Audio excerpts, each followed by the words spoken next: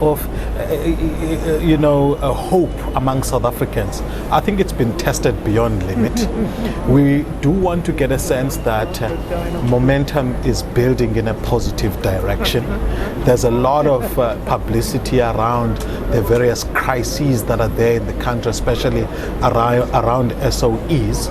But I think also there's a sense in which that focus on the SOE crisis is deflecting attention from the more longer term and more pronounced problems around economic and the socio-economic environment in which we find ourselves in. So I think the president should stop this thing around creating a message for rating agencies.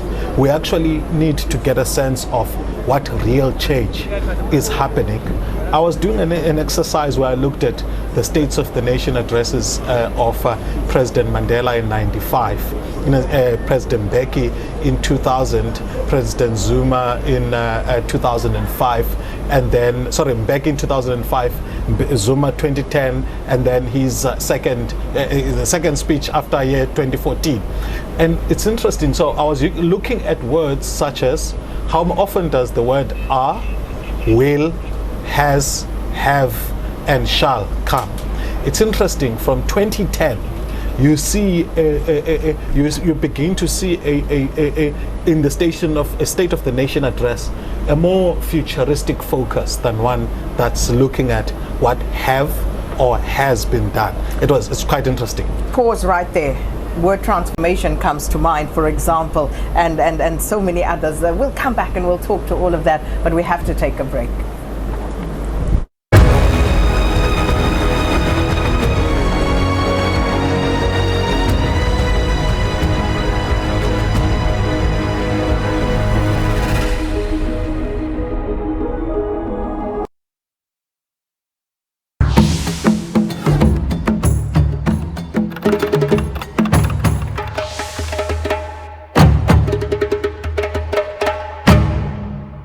Your business is big business to you, and with the new Telkom Biz Expander, you can make it even bigger. Get wireless LTE internet with 160 gigs of data and your choice of voice service from as little as $9.99 per month.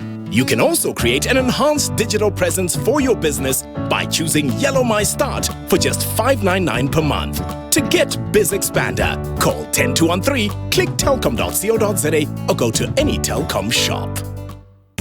It's the weekend of love, and what better way to celebrate than with Bradlow's? Buy any bedroom suite that you love this weekend and get 20% off any base set of your choice. Hurry in store now. Bradlow's, where loving our customers is a priority. Day after day, hour after hour, job after job.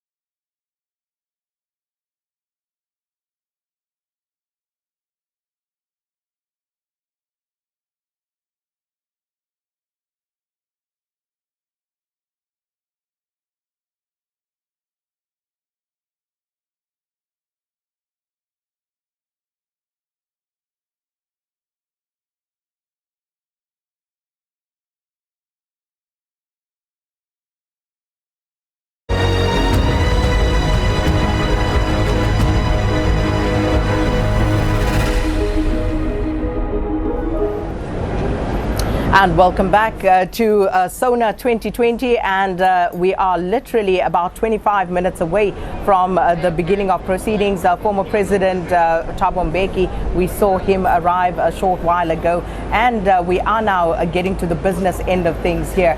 And this discussion here in studio also, heating up, taking all sorts of directions, trying to hit as many touch points as we can in anticipation of what President Cyril Ramaphosa will be delivering in his SONA 2020 address. And then, of course, Aldrin St. Pierre is here with me, our analyst this evening, Ongama Mtimka, and of course, Alicia Ndobu also with us. And before we went to that break, I spoke about transformation. And on the red carpet earlier, our colleague Samkele Maseko spoke to Peter Groenewald, and or was it Natasha? It doesn't matter. The point Peter Groenewald made was that BEE, affirmative action, have failed. These are policies that we need to see the back of. And this speaks to the transformation agenda that has been slow and in some instances totally non-existent in many sectors.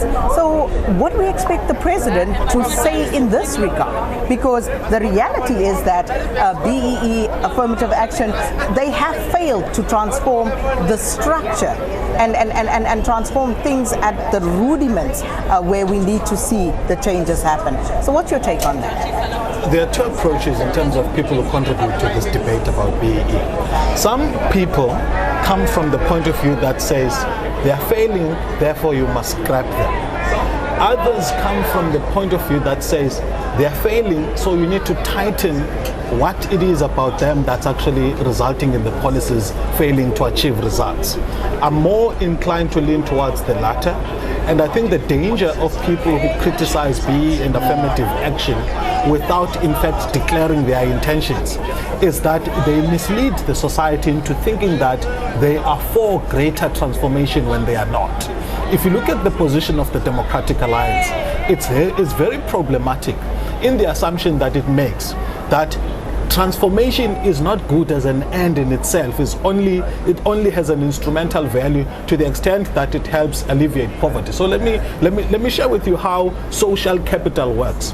So if one person who is black has had a tender, for example, the worst form of BEE, transformation, what it does is it opens up a new social network, their network, into having opportunities which otherwise were unheard of. And if you look at the integratedness of black communities, what it does is every black person who gets to be, for example, in my case, speak on national platforms, back home in Khuka location in Pedi, some kids are saying, wow, we never knew that somebody could do that. Now that Ongama is there, it's a career to dream of beyond the police, the teachers and everything. So there's a value that is there which is greater than the numbers and the demographics that we can allocate to these things. Aldrin, before you continue, just the visuals that we are viewing now, this is of the premiers who are now entering the House from the Eastern Cape, Oscar Mabuyane, the Free State, Sisi Ndombela,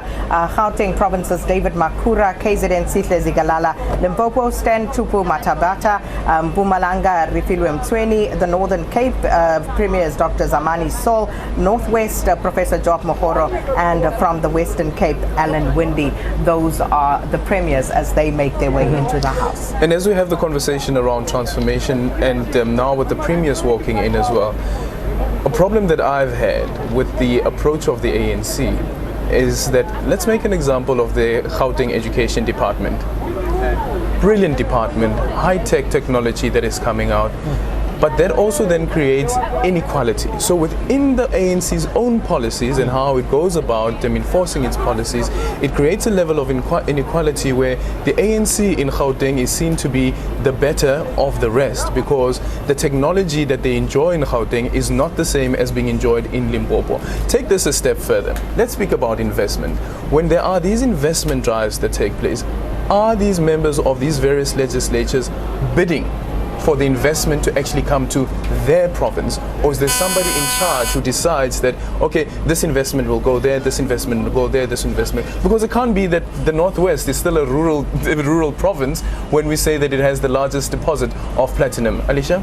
Yeah, I think you're raising important issues there in terms of the responsibility of our central government, and that to this day we cannot have Durban, Cape Town, Johannesburg, Pretoria as the key cities where you see, because it brings problems as well in terms of urban spaces. People have to now migrate from the northwest, from Limpopo. If you're a graduate at the University of Limpopo, where are you looking to go? You just want to take the bus and go straight to Johannesburg, which is closer. Cape Town maybe a little bit far, but it speaks to those issues. I mean, in terms of how are we going to extend beyond that? And I think the president mentioned it actually last year in his State of the Nation address, saying that we cannot just have those city centers only. We need, in fact, in the last 25 years, there hasn't been a new city built in this country. So what are we going to do?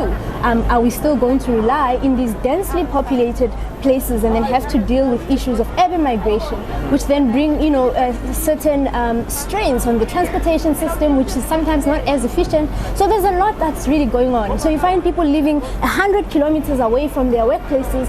People don't earn enough. They are spending like 60% of their salary on transport. So it's a ripple effect that is unfair to the poor of the poorest. And even the debate within the ANC, isn't the ANC having this debate that says that, comrades, there's money that's being sent to this province to for instance, with health.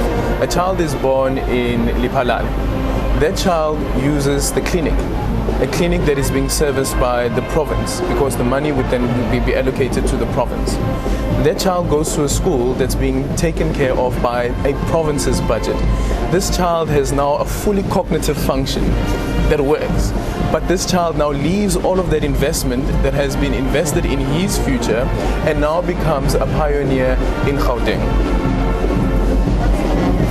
It is an issue of transformation. Maybe you might come in. Part of it has to do with apartheid geography, in the sense that there was a deliberate intention by the apartheid government not to spread investments evenly up until it became a problem and the influx control was uncontrollable, and they started those ill-fated decentralization campaigns. But quite interesting on the investment story is that even when you look at private investment, reports on venture capital and financing businesses that are starting up are looking at are showing that investment is concentrated Cape Town, Gauteng, sort of Western Cape, Gauteng, as well as KZN. The other provinces are in the periphery. So since 1996, though, government did try things like spatial development initiatives, where the attempt was to try and take development more to the coastal areas in the rural areas. But again, there's no follow through. There's political change and there's no follow through on that. And we find ourselves now battling with things which some of them were started at a given time in the governing of the ANC, but internal political dynamics frustrated those. Well, and there we have the Deputy President of the country, Didi Mabuza, also arriving here for the State of the Nation address, the motorcade of the Deputy President. And speaking about the Deputy President, for instance, in this same conversation that we're having here now, is that he comes from Mpumalanga, the largest deposit of fossil fuel in the form of coal. But how much are the people of Mpumalanga actually benefiting from the coal that's being extracted right in their backyards, Alicia? Yeah, you're speaking about actually that's my field of study, so-called resource curse, where you have an abundance of natural resources, yet there isn't any inclusive growth and inclusive development. And Mpumalanga, I mean, if you look at many countries that are highly dependent on, the exports of natural resources, it's not unique. Is that way, actually, you know about Johannesburg, Witwatersrand, the city of gold. If you go to a country like Ghana, where they've got, they've been mining gold for over like 1,000 years. The city where there's most gold, Boasi, is not necessarily the most developed in the country. And then it brings the question of linkages, because mining companies can extract what they need and move out, but what does it mean for the community surrounding that area? And then when the mines do run out, because remember, these are non-renewable resources, they're not infinite, unless of course you discover new ones. So it might happen that in the next 100 years, 200 years, they've run out. So those communities that were created for the purpose of mining what happens? Where do we take these people? Where do we relocate them? So there is there's the before, the during, and the after, the rehabilitation of those mines, but also thinking more beyond mining. And I think that's the conversation, right? Yeah. Say these are non-renewable resources. At some point, they will run out.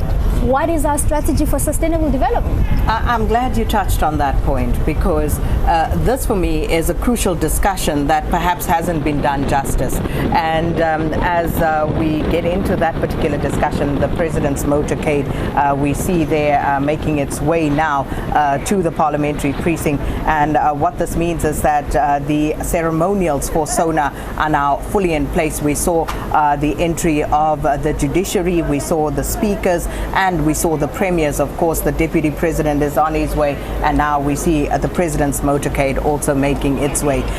The judiciary, as they enter there now, led by Chief Justice Mogoeng, and this is, of course, telling you that we are literally 15 minutes to the beginning of the State of the Nation address, and this is something that always goes off like clockwork. So everything will happen as it should, and the president should be here. We should have the Imbongi, because we talk about budget cuts this morning. Speaking to Speaker Thandi Modise, that's the one we did not compromise on. The Imbongi will be here, and he will be doing his thing before the president speaks. But just getting back to the serious stuff that we are currently touching on, and this discussion about renewable energy and fossil fuels. You made the point earlier, Ongama, about the president having to guard against writing a speech and giving a speech for the rating agencies. When it comes to this argument, this discussion around renewable energy, what should our position be as South Africa, given that these are the natural resources that we have at our disposal? We have the coal. Should we just ignore it because the world is now, telling us that we need to move on to renewable energy? And we understand the argument. We totally get the rationale that eventually we need to move there. However, China is not burning less coal. India is not burning less coal. They would even import coal. So who are we? Where are we as South Africa in this discussion? I like that you premise the question on who we are. And I think that at some stage we're going to reflect a lot more on that, because indeed the justifications are there for renewable energy. But one of the things that came to my mind is the unequal balance of power in terms of international trade. Who has got the capital, who's got the technology, and who benefits from the rollout of these renewable energy plants? Indeed, the transition must happen, but it must be just. We cannot see this bloodbath in jobs that we have been witnessing in the country. And I think also one of the things that are done in terms of monitoring the climate is airspace. So you may find that in the developing world we have relatively more airspace in terms of pollution. Doesn't mean there should be a lot more pollution, but compared to the highly industrialized areas, we are less. Now, what I'm beginning to see, and it helps contribute towards a just transition, is the investments which are being made by developed countries towards ensuring that the transitions are just. But as we know, these numbers that are creating a sense in which we see the transition as just sometimes are cooked by the World Bank and all these reputable institutions. I hope they don't sue me.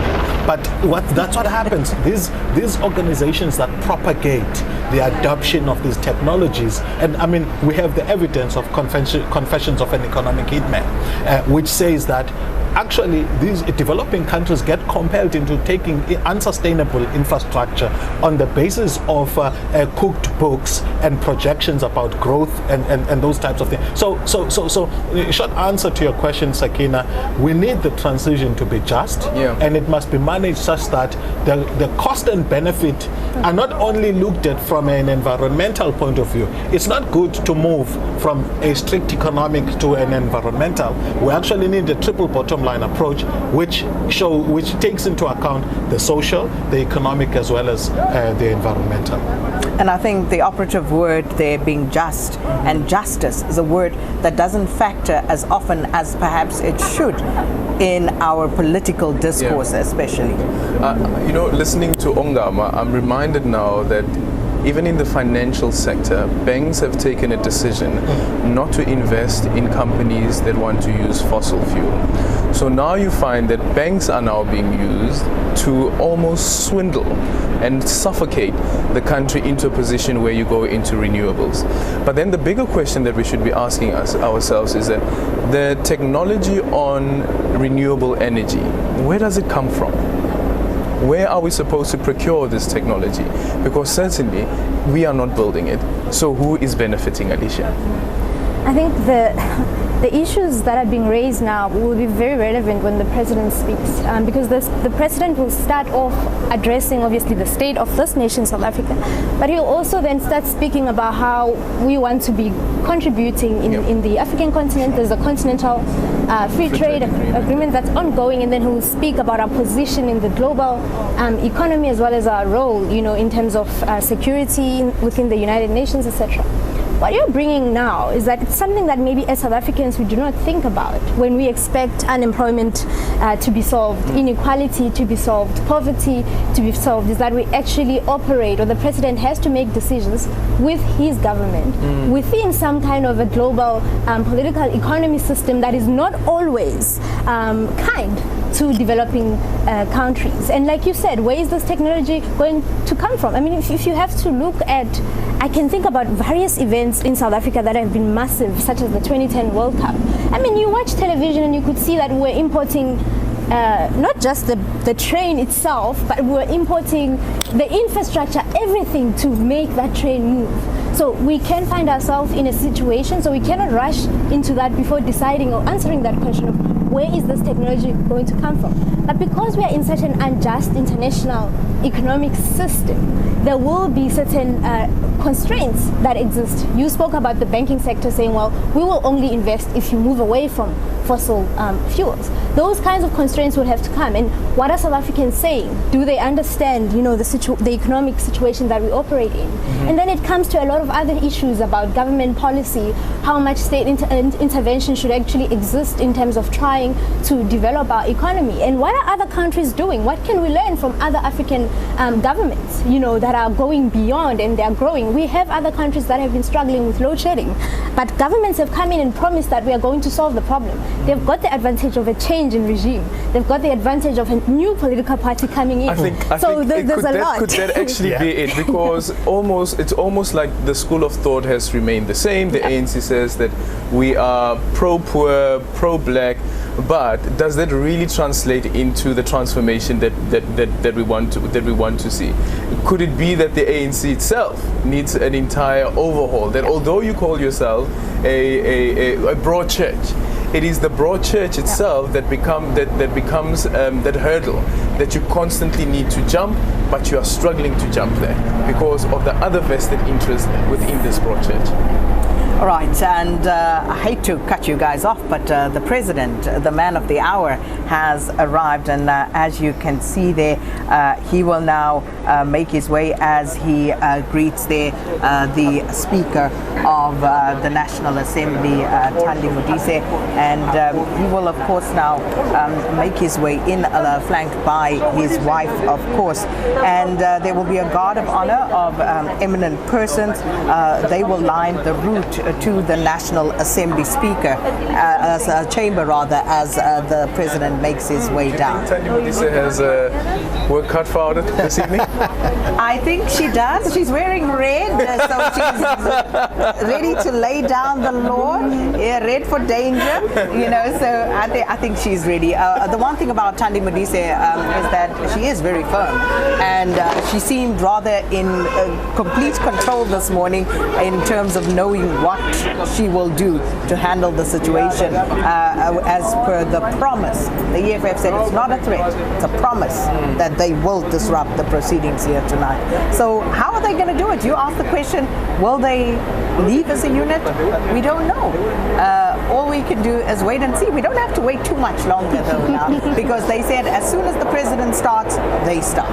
So it's not a long wait anymore. So the president there with the Speaker of the National Assembly, Thandi Modise, and of course, as we said, the guards of honor, and Parliament has scaled down in terms of austerity measures in the people that they invited. Usually you would have, various civil society groupings that would be invited to come and join in the festivities here during the State of the Nation address. They have significantly cut down on the people that they invited this year. Right, and as we see there, the president making his way up to the National Assembly chamber, and what will happen there is, of course, we will see in a short while the 21 gun salute, and that will coincide, of course, with also the start of the national anthem. But we'll tell you more about it as the president and speaker there make their way up to the front of the chamber.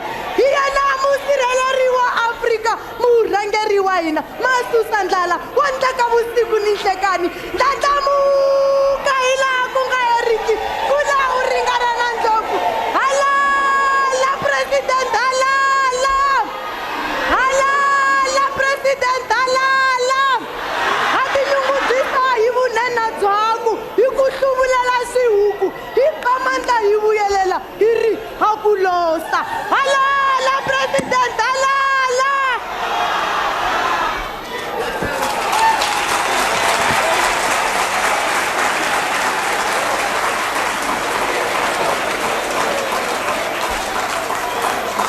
There will now be a moment for silent prayer or meditation.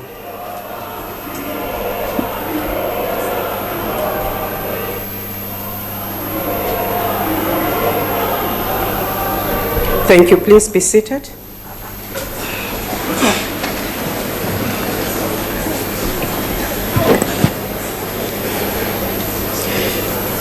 Honorable members, the President has called for this joint sitting. On a point of order, Speaker.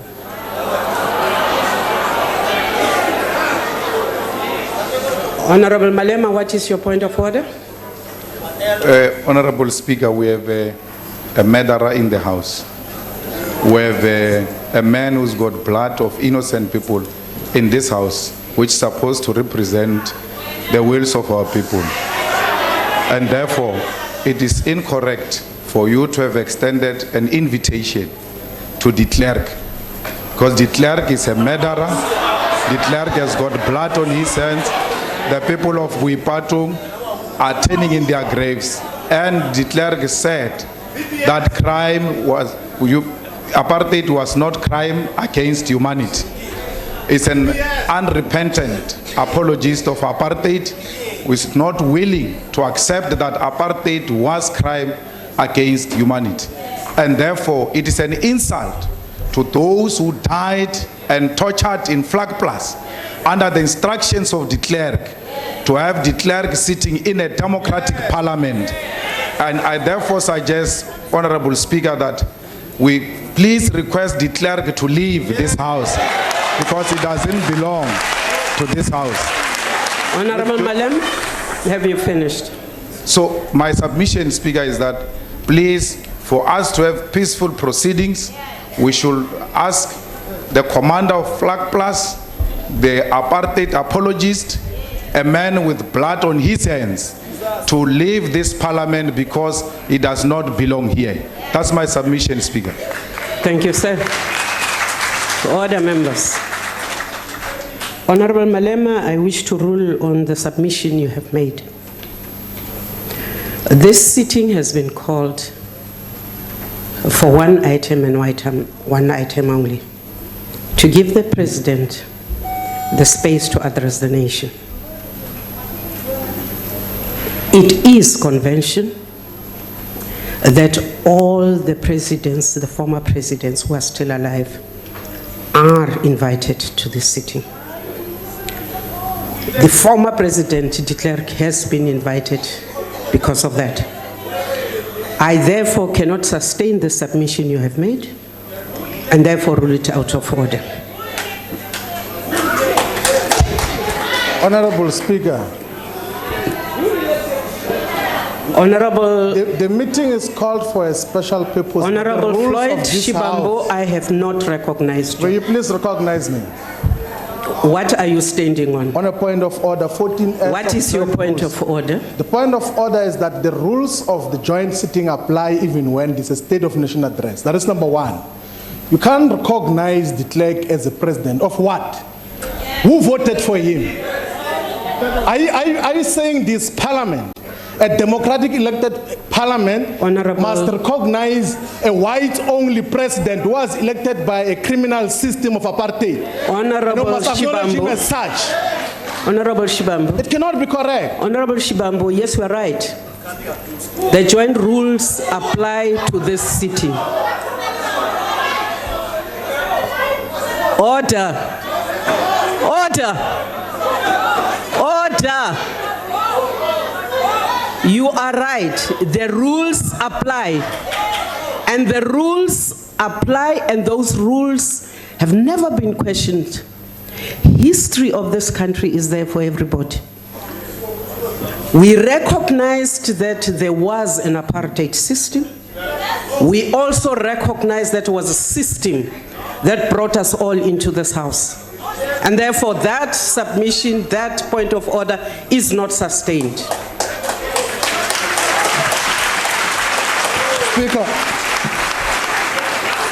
Speaker. What are you standing on?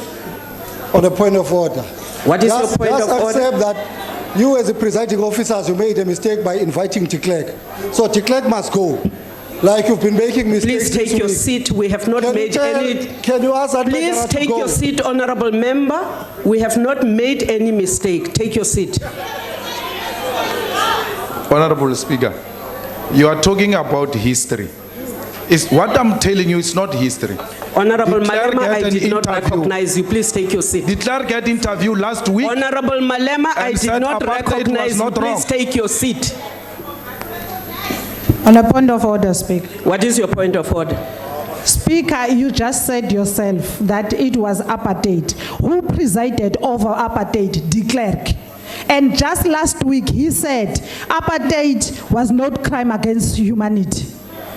So we were humans enough to be killed by apartheid system, and the person who presided over that system must come and be seated here Honorable with us Mente. after killing our forefathers, Honorable Mente. after killing our brothers and masters Honorable and sisters. Mente, please take your seat. No. You are taking your seat. On a point of order, Speaker. Honorable members, are we going to go on and on and on the matter of the presence of former President de Klerk? Speaker. May I then tell this House, Speaker, that the presence of former President de Klerk in this House is proper because we have done it in terms of the rules. We have always been open about former presidents and former leaders of this House, and therefore, delaying the business of this House tonight on the matter of former President de Klerk is not going to help us.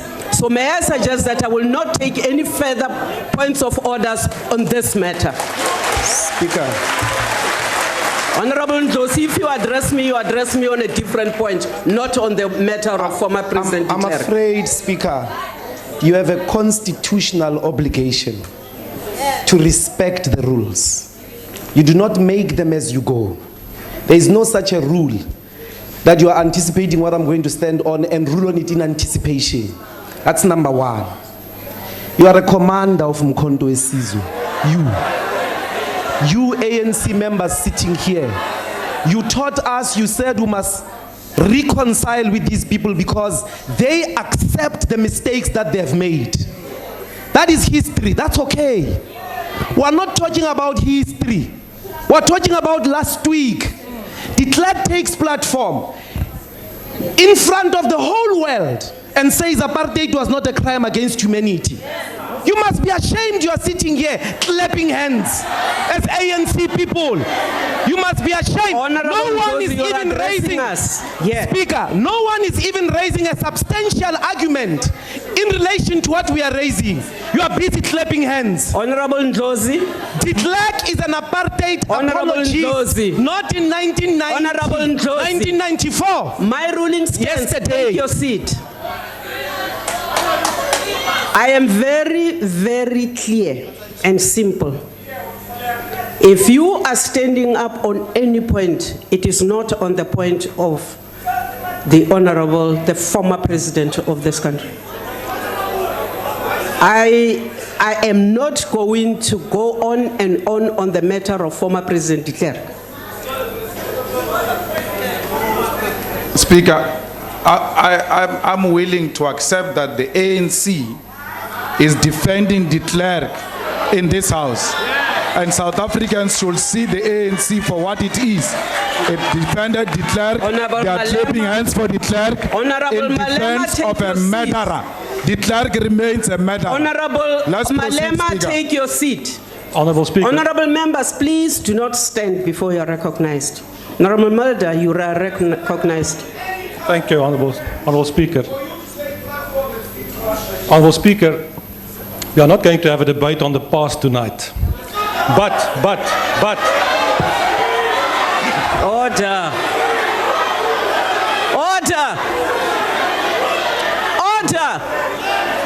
Honourable Speaker. Order. Honourable members of the EFF, you will respect anybody who's on the floor of this House. Honourable Speaker, I know you will respect any speaker who is on the floor of this House, because when you stood, people allowed you to say your piece. Honourable Mulder, please continue. Yes, thank you, ma'am. Honourable Speaker, we should just be technically and legally and constitutionally correct and should deal with the real facts. What the honourable members of the EFF don't know, it seems, is that in 1994 there was an election where all South Africans participated, and in that election, Mr. de Klerk was elected one of the deputy presidents of South Africa. And he served. You are protect Honourable Mulder. He served as a member of parliament after 1994 as a deputy president of South Africa. So the president that you have said is the correct one, and I suggest that we proceed with the business of the House. The Honourable Buthelezi.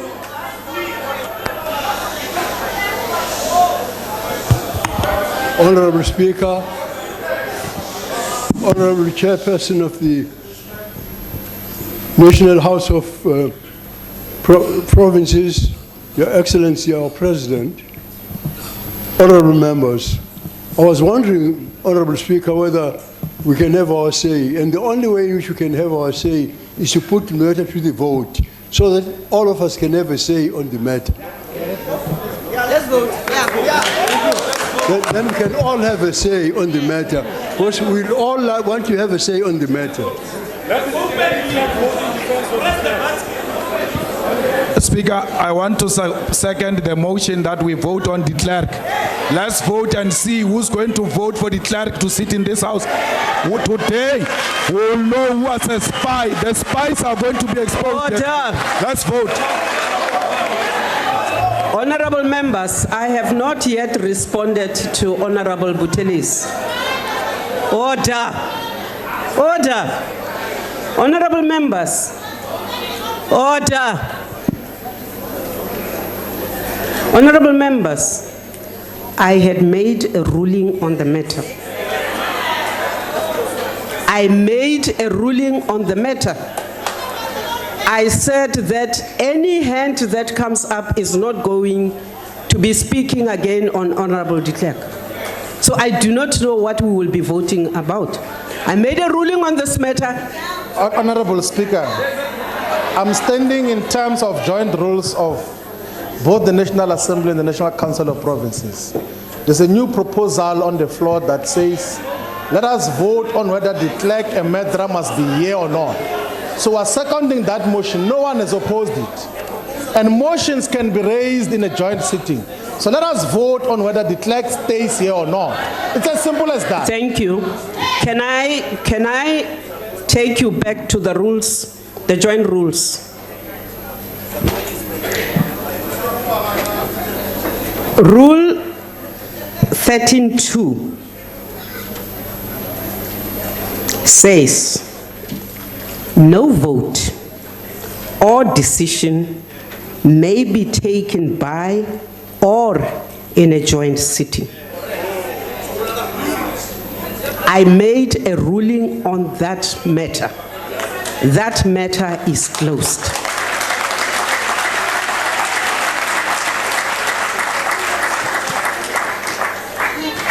Honourable Speaker. Honourable Mazon. Thank you, Honourable Speaker. Honourable Speaker of the National Council of Provinces, I would like to rise on point 14S of the joint rules. In terms of our constitutional right, everyone in this House has the right to hear the President deliver the State of the Nation, and as such I would like the Democratic Alliance's constitutional right to be upheld, and we would like to proceed with the matter of hearing the State of the Nation address from the President. Honourable members, I agree with the Honourable Member. There is one item on the agenda. It is that the President addresses the House and the nation. Can we proceed with the business of this House? The Honorable, do you still want, you are fine. Can we proceed with the business of this House? Thank you very much.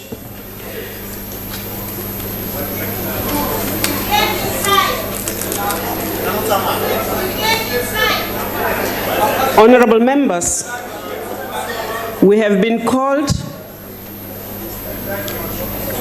into this joint sitting of the National Assembly and the National Council of Provinces in terms of Section 84(2)(d) of the Constitution of the Republic of South Africa, read with Joint Rule 71A in order to let the President deliver his State of the Nation address to Parliament. I shall now call upon the President to address the joint sitting.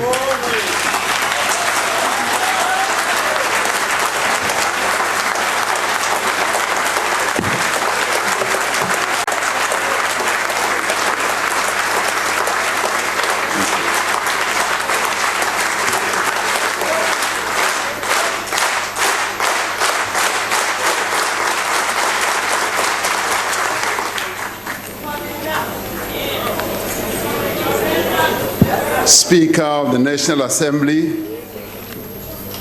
Ms. Thandi Modise, Chairperson of the National Council of Provinces. On the point of order, Speaker. On the point of order, Speaker. What's the point of order? Can the President please sit down? I'm following the rules. What's Speaker. the point of order? Can we follow the rules? What's the point of order? Can we follow the rules? According to Rule 14C, read alongside 14S. If you read them now, you will realize that President must sit down before I raise the point of order. Please sit down, President. We're going to help you run this parliament. Sit down, President. Follow the rules. We're going to help you. You want to follow the rules and sit down. Can you find out what is the point of order? Well, the point of order, Speaker, is that we cannot sit here in this parliament with millions of South Africans watching us when they know that they are in darkness because of one man who has made sure that our state-owned entities are in a state of collapse. Today, Eskom cannot keep light in our houses. Point of order. Today, we cannot fly to Durban because there is a minister who is making sure that SAA is dysfunctional. Point of order. Today, we sit here with a minister that is working for white monopoly capital, making sure that the state-owned entities go to his friends. Point of order. We call for an adjournment. Point of order. That the President must go outside and make sure that he makes an announcement to the nation. Member, can you please sit down? Pravin Gordhan is no longer a minister of this country. We cannot sit with him. We want to sit with Pravin Gordhan, not here. Pravin Gordhan must go. Pravin Gordhan must go, please. That's not the point of order. We'll move point on. of order. We'll move on. Point of order. Thank you very much, Chairperson of the National Council of Provinces and Speaker. I rise in terms of 14N, in terms of time exceeded in the House, and I submit that the previous member exceeded his time for a point of order. I also rise in terms of 14N. I have a constitutional right, as does every member of the Democratic Alliance, to sit in this House and hear the SONA address of the President of the Republic, and I would hereby request that me and my party are allowed to hear the President deliver his SONA address. Honourable members, can I plead with all of you? Can I make a plea and ask all of you to cooperate and proceed with business of the day? I will therefore, without any waste of time, request the President to proceed.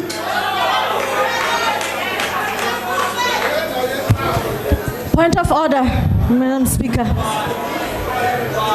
I'm rising on a point of order. What's your point of order, Mengwenya? Madam Speaker, The Speaker, Deputy Speaker here, we have read the rules and we're waiting for him to rule. He cannot go on when we have asked him to rule on Rule 14C and 14S. Let him rule so that we know that he has allowed Pravin Gordhan, who has caused the economy of this country to plunge into darkness, to be in this house with us.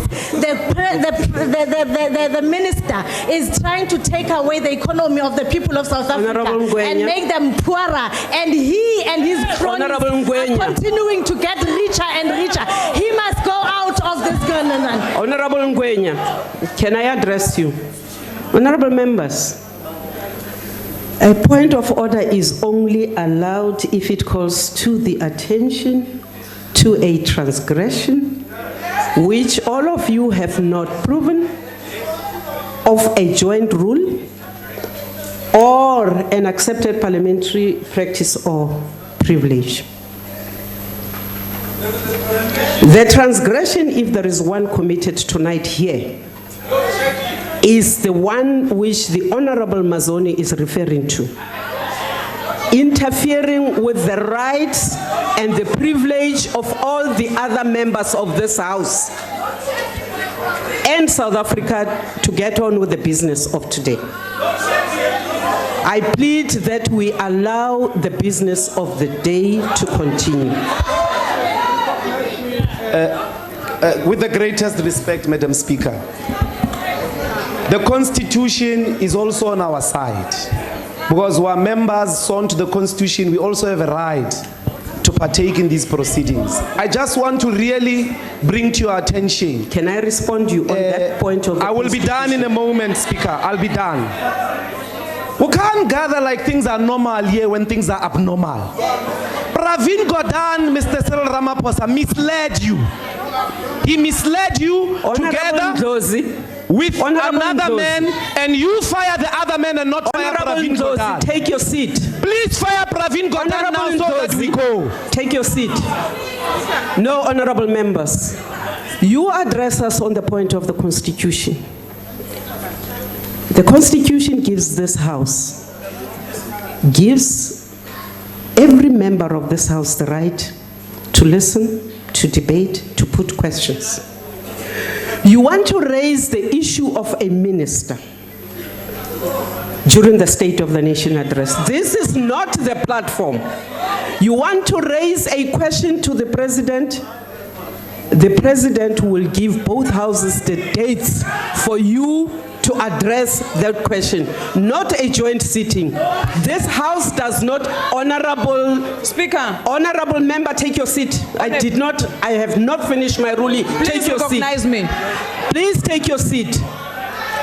The joint sitting is not the platform to address how the President appoints or dismisses members of cabinet, because you do not have the powers to do so.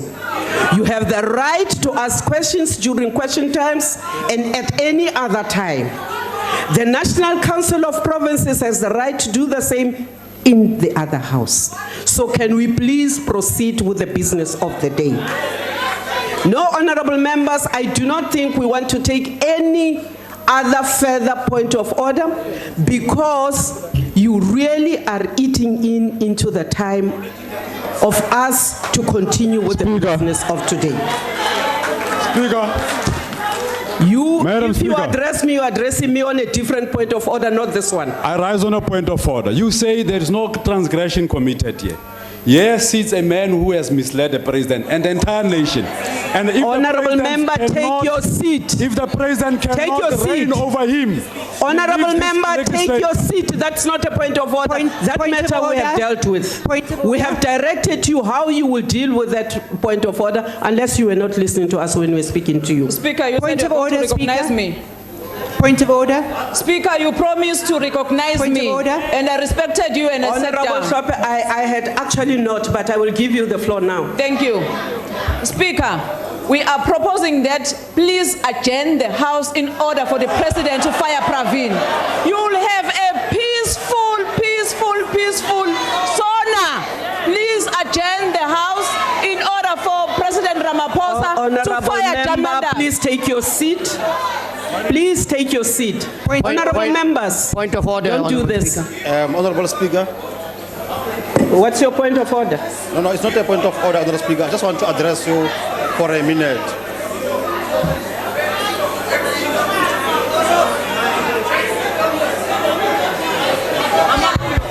Honourable Speaker. Order.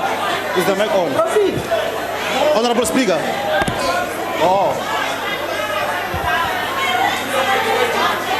Honourable Speaker, we have the rules of the House. Order, members. We have the rules of the House. Honourable member, this is not a perfect wedding. On what rule are you rising? On what rule? Honourable Josie, take your seat. Honourable members of the EFF, honourable member, take your seat. Honourable Please Speaker. proceed. Honourable Speaker, we have rules of the House here. We are not at Juju Valley or Megete Lodge. On a point of order, Speaker. Speaker, look. So, Speaker, on a point of order. Honourable Speaker, we have been abused for too long now. Please take. We cannot member like the manner in which Mantra is being abused at home by Honourable Manema. This is totally out of order, Honourable Speaker. Let us apply the House of the Rules. EFF, if they want to engage you, let's go outside and engage outside. Leave this elderly people. Let's go and engage outside. Let's go, Baba. Let's go. Let's go. Let's go. Order. Let's go. Let's go. Let's Honourable go. members. Honourable members, take your seats. Honourable members, take your seats. No. Honourable members, take your seats. Honourable members, take your seats. You all have a minute to take your seat or march out. Take your seats. You are on the floor, sir. Honourable Speaker, I'm rising on 3 points of orders. You will give us a point of order, sir, not 3 points. All right, the point of order. Yeah. Yes. I'm rising on point of order 4.3. Since the beginning of this sitting, the members of this House have been referred with first names, which is not in order. I think that one must be slipped from the party. Number two, Chair, the issue of the point of order.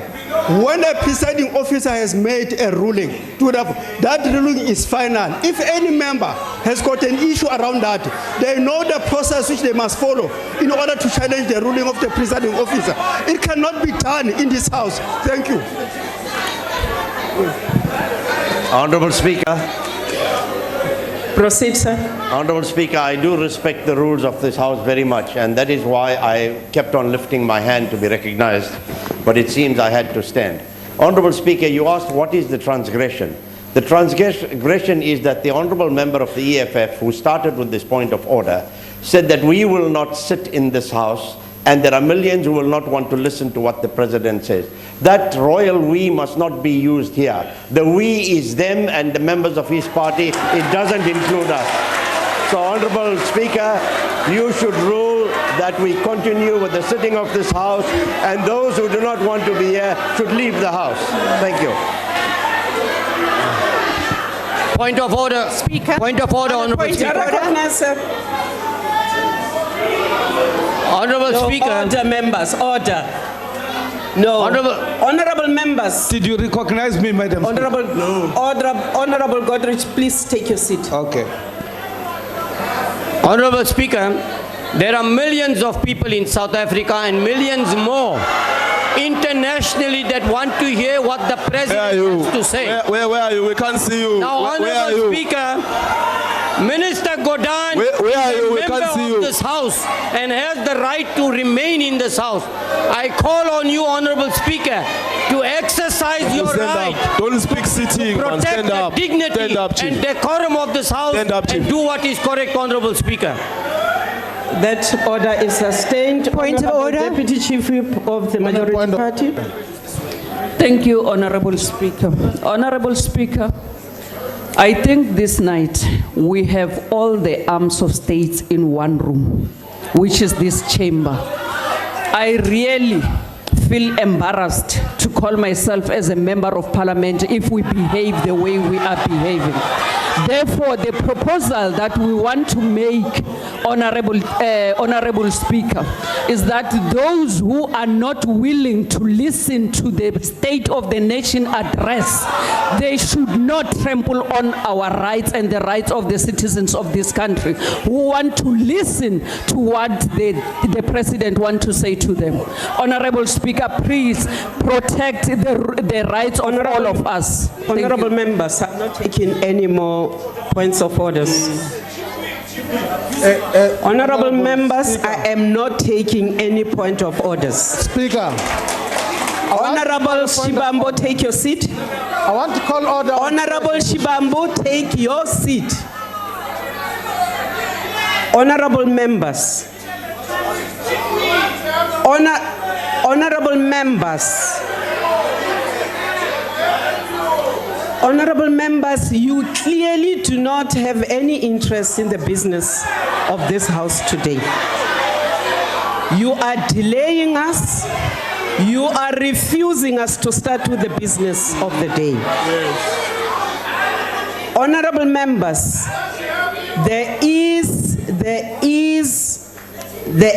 an input on the floor. Any member who feels they do not want to participate in the proceedings of this joint sitting today, you are free to walk out and allow us and the rest of this country to enjoy the State of the Nation. Yes.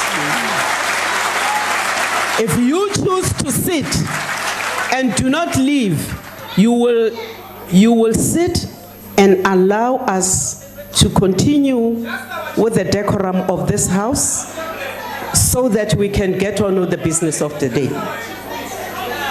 Any other member who will stand up in this House and disrupt, please live in peace. Any member, you are disrupting. No. Honorable Shibambo, what do you understand to be a disruption? A disruption is when you do not use the rules to make interruptions. An interruption is allowed in terms of the rules that are contained in this book, which guides all of us here now. There are two issues which you cannot overlook, Speaker.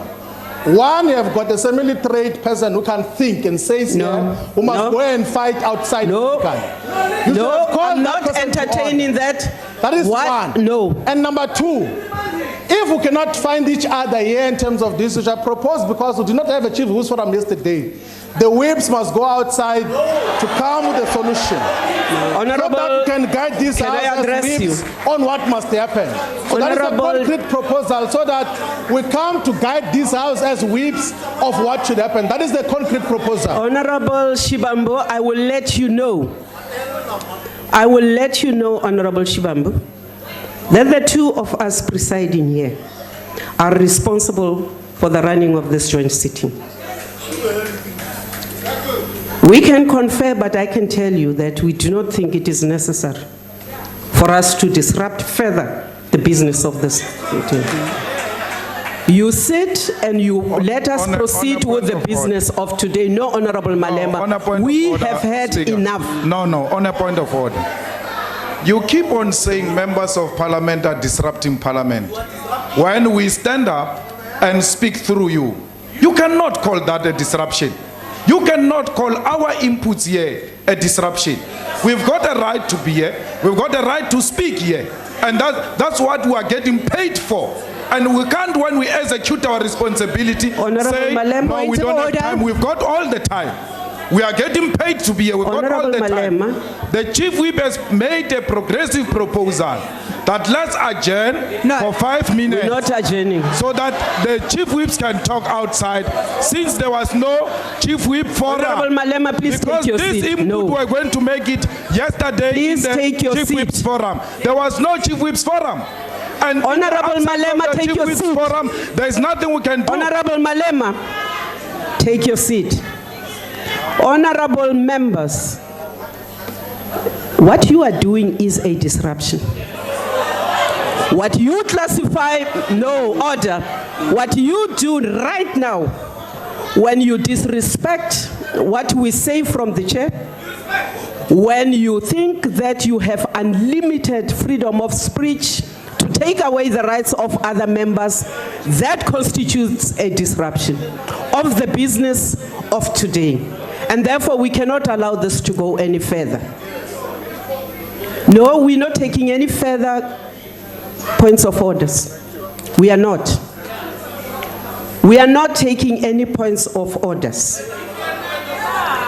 We are not taking any points of Speaker. Please take your seat. No, but you must guide us through the rules. Please take your seat.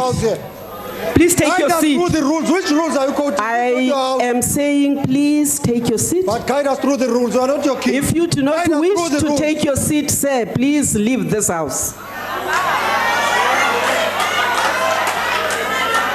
Honorable Mkalipi, I am not taking any further points of orders.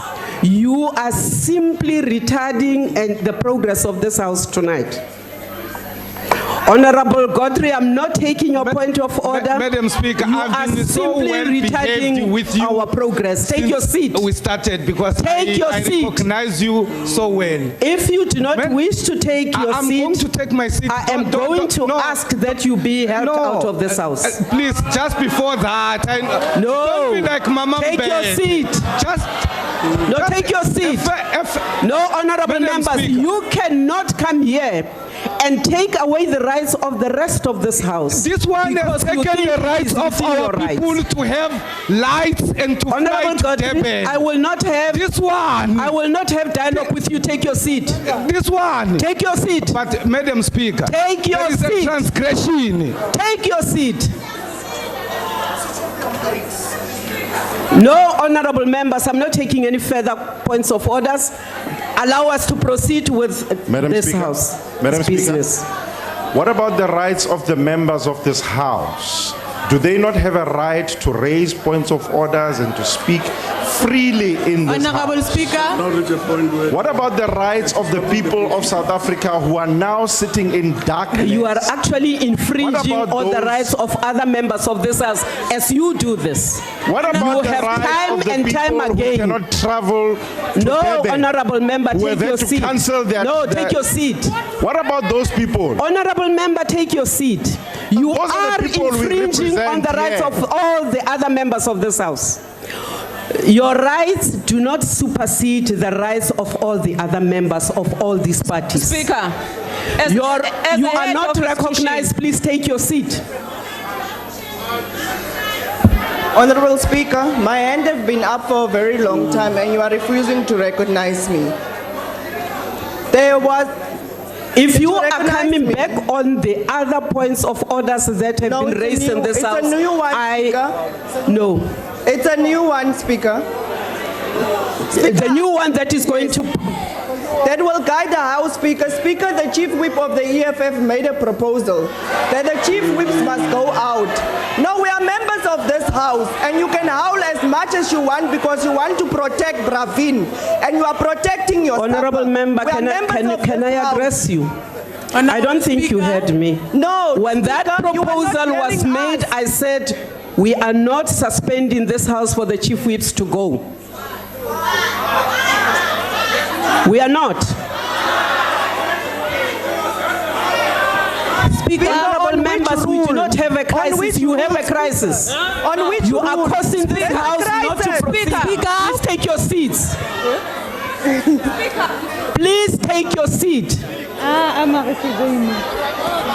Honorable Ntlangwini.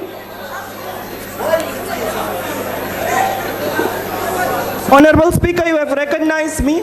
I'm Yes. Honorable Tlangwini. Honorable Speaker, you have recognized me. I'm Honorable Tlangwini. Please proceed. Thank you, Speaker. Speaker, the Chief Whip. Yes, Speaker. Yes, Speaker. I said proceed. The Honorable Chief Whip of the EFF have made a concrete proposal. We have a crisis, Speaker.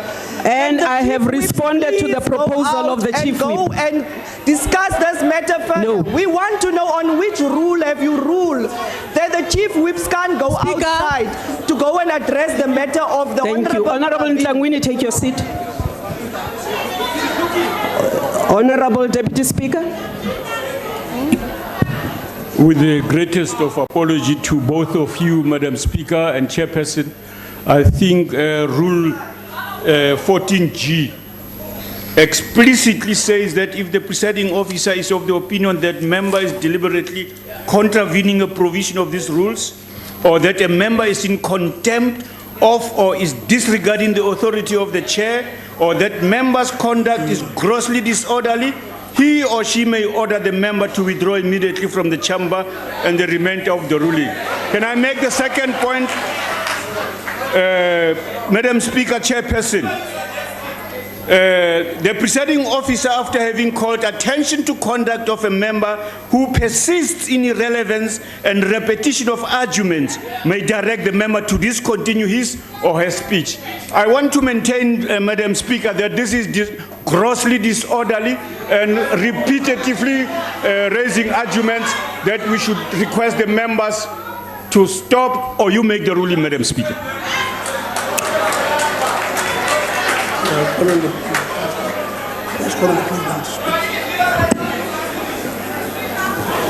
Speaker, it doesn't say members, it says member. You ought to be, there have to be a specific person. There is no generalization here. Honorable members, please sit down. We will now proceed and have the President addressing the House. Honorable President.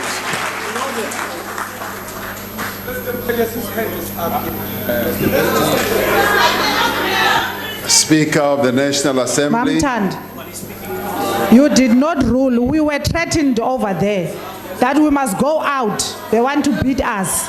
You did not rule them out. We can't be members of the House and then the members of the ANC come to threaten other members of the House. As if Tina were here on some favor. We are also elected. You did not reprimand them. Honorable members, order.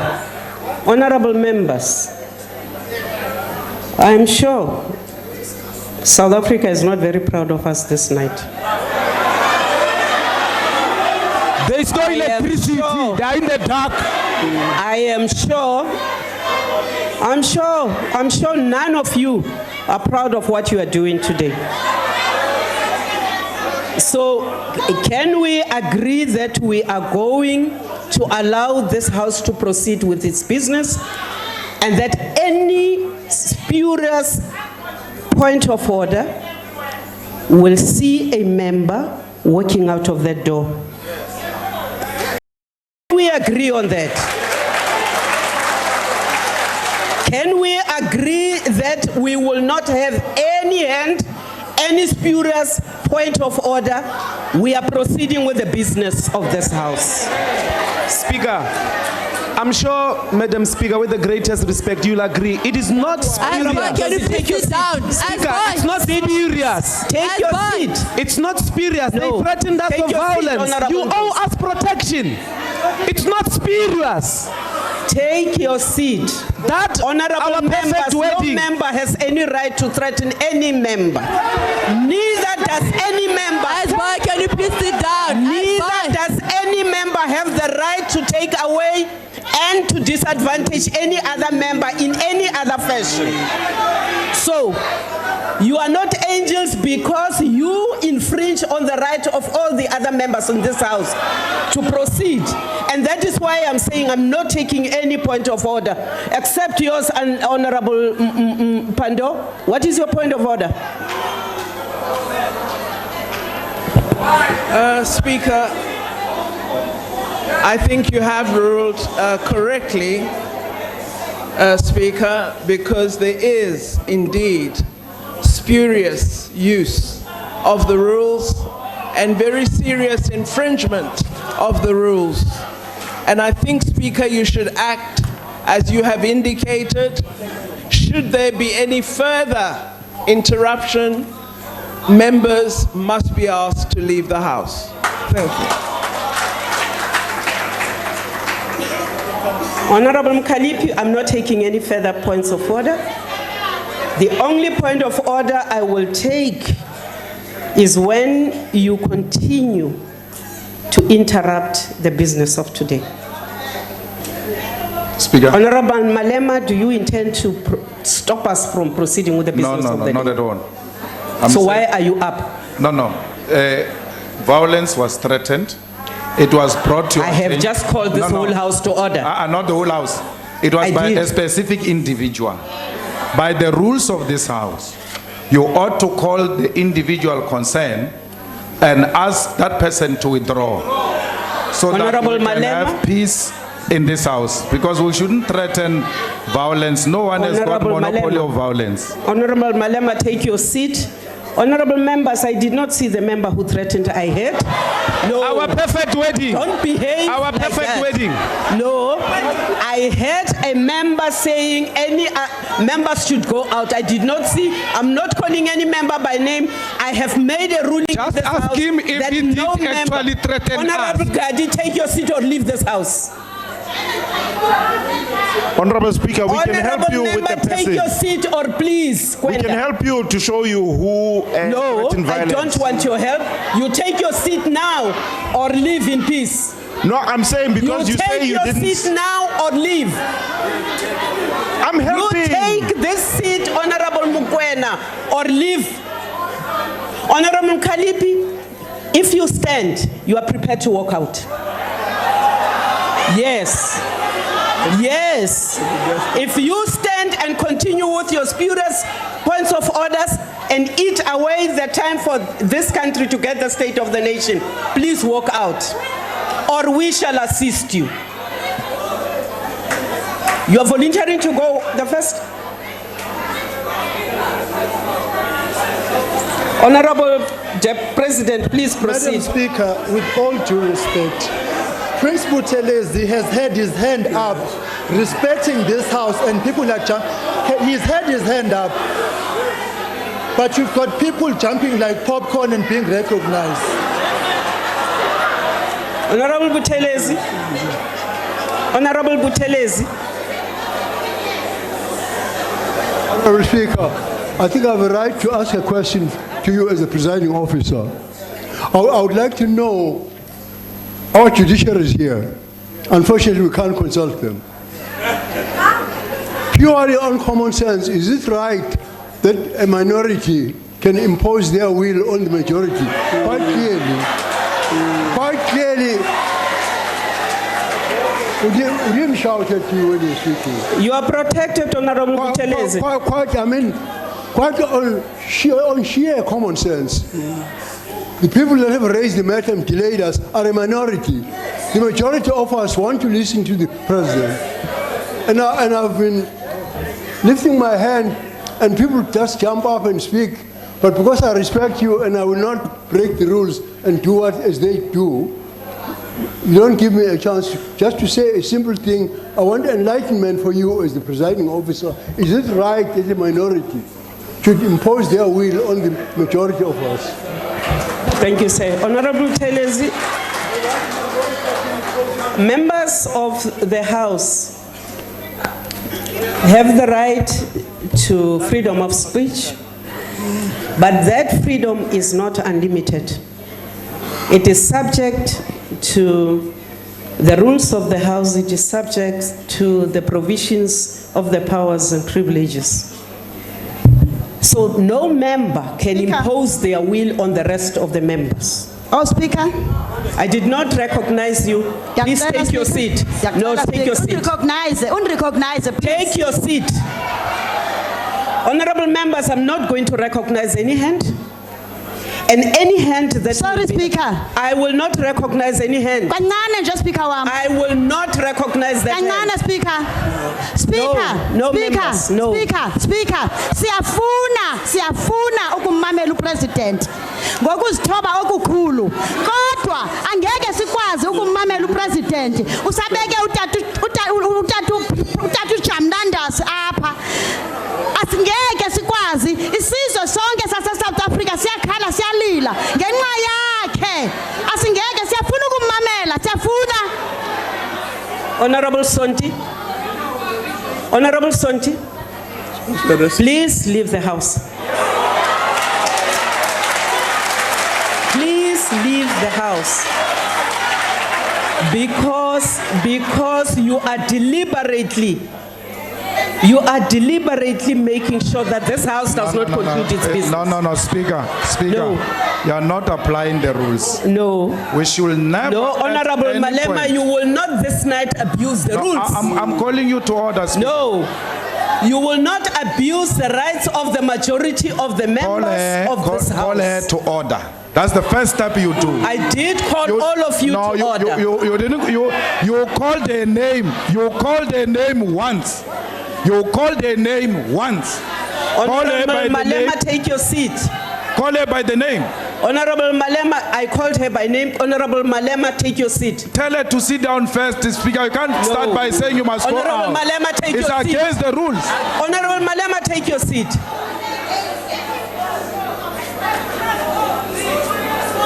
No, honorable members, you are not going to hold us to ransom. Can I get clarity, Speaker, so that they Take your seat. Are you suspending the rules tonight? Take your seat. Are you suspending the rules tonight? Honorable member, take your seat. Which rule are you using which says you can no longer recognize hands? Which rule? Point us to the rule.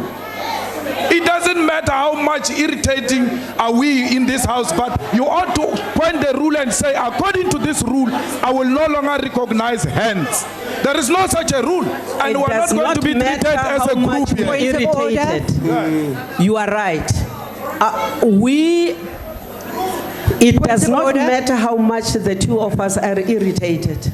That still does not give a minority or an individual member of this house more rights than the other members. Point of order. Point of no, order. members, you are not going to continue to do this. Point of order. A minority is judged by a vote. So let's vote Honorable so that we are Mukwena, sure that it's please a minority. take your seat. Point of order. Point of order. Madam Speaker. Honorable Mazoni. Speaker, I rise on point 14F of the joint rules as well as 14K. 14F deals with the irrelevance and repetition. We have now heard the same point of order called over 4 times. Chair, we've also been dealing with these points of order that have been repeated for exactly 50 minutes. In terms of 14K, it describes exactly what grave disorder is, and given the fact that the party calling points of order and disrupting the House at present made it very clear that they had every intention of disrupting the proceedings for tonight, 14K comes into play because it now refers to grave disorder in the House. Chair, I would ask you to once again protect the rights of the majority of the members in this House and let us have our constitutional right to hear the SONA addressed by the President. On a point of order.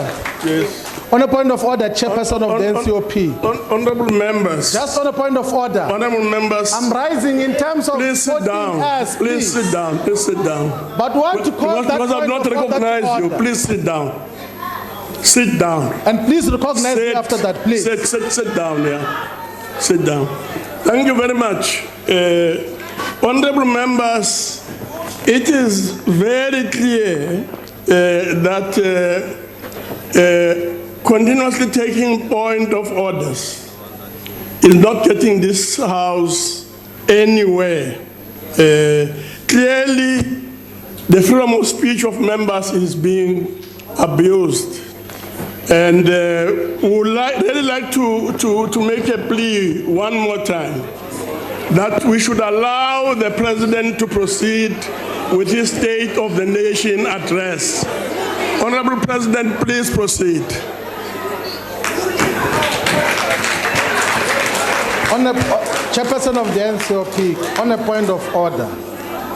I've not recognized you. There's no rule yet. Honorable member. Party. Honorable member. Treated as members one by one here. Honorable member, I've not recognized you, so please sit down. Please proceed, Honorable President.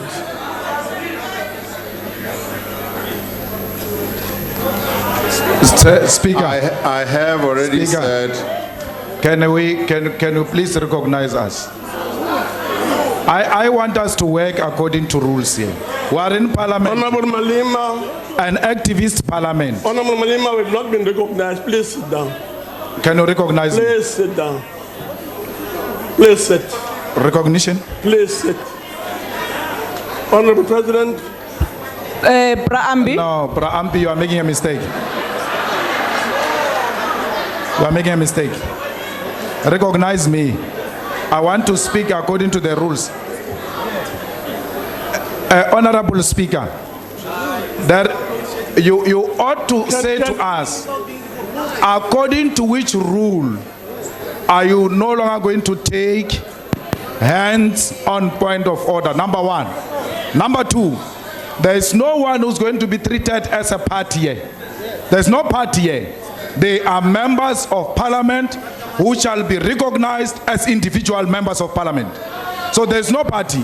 So please, and there is no majority and there's no minority. And if you are going to go with that narrative of minority, minority will know us. Honorable Malema. Slender, can you please sit down? Slender. Please sit down. Honorable President, we're now proceeding, honorable members, with the State of the Nation address.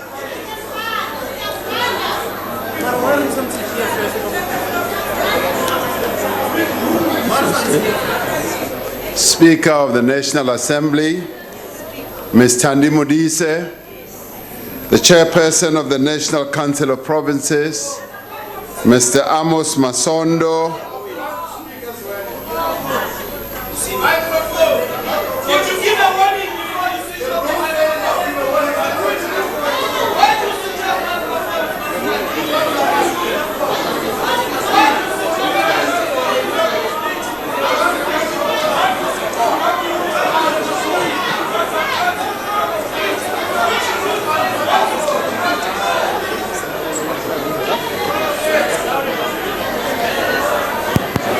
Honorable members, we are going to suspend the proceedings of this House. The bells will be rung for you to reconvene. This House is suspended.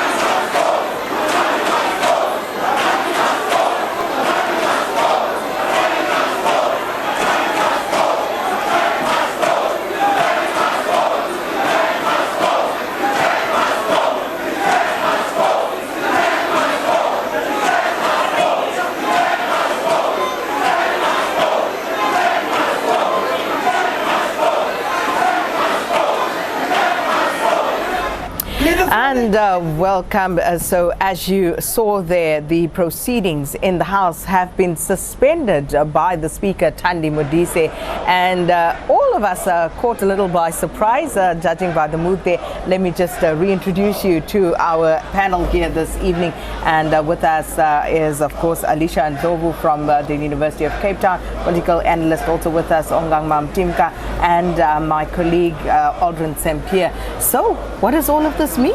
Let me start with you, Alicia. I'm feeling exhausted just watching this. I think it's unfair. We need to listen to the president speak so we can hold him to account. I think it goes back again to the democracy and the governance system that we have, is that without him speaking, we have no right to point a finger. So this is actually an important event and it needs to happen. So I'm looking forward to what our speaker will be doing next, but I believe that South Africans have every right to listen to the president speak. Yeah, so the EFF had made it clear what they were going to do. For the longest time, they have been looking for an opportunity to do what they did during the Zuma years, to frame the current government as to give an impression that nothing has changed, and therefore their tactics are warranted. But what I noted in terms of how they conducted themselves today is they wanted to push things to a level where it would be the speaker who actually forces them out. But they wanted almost like a movie star. You want the transitions to be justified by the script and not just do it abruptly.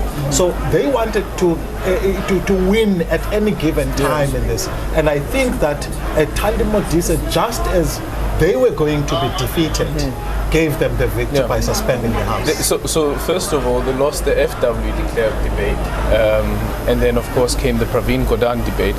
But then does this mean that the Speaker may have given in to the proposal that was made by the Chief Whip of the EFF? She didn't say why we're suspending a parliament or proceedings for the moment. She doesn't give us an articulation with regards to it. But what happens now in between this moment? So her rationale is precisely what's called consensus by fatigue.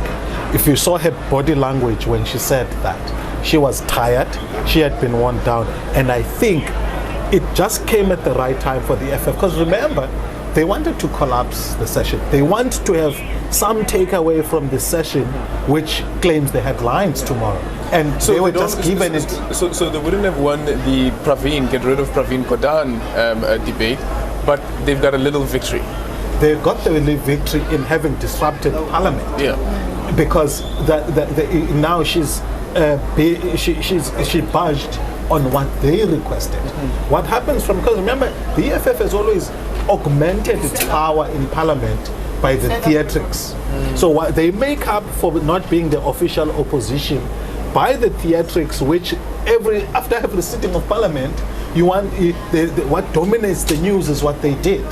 But they shouldn't have that because they don't know the official opposition. Yeah. And what we heard there during those proceedings as well, and the point of orders were being that you have the EFF being in the minority, the argument from the likes of myself. Aldrin, if I may just interject there, as the proceedings in the House have been suspended, we're getting a visual just outside the chamber.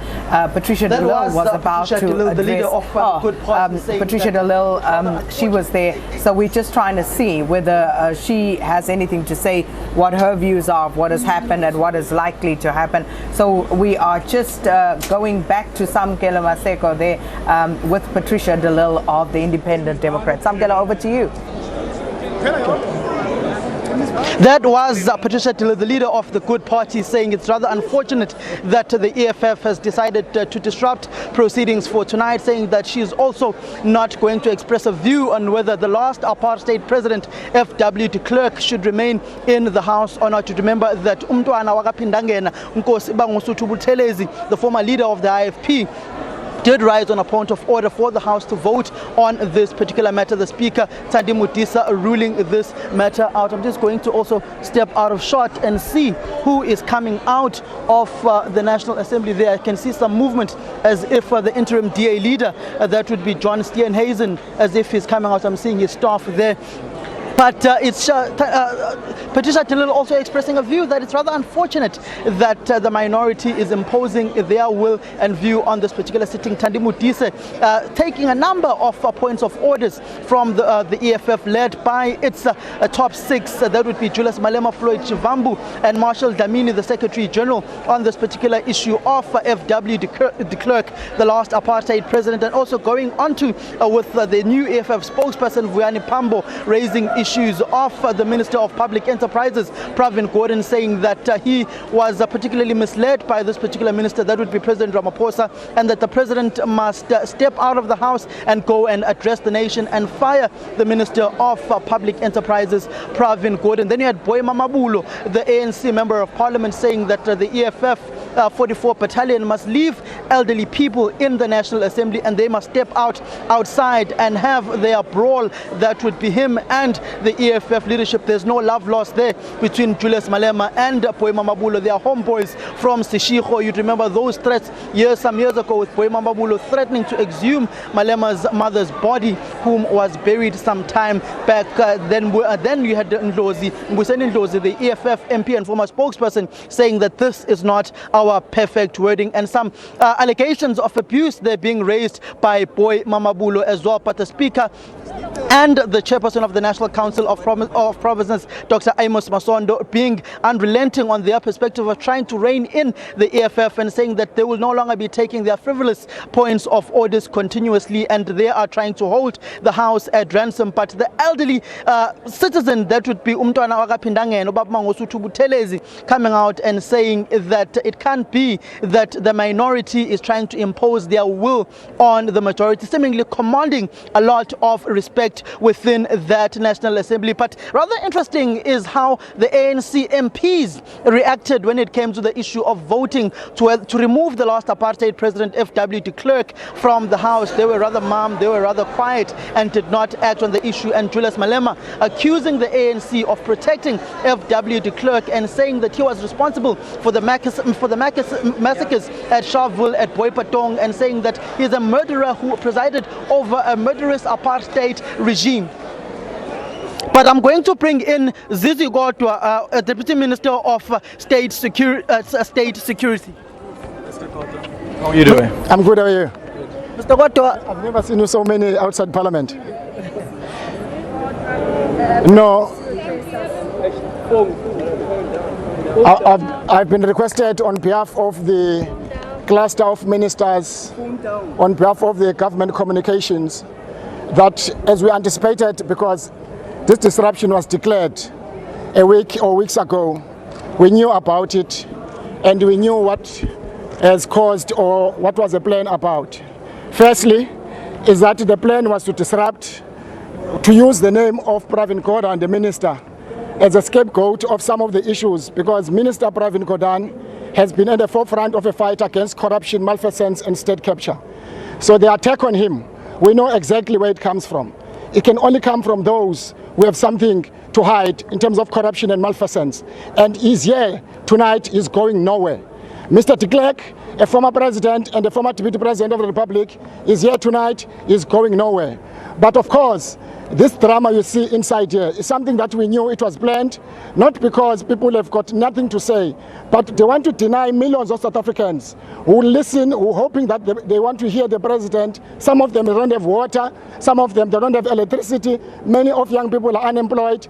They desperately, they desire, they are yearning tonight to hear from their president, because they're looking to their president to inspire hope, to address their inspirations. So the infringement of rights of millions of South Africans who are supposed to be listening to the president tonight, it is a constitutional right of them to listen to the president. This sitting will continue however much it takes, but the president shall address the nation tonight, even if it means morning hours, shall address. But of course, the presiding officer's adherence to rules was important, that you allow each member of parliament to say whatever they've said. When we come back, as the presiding officers have adjourned and suspended the proceeding for a few minutes, we shall go back, we'll proceed with the State of the Nation address. The President of the Republic, President Ramaphosa, will continue to deliver his State of the Nation address tonight. Mr. Godwa, what informs the ANC to say that you are not removing a former and the last apartheid president and former deputy president? Of the ANC and speaking on behalf of government. What plan? What are you telling us? Is that intervening? Why are you addressing us? We are not. I'm not here as a deputy minister. There's a clusters of ministers. What are you here as? I'm here on behalf of government.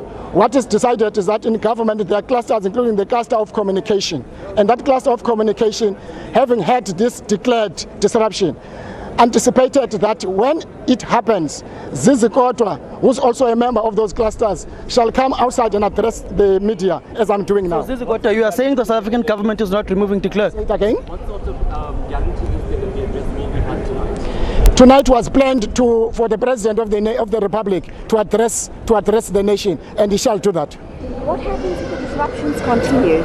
The rules of the House are very clear. And I think the presiding officer at some point, they will have to apply rules. Those who continue to disrupt, they will have to be taken out, to be thrown out of the assembly. That is the only option. Will they take them out one by one? Well, the rules are very clear. People are not taken as a group. It's only when people are taken out as individuals, in terms of the rules. Yeah, a long time. The president, what is important is that the president will deliver the State of the Nation address tonight. What are the security measures to remove them, Mr. Godwa? They are very clear in terms of the rules of the House, that the session, the presiding officers shall now call at an appropriate time session at arms. If there's a reason, you will then call any additional security, including the protection services, parliamentary protection services. So is Mr. Whip's meeting right now? Are the chiefs? No. This House, in terms of the rules, the joint rules, the people who are now in charge of the joint sitting to be addressed by the President is presiding officers, the Speaker of the National Assembly and the Chairperson of the National Council of Provinces. So as it stands, Mr. Gordhan, we can take it that the South African government is saying the last apartheid president, FW de Klerk, is going nowhere from the city. That is not the issue addressing. But you said that you are here on behalf of the government and you're saying Mr. de Klerk is going nowhere. Mr. de Klerk was a Deputy President of the Republic post-1994. So next. Just any word from the President after what The President is waiting to address the nation on key fundamental issues that are facing the nation. Why was the proceeding suspended? Previously it wasn't suspended. Previously they were removed. So this surely could be, dare I say, a PR victory for the EFF. I don't think there's a victory for anybody, except that it was important that for Parliament to proceed smoothly, presiding officers would have decided in whatever decision that they suspended the sessions. Mr. Gordhan, can one draw a conclusion that the presiding officers don't know which rule to use in order to prevent points of orders anymore? Because the EFF is continuously asking, which rule are you using to deny us points of orders in the House?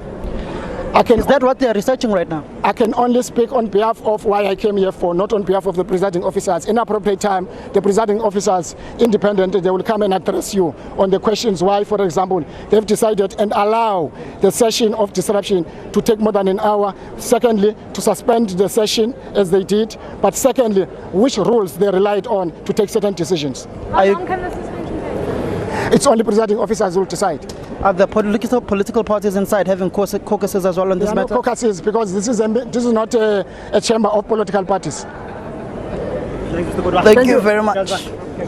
That was Zizi Goto, the Deputy Minister of State Security, there, being very clear that FW de Klerk, the last apartheid president, is going nowhere. And there is Solimalati from the Democratic Alliance to say a few words. Hi everyone, as you have followed what has happened in the House, so it's currently suspended. Our Chief Whip has been called into a meeting with the Speaker, obviously, but from our side is we are going to stand and stay for as long as possible. We came here for the purpose of the business of SONA, and everyone has to abide by the rules. It's quite clear what the EFF's plan was in the lead up to this occasion. They had no interest in what was going to happen today. So from our side, for as long as it's still safe for everyone in the chamber to stay and the rules of the House are being abided to, we'll stay and make sure that we'll listen to the content that's being delivered, so that next week when it's our turn to respond to the debate, it's based on what we have listened to and what is the purpose of our business of the day. That is our approach for now, and obviously we'll play a wait and see game based on how it develops beyond this suspension. Solly, do you agree with the EFF's position around the presence of FW de Klerk?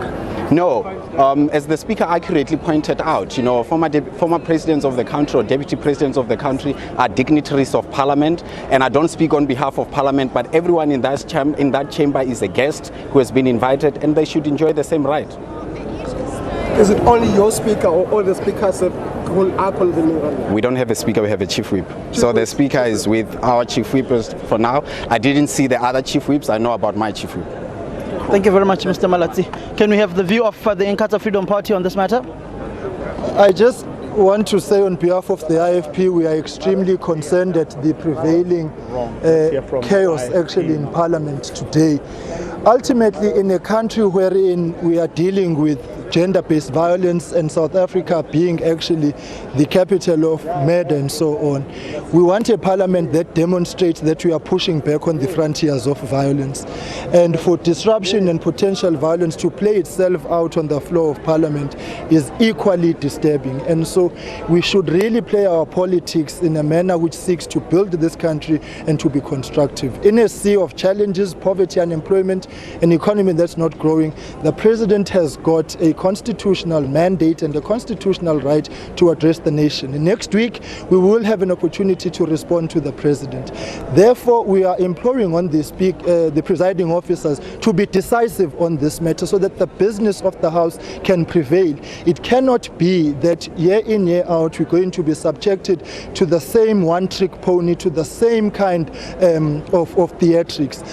In conclusion, if there are matters around the Minister of Public Enterprises, the EFF is welcome to submit a motion, but it cannot bring it up on the floor and then we can debate it. So there are issues if they feel they are valid and because they know that the route and the avenue they are taking now is not going to result in the kind of outcome that they want. So we are being subjected really to an unnecessary ploy of cheap politicking at the expense of the national interest, and the presiding officers must in fact effect the rules so that the business of the House can proceed. We are here to listen, and we will definitely deal with the President-SONA next week, and hope that today he's going to actually take the country into confidence about the serious plans that are necessary. For once, let's put this country first. Are you calling for the EFF to be removed from the National Assembly? We are calling on the presiding officers to implement the rules.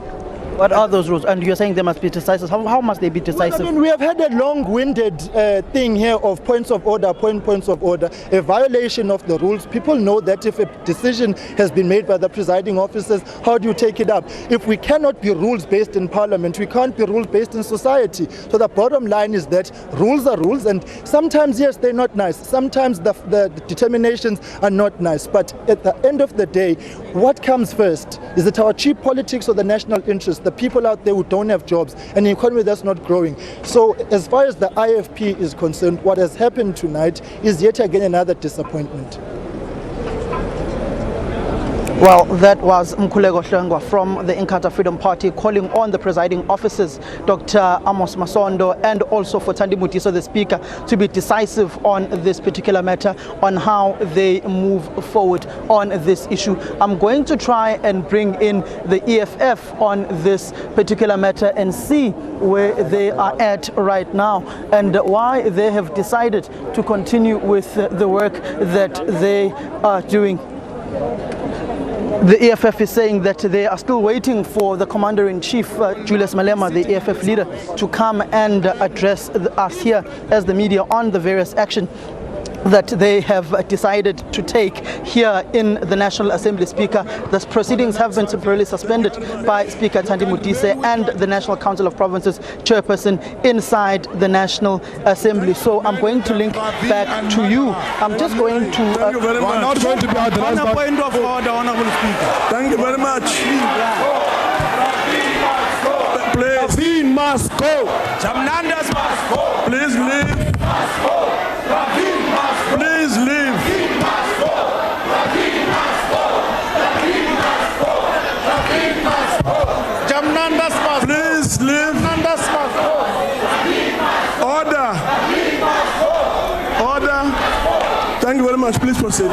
Don't worry, we're going. There as it's currently taking place. So we are going to take, the EFF is saying that they are leaving the National Assembly. So we are currently speeding down to see what is currently going on. Where are they going and what? Please leave the house. Okay. And don't come back. Leave and don't come back. Done next. Please leave the house. We're leaving you with your clerk and Pravin.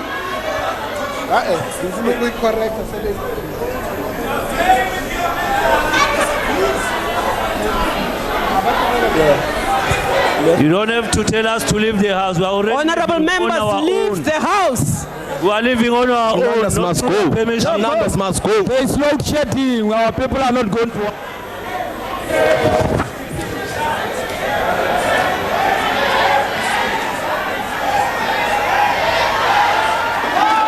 Order, members.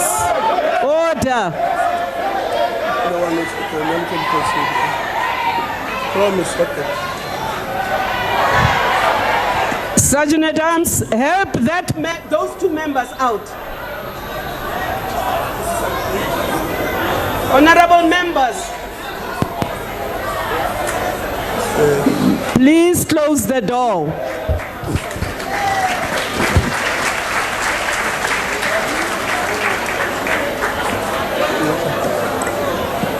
Honorable members,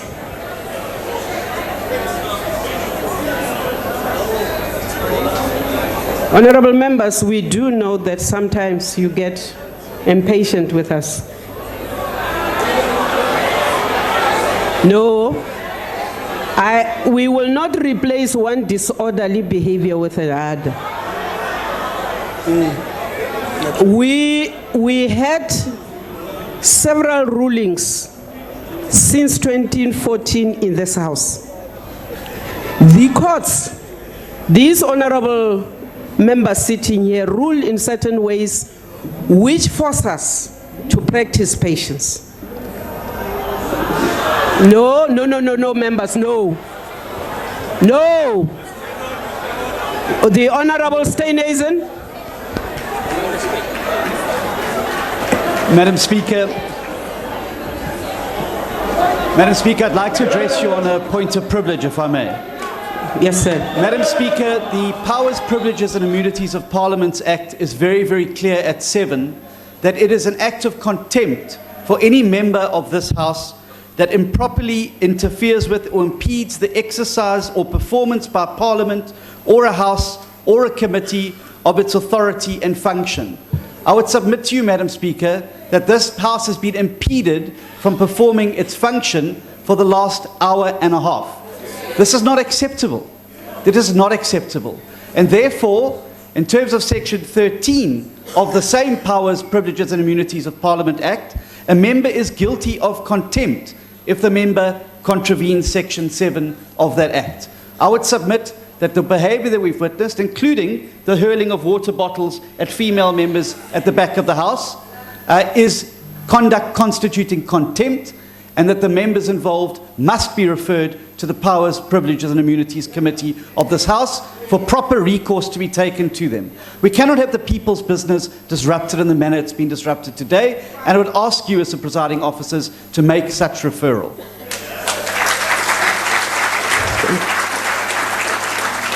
The Honorable, the Chief Whip.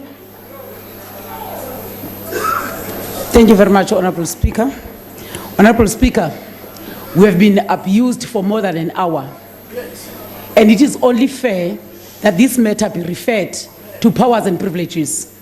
We cannot and also amend further these rules, because if we will allow people to cause disorder for an hour and we are becoming patient and patient, we have tried, but now this is rather too much. Therefore, these members are supposed to be summoned to their Powers and Privileges and account for what they've done. Thank you.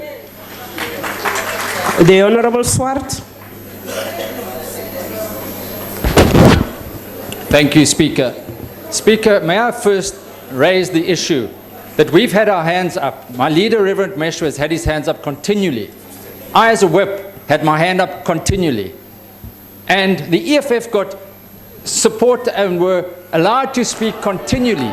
And I want to voice my objection to that, because a number of us across political parties wanted to support your rulings, wanted you to bring order to the House.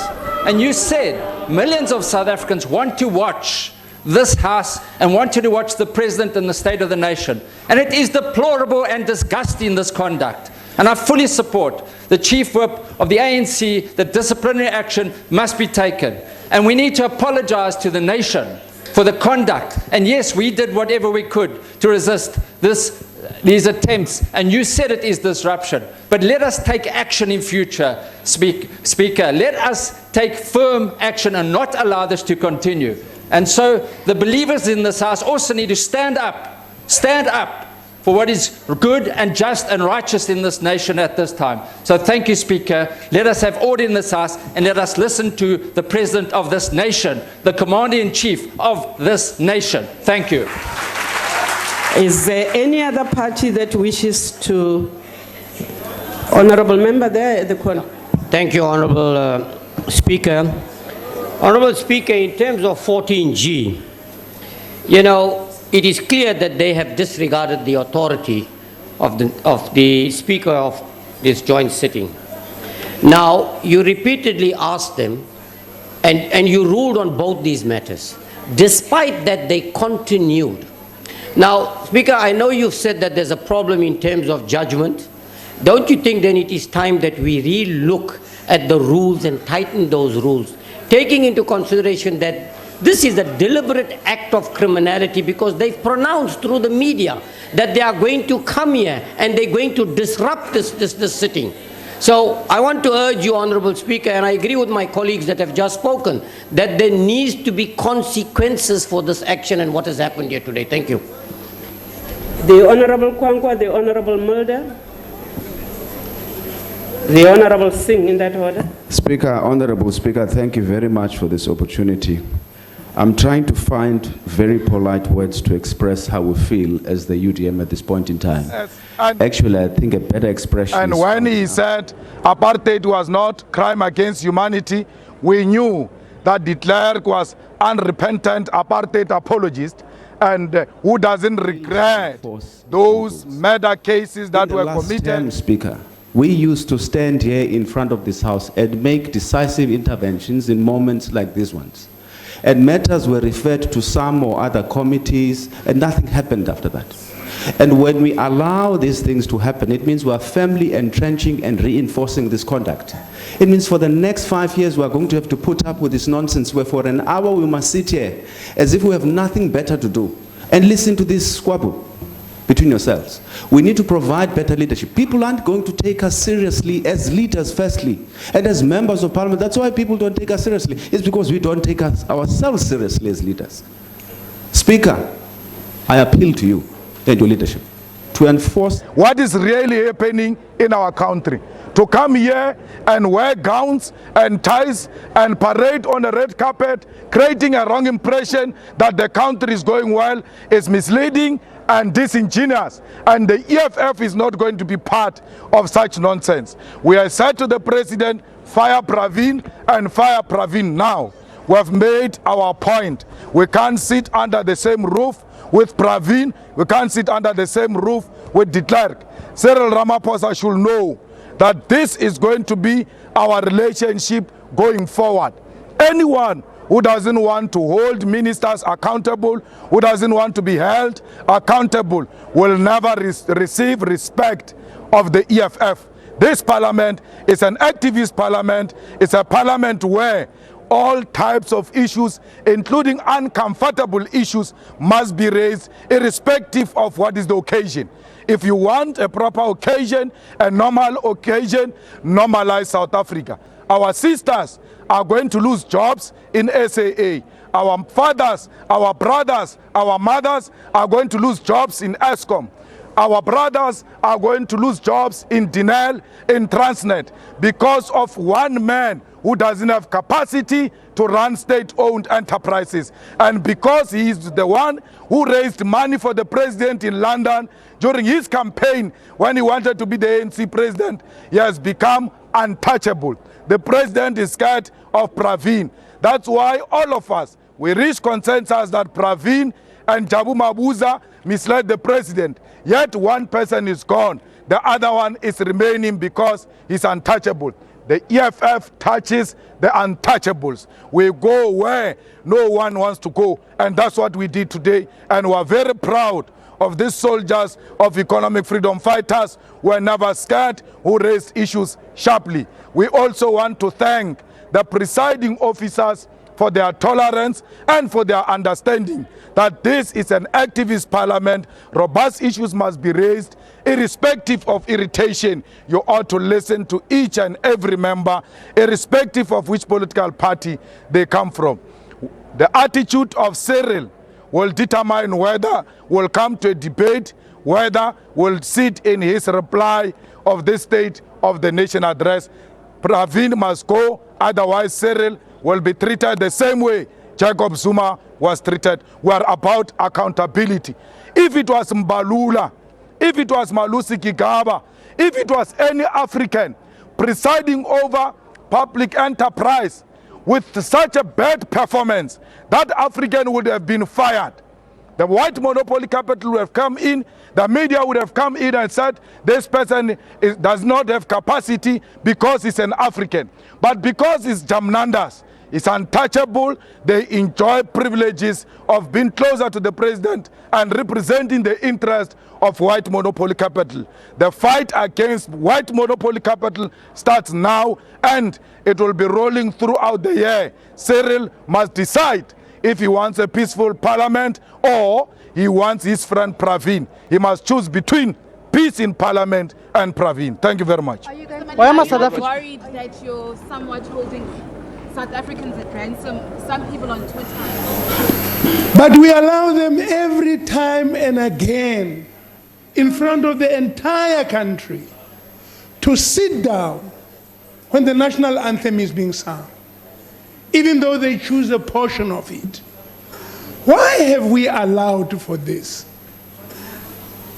Why have we allowed that? And there are a number of other things. Maybe the judiciary must take the whole of us, the National Assembly, the National Council of Provinces, the provinces, and so on and so on, and tell us and explain to us what the Constitution and the oath we take, what that means.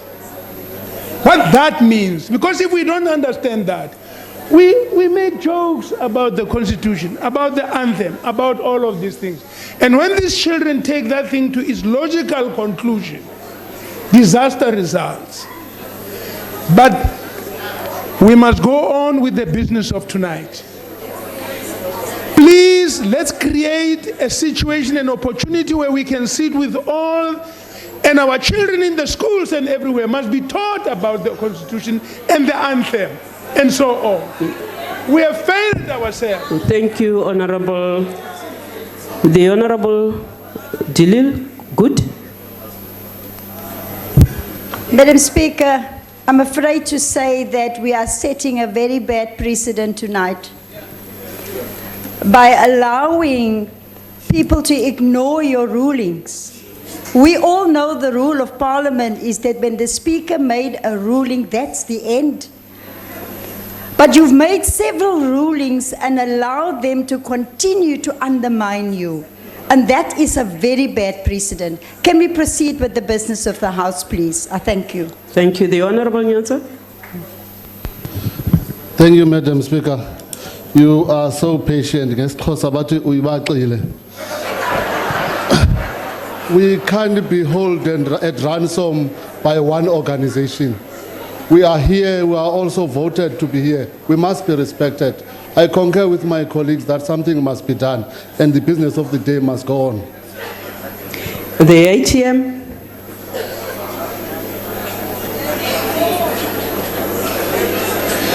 Thank you, Speaker.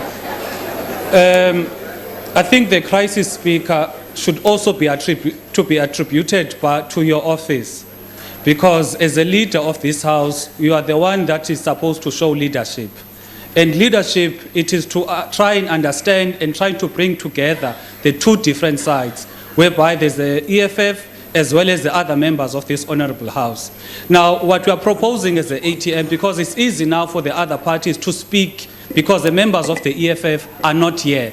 Now, what we're saying as the ATM is that from your side, as the leader of the House, try and provide leadership by bringing together all of these parties so there can be consensus. Thank you.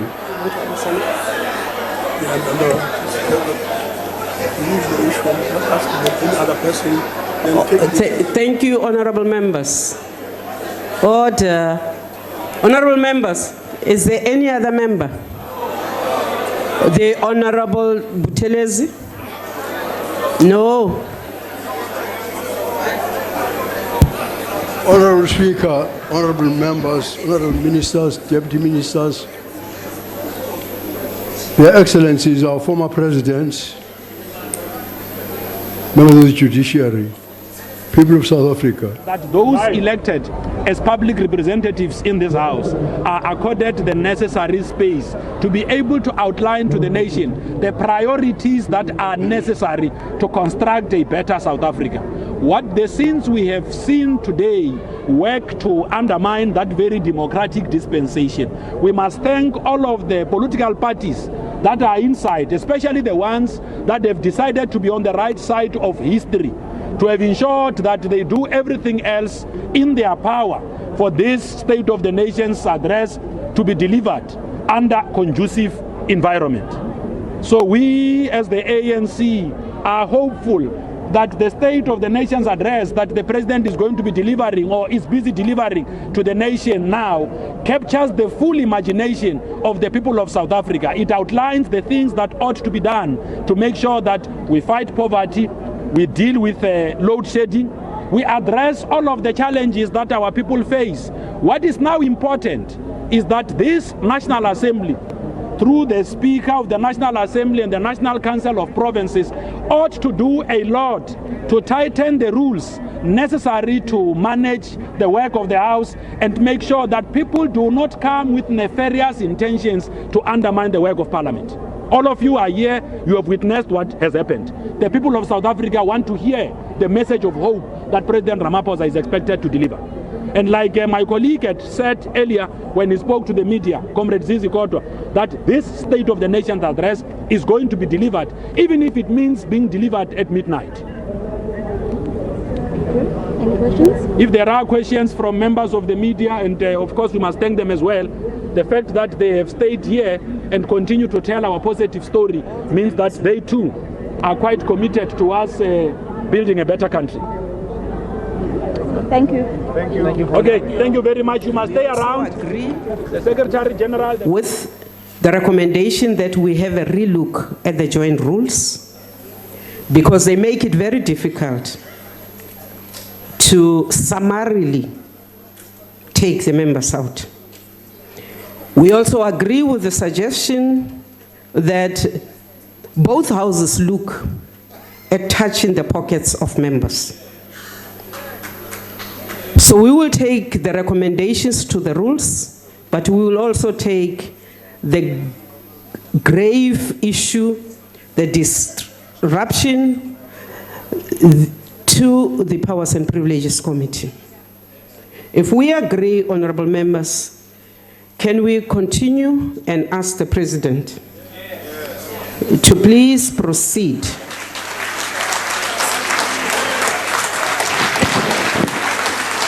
Thank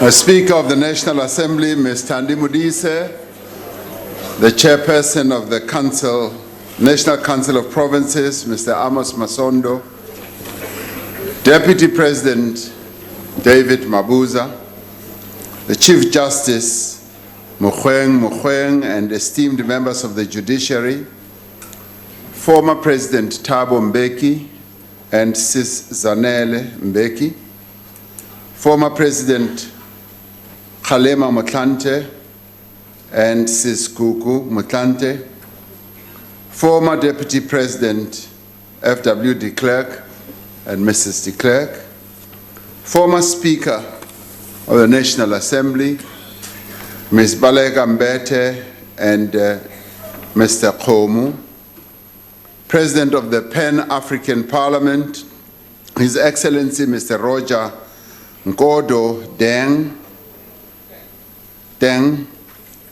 UN Women South African Representative Ms. Anne Kituku Shongwe, Isithwalandwe, Ubabu Andrew Mlangeni.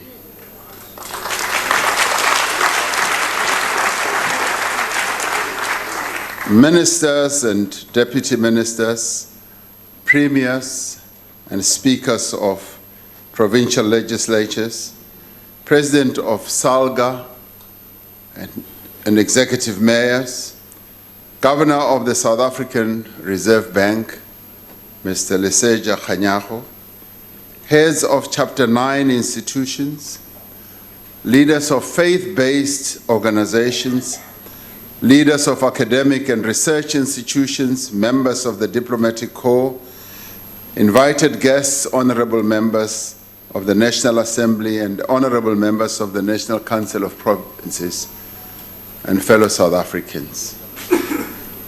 Ditama udumelisa bathu bote bane babapano na hayani bingelela bonke abantu abasekhaya nalapha nisheweta abantu hinkwabo bala Afrika Dzonga labangalekaya nalabangari la ke dumelisa batho kaofela ba South Africa ba leng ko gae le ba leng teng mona. It is 30 years since Nelson Rolihlahla Mandela walked out of the gates of Victor Verster prison, a moment in our history that signaled, perhaps more vividly than any other, that freedom was at hand. As he stood on the balcony of the Cape Town City Hall to address the masses who had come in their tens of thousands to welcome him, he said, "Our march to freedom is irreversible. We must not allow fear to stand in our way," close quotes.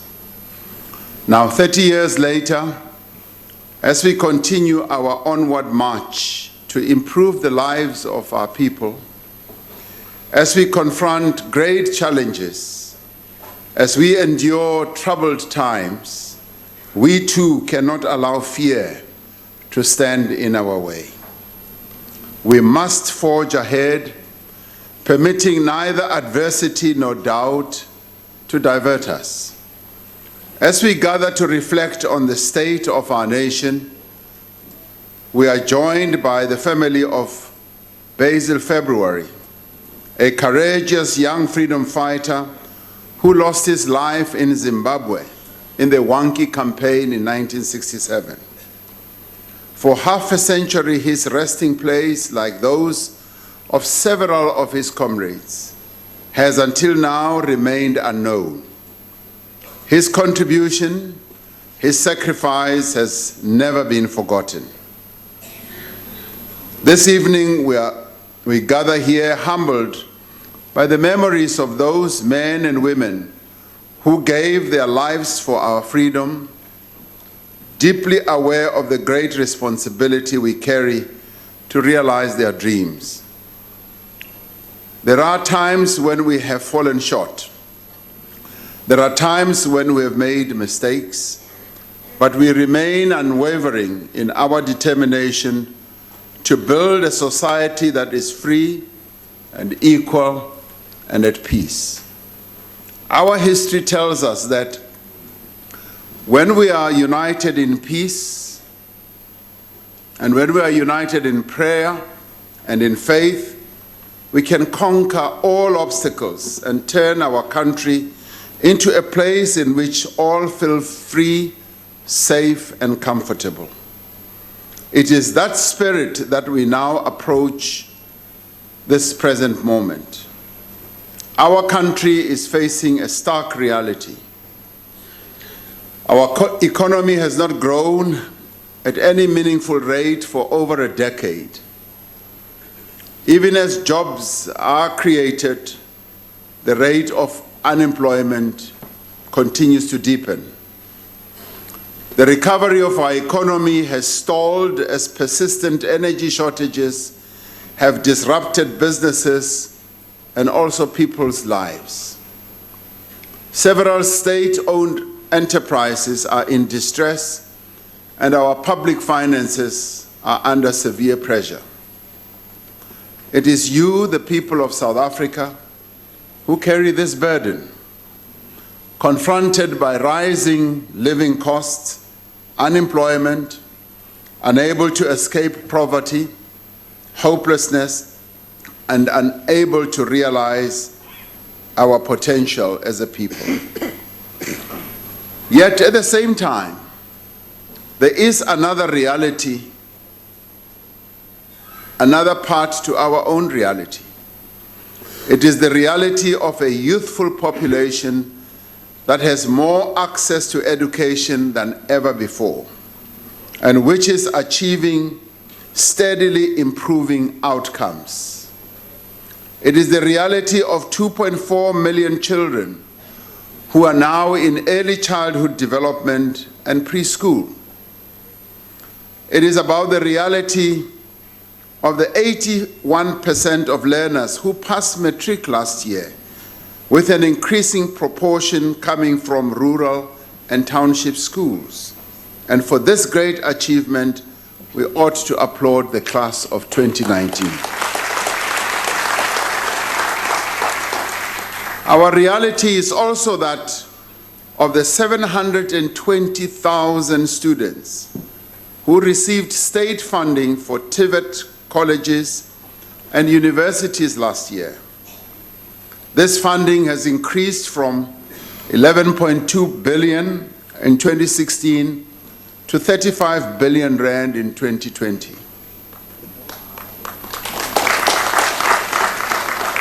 It is about the 6.8 million South Africans who today know their HIV status, about the 5 million people who have been initiated on antiretrovirals treatment, and the 4.2 million people whose HIV viral load is, as a consequence, undetectable. These are not just statistics. These are the lives of ordinary South Africans that have been improved. And they are signs of progress.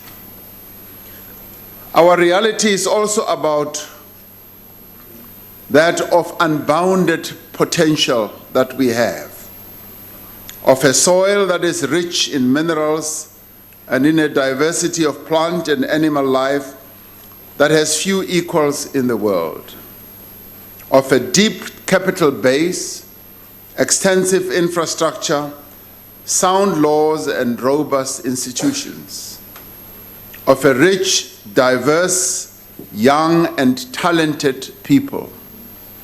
Tonight we are joined by Zozibini Tunzi, whose ascendance to the Miss Universe title is a reminder of our potential. And there she is.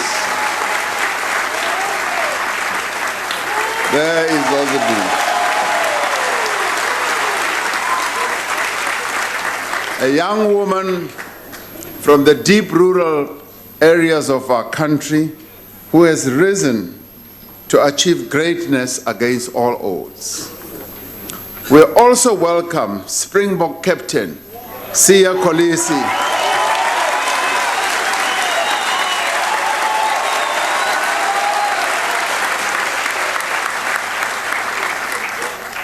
who led a group of determined and united South Africans to become the 2019 World Rugby Champions.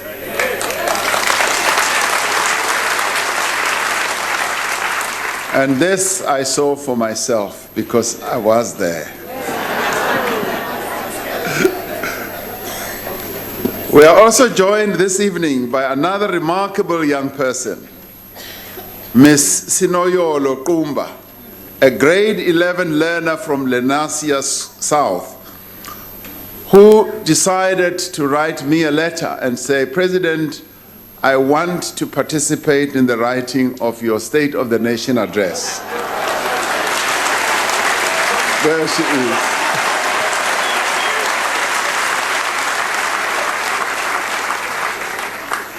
Sinoyolo spent much of yesterday helping me to write this State of the Nation address.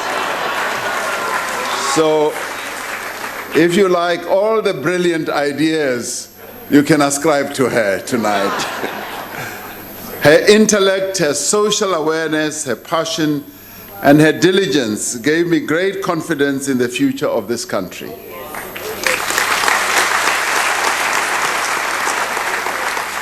In my first two addresses to the nation, I spoke at length about the necessity of social compacting and the great responsibility we shoulder as government to drive collaboration and consensus. In 1994, we chose the path of negotiation, of compromise and peaceful settlement, instead of a path of hatred and revenge. Our history and contemporary experience has taught us that if we are to achieve what we set out to do, we must focus on what unites us instead of what divides us. The greatest strength of our constitutional democracy, and the reason it has endured, is because we've been able to forge broad-based coalitions and social compacts, be they with business, labor, special interest groups, or even wider society. Achieving consensus and building social compacts is not a demonstration of weakness. It is the very essence of who we are as South Africans. That is why over the past 2 years, we have been hard at work seeking to forge and build consensus around our economic recovery. In his inaugural address on the 10th of May in 1994, President Mandela said, "Today we enter into a covenant that we shall build a society in which all South Africans, both black and white, will be able to walk tall, without fear in their hearts, assured of their inalienable right to human dignity," close quotes. This government remains irrevocably committed to upholding that covenant. It is a covenant that is rooted in the strategic objective of our National Development Plan, which is aimed at eliminating poverty and reducing inequality by 2030. Let us frankly admit that the government cannot solve our economic challenges alone. Even if we were to marshal every single resource at our disposal and engage on a huge expenditure of public funds, we would not alone be able to guarantee employment to the millions of people who are today out of work. What we have achieved together.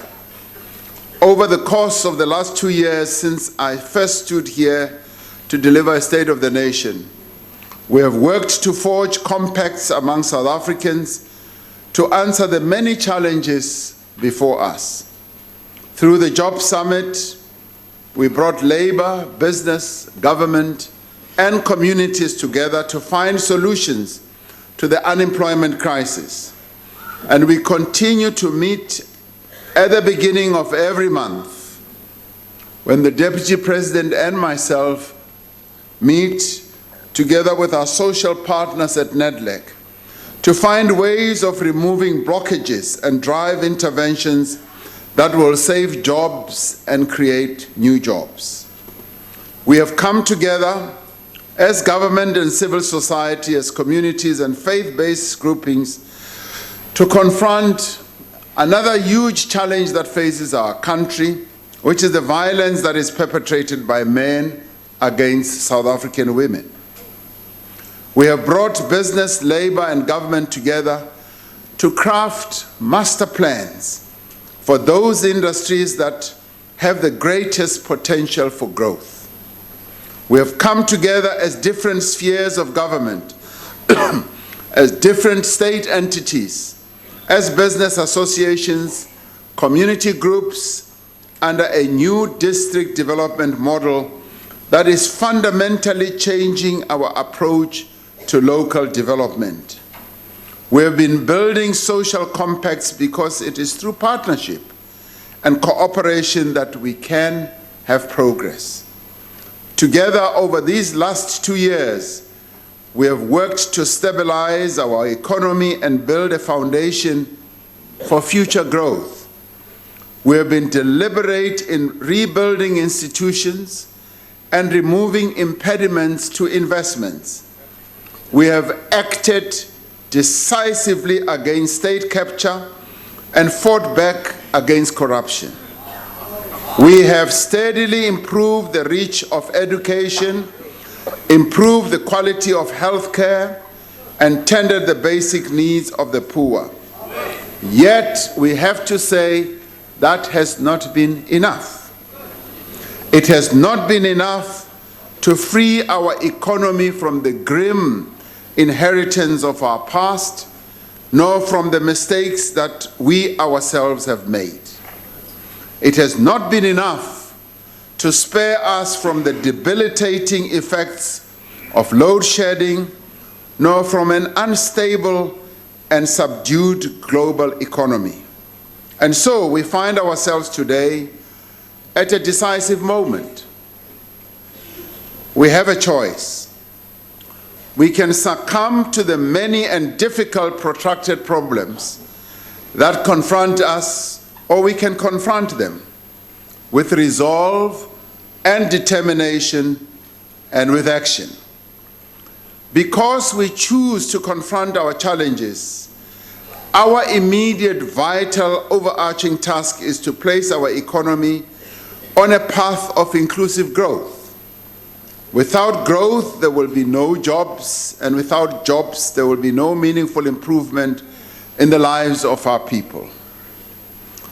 So this State of the Nation address is therefore about inclusive growth.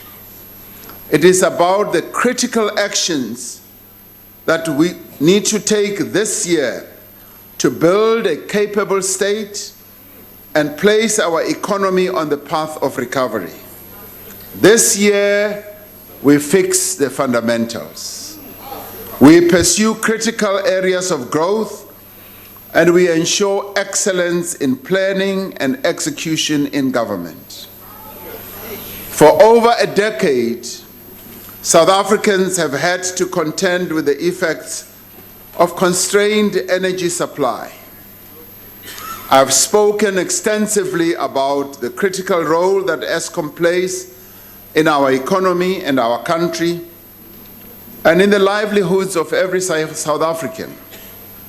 The load shedding of the last few months has had a debilitating effect on our country, on our economy, and on our people. It has severely set back our efforts to rebuild the economy and to create jobs. Every time it occurs, it disrupts people's lives, causing frustration, inconvenience, and hardship. At its core, load shedding is the inevitable consequence of Eskom's inability over many years, due to debt, lack of capacity, mismanagement, and state capture, to service its power stations.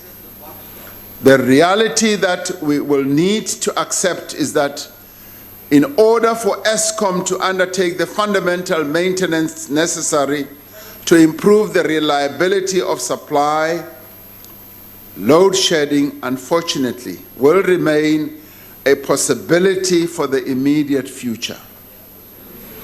Where load shedding is unavoidable, it must be undertaken in a manner that is predictable and minimizes disruption and the cost to firms and households.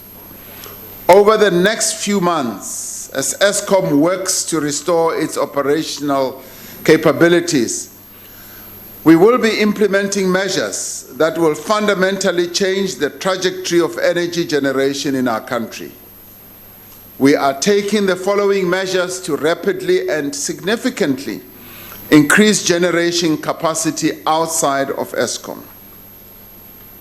The Section 34 ministerial determination will be issued by the Minister of Energy, Mineral Resources and Energy, shortly, to give effect to the Integrated Resource Plan of 2019, enabling the development of additional grid capacity from renewable energy, natural gas, hydropower, battery storage, as well as coal.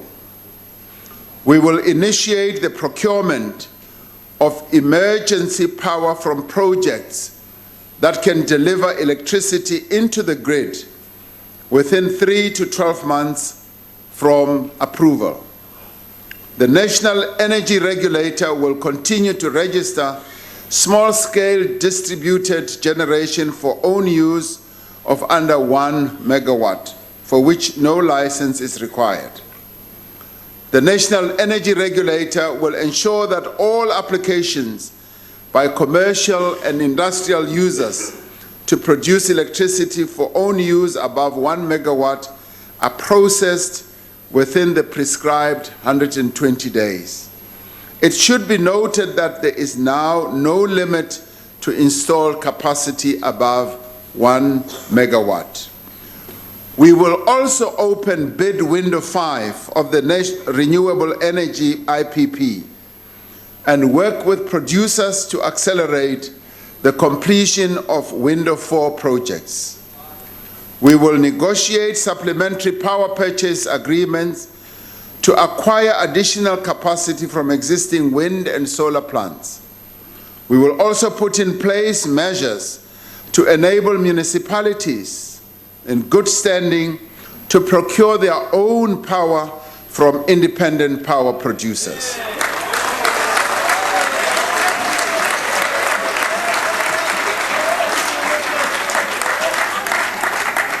Now, in line with the roadmap announced last year, Eskom has started with the process of divisionalizing 3 operating activities: generation, transmission, and distribution, each of which will have its own board and management structures. The social partners organized under NEDLEC have been meeting, deliberating, and discussing a number of proposals over the last 2 weeks to find agreement on the principles of what they call a social compact on electricity. This is a historic and unprecedented development in our country, since it demonstrates the commitment of all social partners to take the necessary actions and make the necessary sacrifices to secure our energy needs. Through this compact, the social partners seek an efficient, productive and fit-for-purpose Eskom that generates electricity at affordable prices for communities and industries. This requires both a drastic reduction in costs, including a review of irregular contracts and measures to mobilize resources that will reduce Eskom's debt and inject fresh capital where needed. The social partners, who are trade unions, federations, business, community-based organizations, and government, are committed to mobilizing funding to address Eskom financial crisis in a financially sustainable manner. They would like to do this in a manner that does not in any way, form, or shape put workers' pensions at risk, and that does not compromise the integrity of the financial system. Now, while they work to finalize this agreement, the reality is that our energy system will remain constrained until new energy generation comes on stream. Through these immediate measures and the work underway, which is being led by the Deputy President, to fundamentally restructure our electricity industry, we will achieve a secure supply of reliable, affordable, and ultimately sustainable energy. We undertake this decisive shift in our energy trajectory at a time when mankind, or humankind rather, faces its greatest existential threat in the form of climate change. Yesterday, I met a young lady called Ayaka Melitafa, a young climate activist from Eastern Reefir, who attended the World Economic Forum in Davos this year to call on world leaders to stand firmly for climate justice. Ayaka asked me to make sure that no African child is left behind in the transition to low-carbon, climate-resilient, and sustainable society. And it is a promise I intend to keep because I made that promise to her. The Presidential Commission on Climate Change will ensure that as we move towards a low-carbon growth trajectory, that we leave no one behind.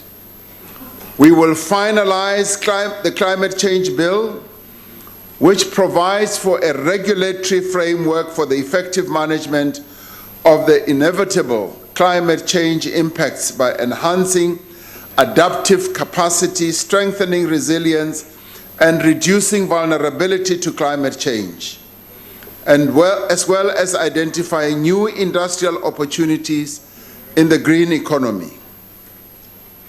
We need to fix our public finances. Low levels of growth mean that we are not generating enough revenue to meet our expenses. Our debt is heading towards unsustainable levels, and spending is misdirected towards consumption and debt servicing rather than infrastructure and productive activity. We cannot continue along this path, nor can we afford to stand still. When he delivers his budget speech 2 weeks from now, the Minister of Finance will outline a series of measures to reduce spending and improve composition. We are engaged with Labour and other stakeholders on measures that we need to take to contain the public wage bill and reduce wastage. Efforts to reduce government spending, to prioritize resources more effectively, and improve the efficiency of our tax system are important, but they are insufficient. Contributions towards stabilizing our public finances. Achieving sustainability will ultimately require us to address structural challenges in the economy that raise the cost of living and doing business. By working with the Auditor General to reduce irregular expenditure, by shifting government spending from consumption expenditure to investment in infrastructure, we aim to improve the state of our public finances. National Treasury and the Reserve Bank are working together to ease pressure on business and consumers. We have decided to establish a sovereign wealth fund as a means to preserve and grow the national endowment of our nation, giving practical meaning to the injunction that the people shall share in the country's wealth. We are also proceeding with the establishment of a state bank as part of our effort to extend access to financial services to all South Africans. The Minister of Finance will provide details on this in his budget. We will be undertaking far-reaching economic reform measures that will include those that are contained in the paper produced by the National Treasury entitled Economic Transformation, Inclusive Growth and Competitiveness. This year, we are moving from the stabilization of state-owned enterprises to repurposing those strategic companies to support growth and development. After years of state capture, corruption and mismanagement, we are working to ensure that all SOEs are able to fulfill their developmental mandate and that they should be financially sustainable. In consultation with the Presidential SOE Council, we will undertake a process of rationalization of our state-owned enterprises and ensure that they serve strategic, economic, and developmental purposes. The extent of state capture and corruption and mismanagement in SOEs is possibly best demonstrated at South African Airways, which was placed in business rescue late last year. The business rescue practitioners are expected to unveil their plans for restructuring the airline in the next few weeks. In the interest of South Africa's aviation industry and our economy, it is essential that a future restructured airline is commercially and operationally sustainable and is not dependent on further government funding. A key priority this year is also to fix the commuter rail, which is vital to the economy and to the quality of the life of our people. Our rail network daily transports hundreds of thousands of commuters to and from work. We are modernizing PRASA rail network. The Central Line in the Western Cape and the Mabopane Line in Pretoria have been closed for essential refurbishment and upgrades. We are investing 1.4 billion rand in each of these lines to provide a safe, reliable, and affordable service. Work is underway on other lines, which includes station upgrades, parkway replacements, new signaling systems, and overhead electrical traction upgrades. As we work to fix the capabilities of the state, we know that growth and job creation will in large measure be driven by the private sector. We are therefore building an operating environment that is favorable to doing business. Working together with our social partners, we have continued to address several issues that have been barriers to job creation. Some of those issues are issues such as water use licenses, which are so essential to operations on farms, in factories, in mines, and these have previously taken an inordinately long time to process. Sometimes some corporations have waited up to 3 to 5 years just to get water use licenses. We are now able to announce that water use licenses will now be issued within 90 days instead of 3 years. It also used to take months to have a company registered. Through the BIS portal platform, one can now register a company in 1 day, register for UIF and SARS, and even open a bank account. One of the challenges that we've been facing is the congestion and the inefficiency of our ports. This has been raised over and over again by business who need to import and export goods.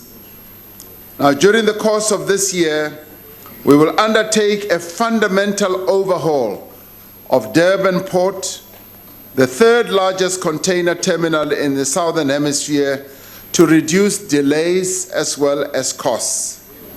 The most significant contribution we can make to inclusive growth is in the development of appropriate skills and capabilities.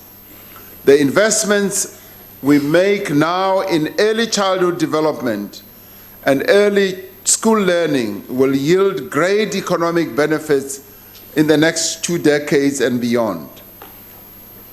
But there are immediate interventions that we are making to improve the quality and the relevance of the educational outcomes. We are making progress with the introduction of the 3-stream curriculum model, heralding a fundamental shift in focus towards more vocational and technical education. Various technical vocational specializations have already been introduced in 550 schools, and 67 schools are now piloting the occupational stream. We are building 9 new TVET colleges this year in Sterkspruit, Aliwal North, Graaff-Reinet, Ngungunqushe, and in the Eastern Cape, and in Umzimkulu, Greytown, Msinga, Nongoma, in KwaZulu-Natal. Through bilateral student scholarship agreements we have signed with other countries, we are steadily building a substantial cohort of young people who go overseas each year for training in critical skills. We have seen the impact this can have when we just look at one aspect of this training that we've been offering to the young people of our country. The Nelson Mandela Fidel Castro Medical Training Program in Cuba has produced over 1,200 medical doctors.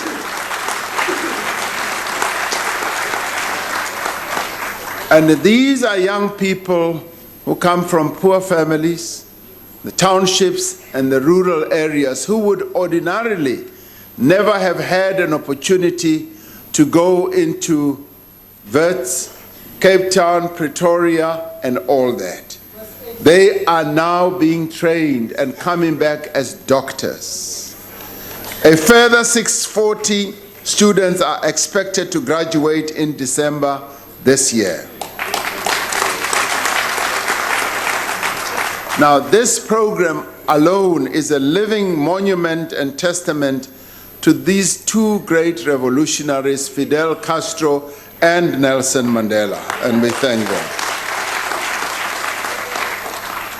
Last year, I spoke about our plan to issue tablet computers to school students. The process of distributing these is underway. We said that every 10-year-old needs to be able to read for meaning. Our early reading programs are gathering momentum. This year, we will be introducing coding and robotics in grade R to 3 in 200 schools, with a plan to introduce this on a more universal basis in 2022. We have decided to establish a new university of science and innovation in Ekurhuleni.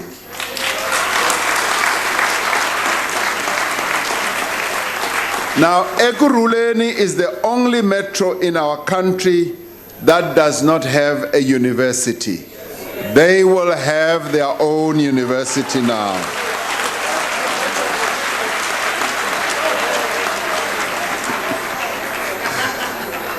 This will enable young people in Ekurhuleni to be trained in high-impact and cutting-edge technological innovation for current and future industries. Investment and growth require a safe, stable, and crime-free environment. More importantly, it is fundamental to the aspirations of all our people to live in security, in peace, and in comfort. Police visibility, effective training, and better resourcing of police stations are our priorities. I have prioritized our response to the growing problem of criminal groups that extort money from construction and other businesses. Specialized units bringing together South African Police Service and the National Prosecuting Authority are mandated to combat these crimes of economic disruption. To support the growth of the tourism industry, the South African Police Service will increase visibility at identified tourist attraction sites. It is training tourism safety monitors, and we will establish a reserve police capacity to focus on the policing of tourist attraction areas, as we have had and experienced huge problems around those sites. Anti-gang units will be further strengthened with priority given to the Western Cape, Eastern Cape, Gauteng, and the Free State. Following the graduation of 5,000 police trainees last year, 7,000 new police trainees have been enlisted this year to strengthen local policing. To improve the quality of general and specialized South African Police Service investigations, we are establishing a crime detection university in Hammanskraal. Over the last 6 months, the nation has been galvanized across communities, government, civil society, religious groupings, the judiciary and parliament to end the crisis of violence that is perpetrated by men against the women of our country. It has been a truly united, determined response from all South Africans through building social compacts across society to fight this scourge. We will be able to achieve much more. But it is only the beginning of the struggle. We implemented an emergency action plan and prioritized 1.6 billion rand to support this plan until the end of this current financial year. There has been progress in several areas. We will amend the Domestic Violence Act to better protect victims in violent domestic relationships, and the Sexual Offences Act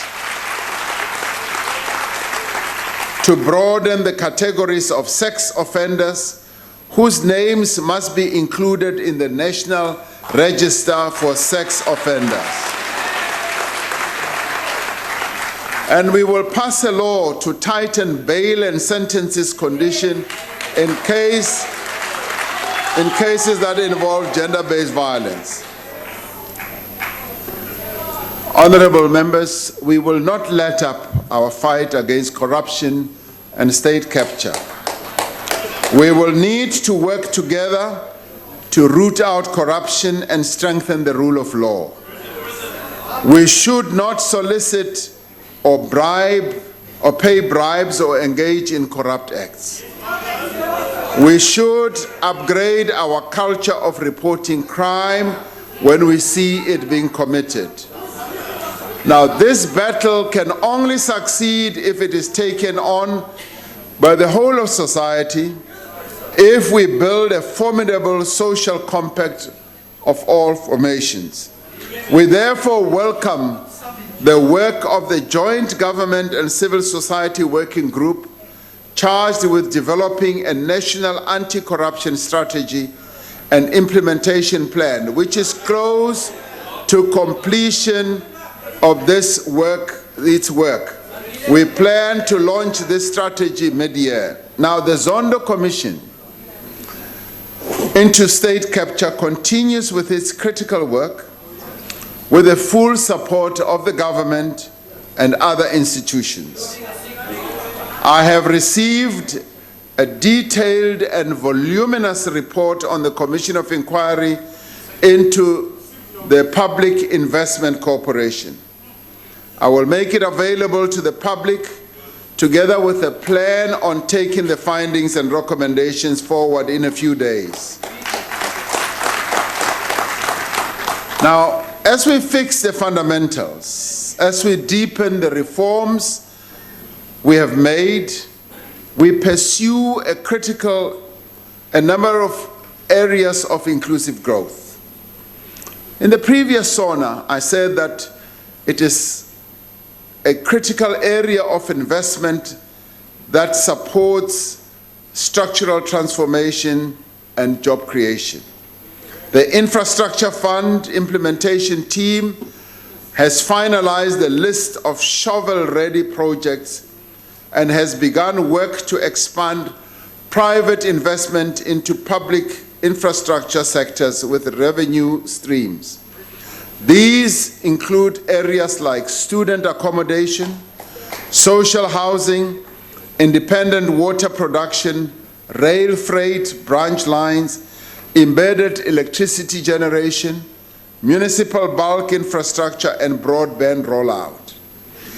The team has a project pipeline with potential investments of over 700 billion rand over the next 10 years, including both government and non-governmental contributions. The cranes and yellow equipment that we have longed to see across the landscape of our country will once again soon be an everyday sight. The social housing program to build rental housing for low-income families is at implementation stage, which would leverage as much as 9 billion rand for private investment in the construction of 37,000 rental apartments. The young people who are at TVET and university and TVET colleges face serious accommodation challenges. Some don't even have places to sleep after lectures and resort to sleeping in libraries. We are going to spend 64 billion rand over the next years in student accommodation and will leverage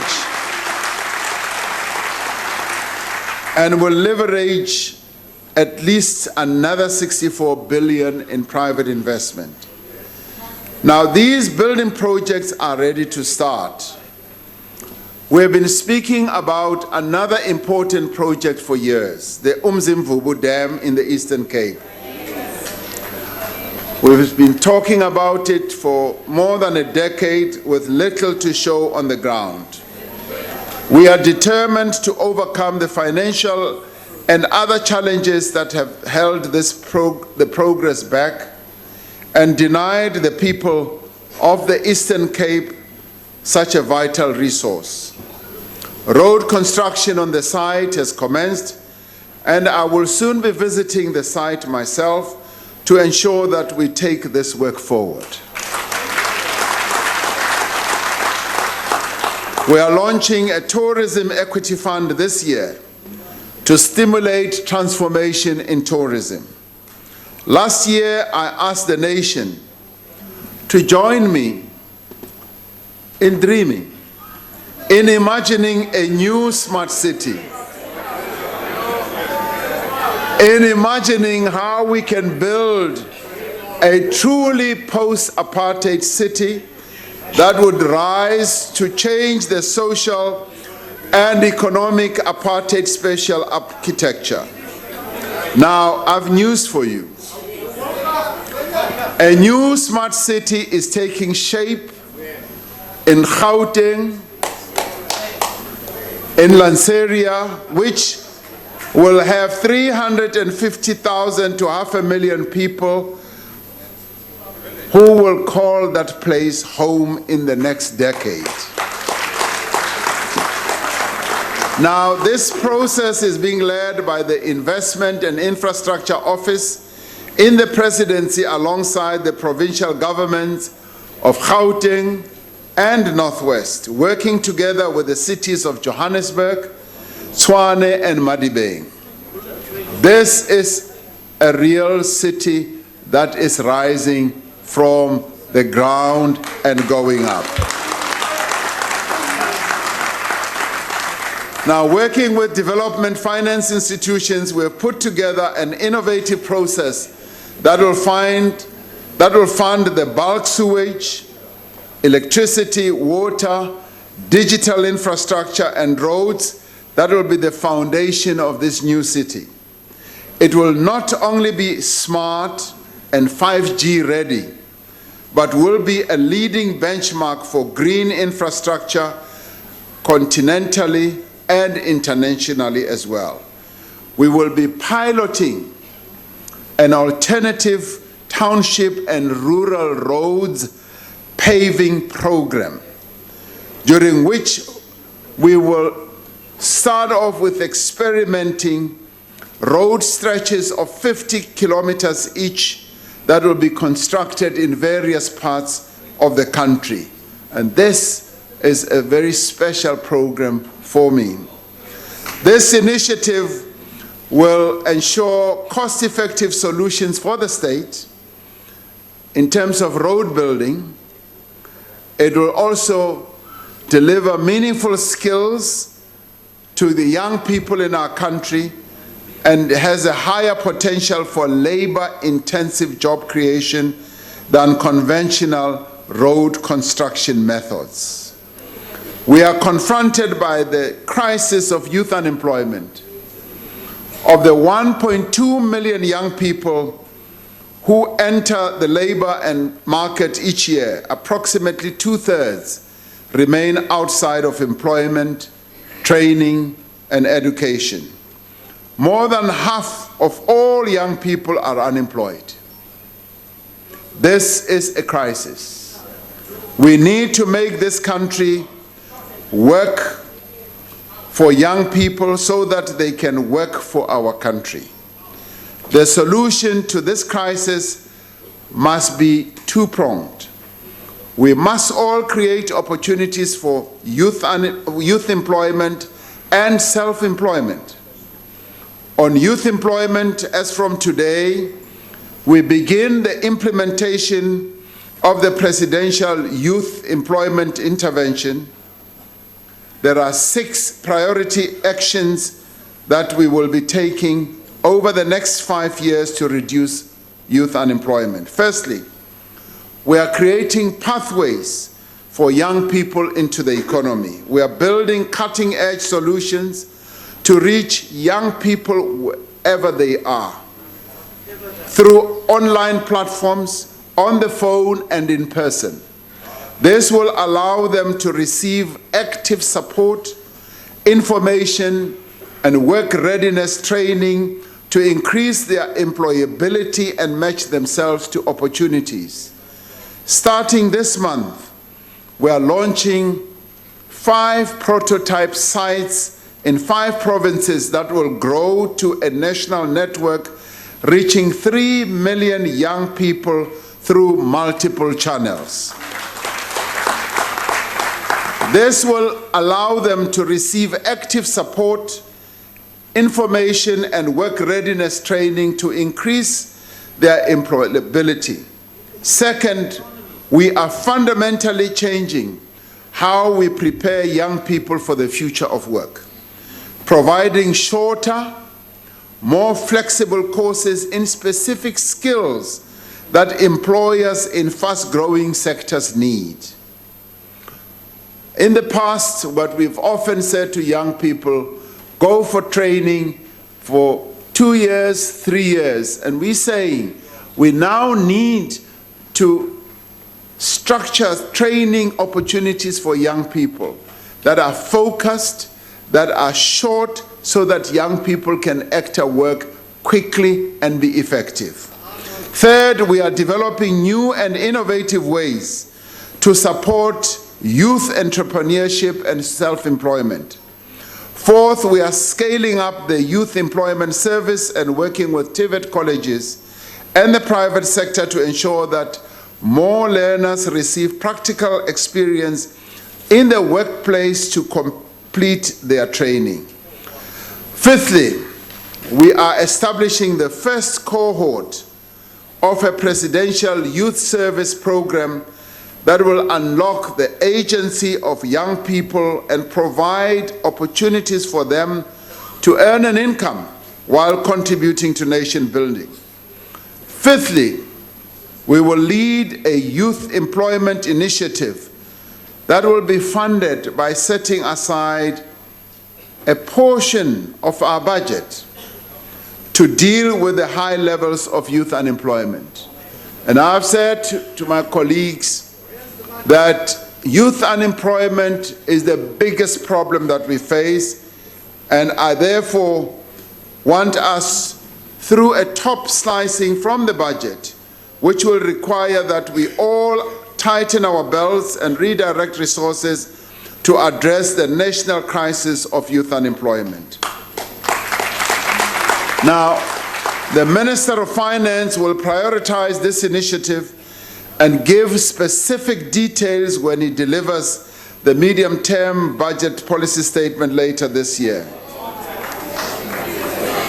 These actions will together ensure that every young person in this country has a place to go, that their energy and capabilities are properly harnessed, and that they can contribute to the growth of their communities and their country. Now, as part of this intervention, the National Youth Development Agency and the Department of Small Business Development will provide grant funding and business support to 1,000 young entrepreneurs in the next 100 days, starting tomorrow. We have invited 3 of these young entrepreneurs to join us here this evening. Siyabonga Tiwana, Sibusiso Mahone, and Tolakele Nkosi, who are here with us. There they are. They are already participating as budding participants and entrepreneurs and engineers in the programs that we are crafting for them and supporting them in. This is for real. We are going to give the young people of our country great opportunities so that they can participate in the economy. They and others like them prove that given the necessary support, young people can create their own opportunities. These 3 young entrepreneurs form part of a larger and more ambitious program that we are embarking on to assist 100,000 entrepreneurs over the next 3 years to access business skills, funding, and market facilitation. And we are going to do it. The empowerment of women is critical to inclusive economic growth. We are introducing She Trades ZA platform. She Trades ZA platform to assist women-owned businesses to participate in global value chains and markets. Over the next 5 years, the Industrial Development Corporation is targeting 10 billion rand of own and partner funding for women empowerment businesses.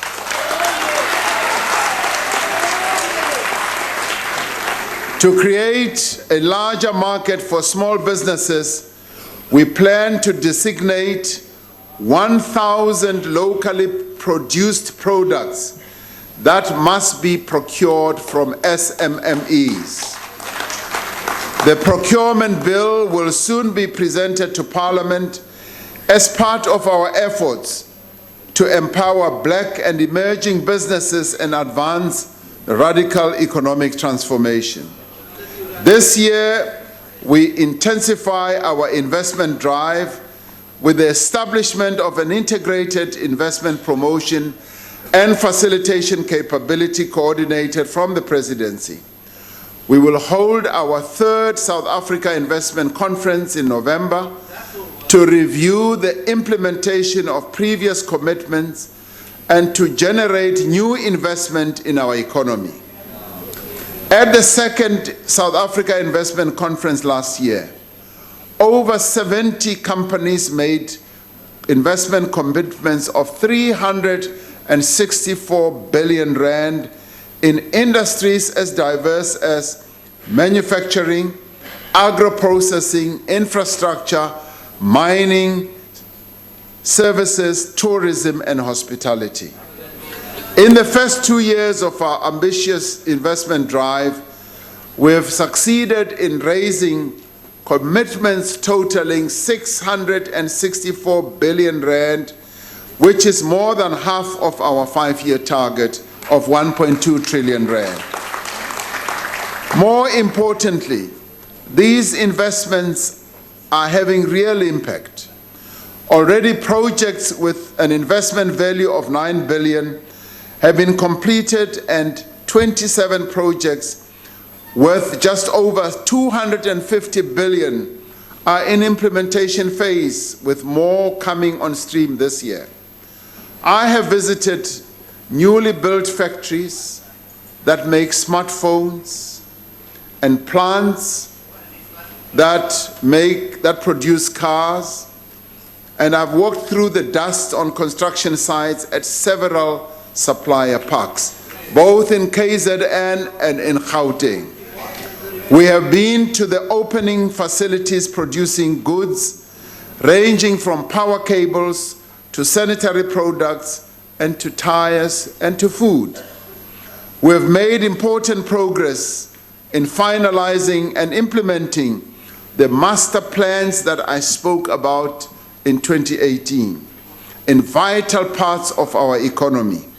Now, these master plans have enabled us to focus on particular sectors of our economy, rather than just being too generalized. We have decided that we want to focus on certain sectors, build social compacts with the role players, with the owners of capital, with the workers, with communities in those various sectors. These master plans bring government, labor, and business together to develop practical measures to spur growth at sector level, and each partner contributes to making it work. Thanks in large measure to the Auto Master Plan, we sold more cars to the rest of the world last year than ever before, providing jobs for young people in the Eastern Cape and KwaZulu-Natal. We launched a new Auto SEZ hub in Tshwane, which will expand production and local manufacturing of components. The Clothing and Textile Master Plan, which was signed last year, and this is signed by all the role players as they make commitments. This one aims to create 121,000 new jobs in the retail clothing and textile and footwear sector over the next few years. It involves commitments by retailers to buy goods locally, by manufacturers to invest and support transformation, and by labor to develop bargaining structures that promote agile manufacturing. For its part, government has already begun to act vigorously against illegal imports, seizing almost 400 containers with under-invoiced products in the last quarter of 2019. Now, buying locally and focusing on what is made in South Africa is an important task that we must all take. The suit that I'm wearing today, and it's a brand new suit, I must confess, was proudly made by South African workers here in Cape Town. And we would like to encourage all of us to buy South African-made goods. We completed the Poultry Master Plan to support chicken farmers and processors and save 54,000 jobs while creating new ones. The industry is now focused on growth, greater production, and more investment. We will, within 2 weeks, set a new poultry import tariff adjustment to support local industry. We have developed a plan with farmers and industrial users to save jobs also in the sugar industry, and will finalize a sugar master plan within the next 6 weeks, and expect a new steel master plan to be finalized in the coming 6 months. Effective today, new regulations published in the Government Gazette will enable investigation and action against abuse of buyer power and price discrimination. This will help even the playing field for small businesses and emerging entrepreneurs. Market inquiries into data services, the grocery retail market, and healthcare have provided the basis for measures to reduce costs to consumers and make these sectors more competitive. The competition authorities are now working towards a resolution with the large mobile operators to secure deep cuts to data prices across prepaid monthly bundles. Now, additional discounts targeted at low-income households, a free daily allocation of data, and free access to educational and other public investment website is going to also happen. This is an important step to improve lives, bring people into the digital economy, and stimulate online businesses. The digital economy will increasingly become a very important driver of growth and a creator of employment. The Presidential Commission on the Fourth Industrial Revolution has made far-reaching recommendations that impact on nearly every aspect of the economy in many areas of our lives. The Commission's report provides us with the tools to ensure that we extract the greatest benefit of these revolutionary technological changes. An important condition for the success of our digital economy is the availability of high-demand spectrum to expand broadband access and reliability. Now, the regulator, ICASA, has undertaken to conclude the licensing of high-demand spectrum for industry via auction before the end of 2020. Because of additional requirements, the licensing of the Wireless Open Access Network, or the WOAN, is likely to be completed during the course of next year. Agriculture is one of the industries with the greatest potential for growth.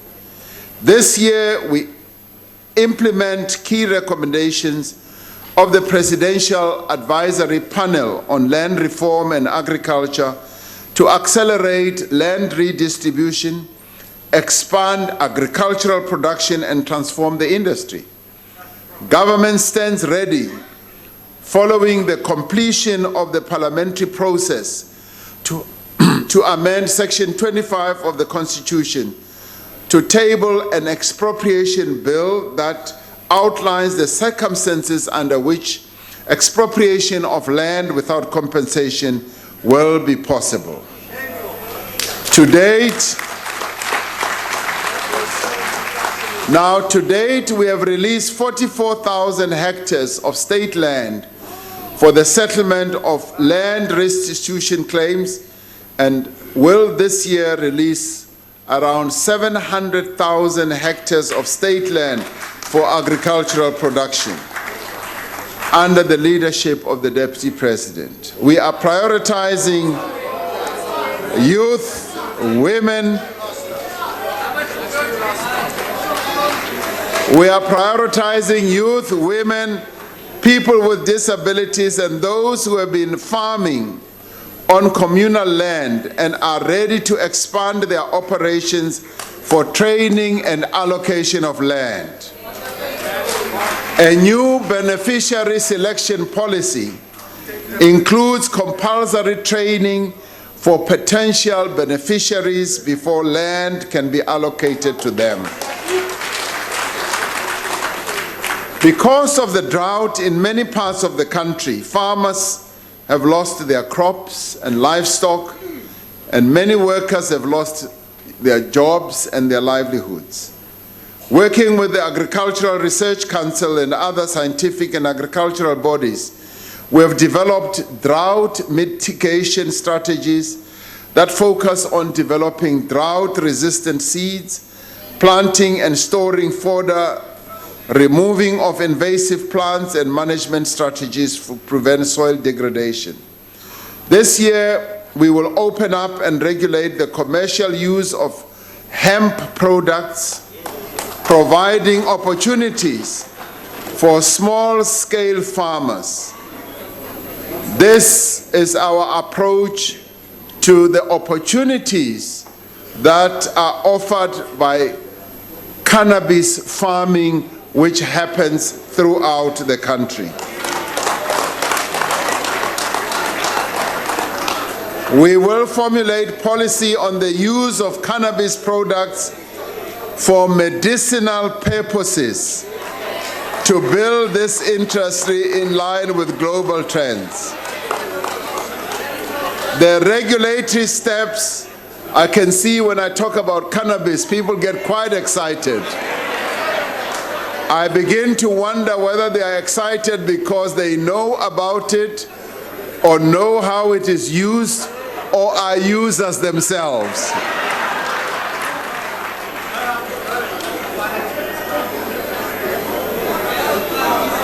Now, a fundamental condition for growth and development is a healthy and productive population with access to quality and affordable health care. We have noted the enthusiastic support from South Africans during the public hearings on the National Health Insurance and are putting in place mechanisms for the implementation following conclusion of the parliamentary process. Now, in preparation for the NHI, we have already registered more than 3,000 clinics. And we have already registered more than 44 million people at over 3,000 clinics in the electronic health patient registration system. Now, I have established the Presidential Working Group on Disability to advise my office on measures to advance the empowerment of persons with disabilities as government plans, budgets, and implements its programs. Following the recognition by the Department of Basic Education in 2018 of South African Sign Language as a home language, and the recommendation by the Parliamentary Constitutional Review Committee that it be the 12th official language, we are now poised to finalize this matter. Now, earlier this week, I returned from Addis Ababa in Ethiopia, where South Africa assumed the chairship of the African Union for 2020. We take up this responsibility at an important time for our continent. This year, the Africa Continental Free Trade Area Agreement comes into effect. This is our moment as the people of the continent to give effect to the dreams of the founding fathers of African unity.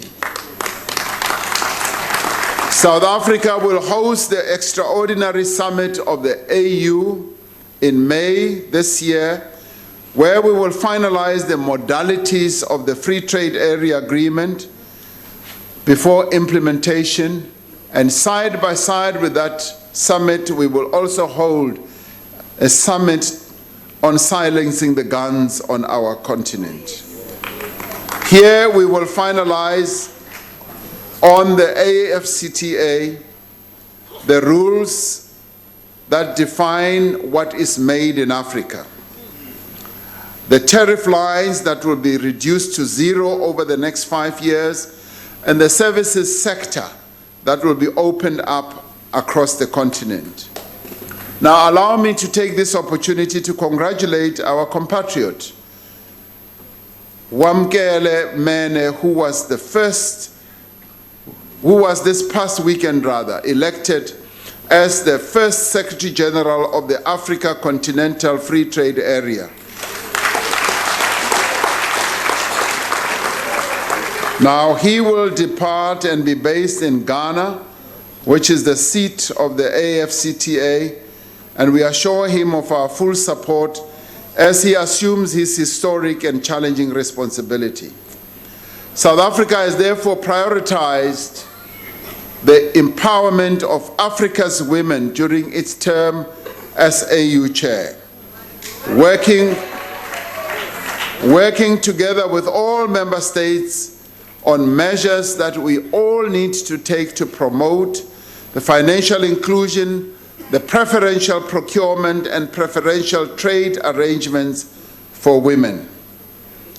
The AU heads of states have pledged their support for measures to end gender-based violence on the continent and will work towards the adoption of an AU Convention on Violence Against Women during the course of this year.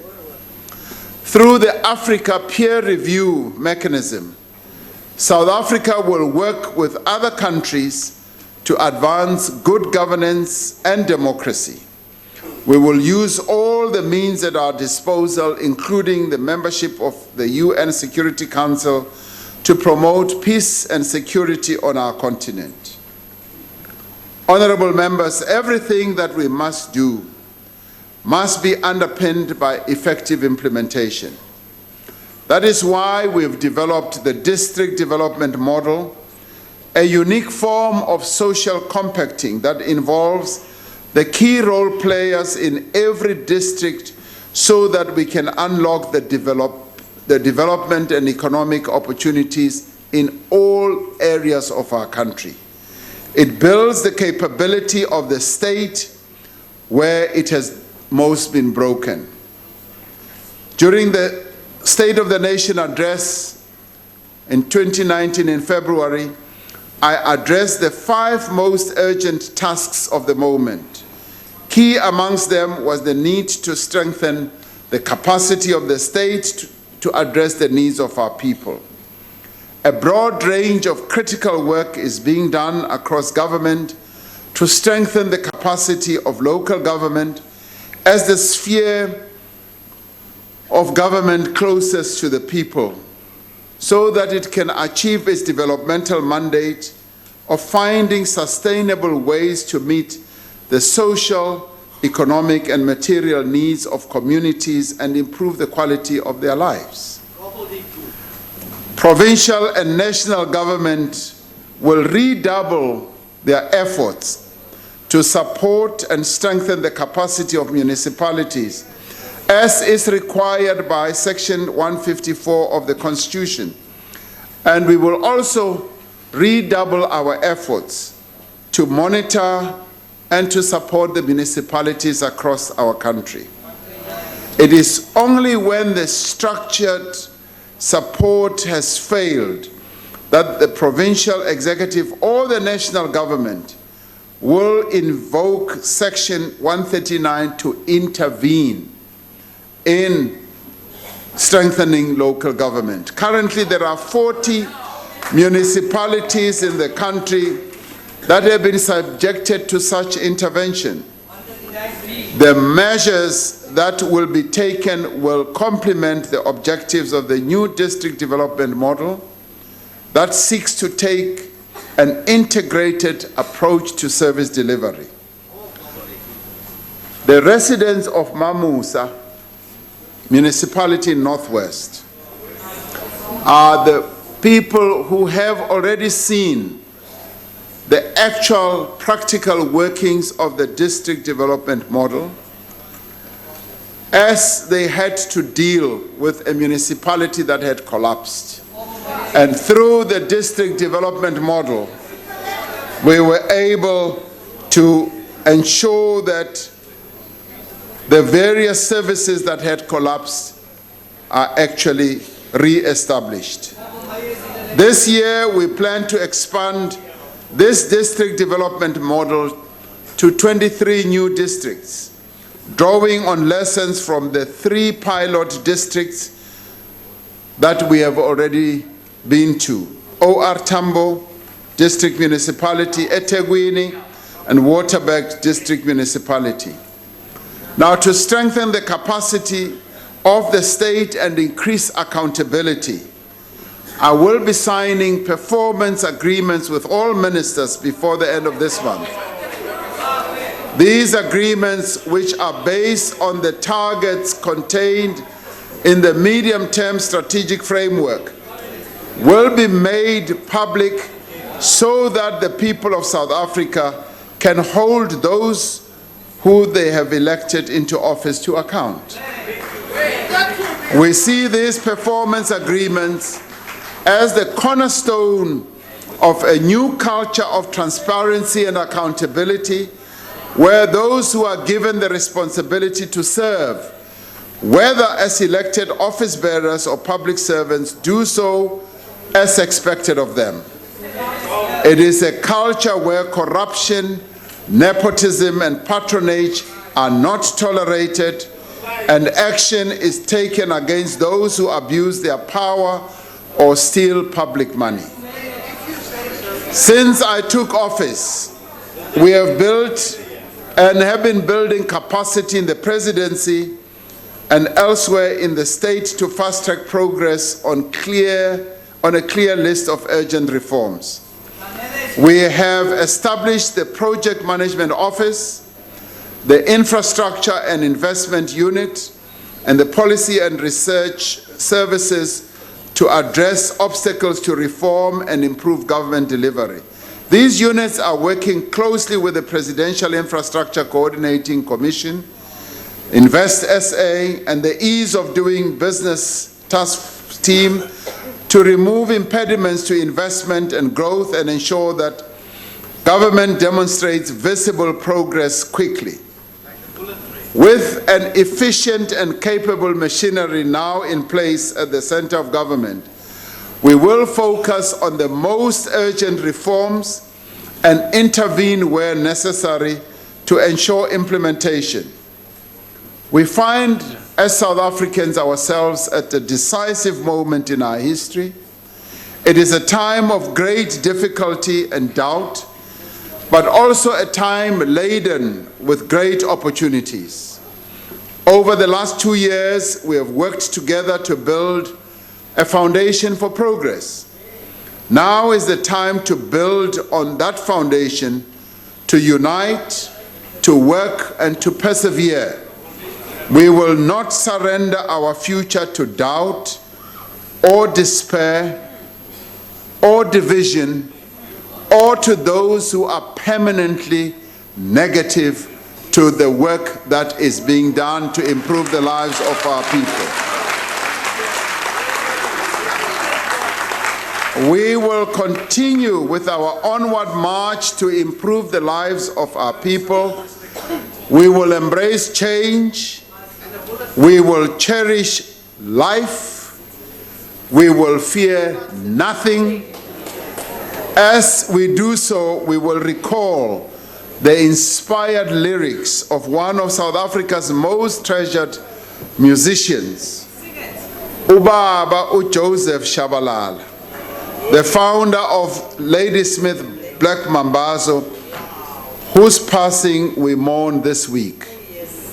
Ubaba Joseph Shabalala wrote, but he wrote in a different era, and his words still ring true. And he wrote, open quotes, "We face high mountains, must cross rough seas. We must make our place in history and live with dignity. As we climb to reach our destiny, a new age has begun." I thank you.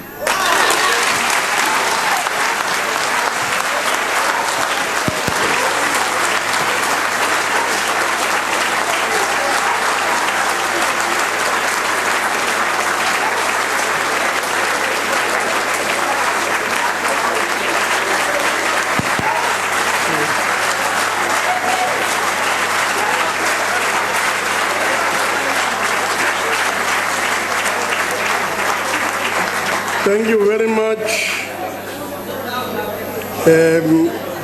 I take this opportunity to thank the President for an inspiring address. Members and guests should please remain at their places until the procession and the members of the judiciary have left the chamber. The guests in the gallery should remain seated until ushers indicate that the doors are open. The procession led by the acting sergeant at arms and the usher. There you have it. It took 1 hour and 17 minutes before the EFF left the House, and then 1 hour and 35 minutes in total before SONA 2020 finally got underway. But of course, it finally was delivered. The President delivered his speech, and for quick analysis before the members start leaving the House, let's just find out, Alicia, what did you make of the President's speech? What stuck out for you? For me, I mean, there's a lot of things that came out from last year's SONA as well, but I think the Sovereign Wealth Fund is definitely something to talk about. The State Bank, of course.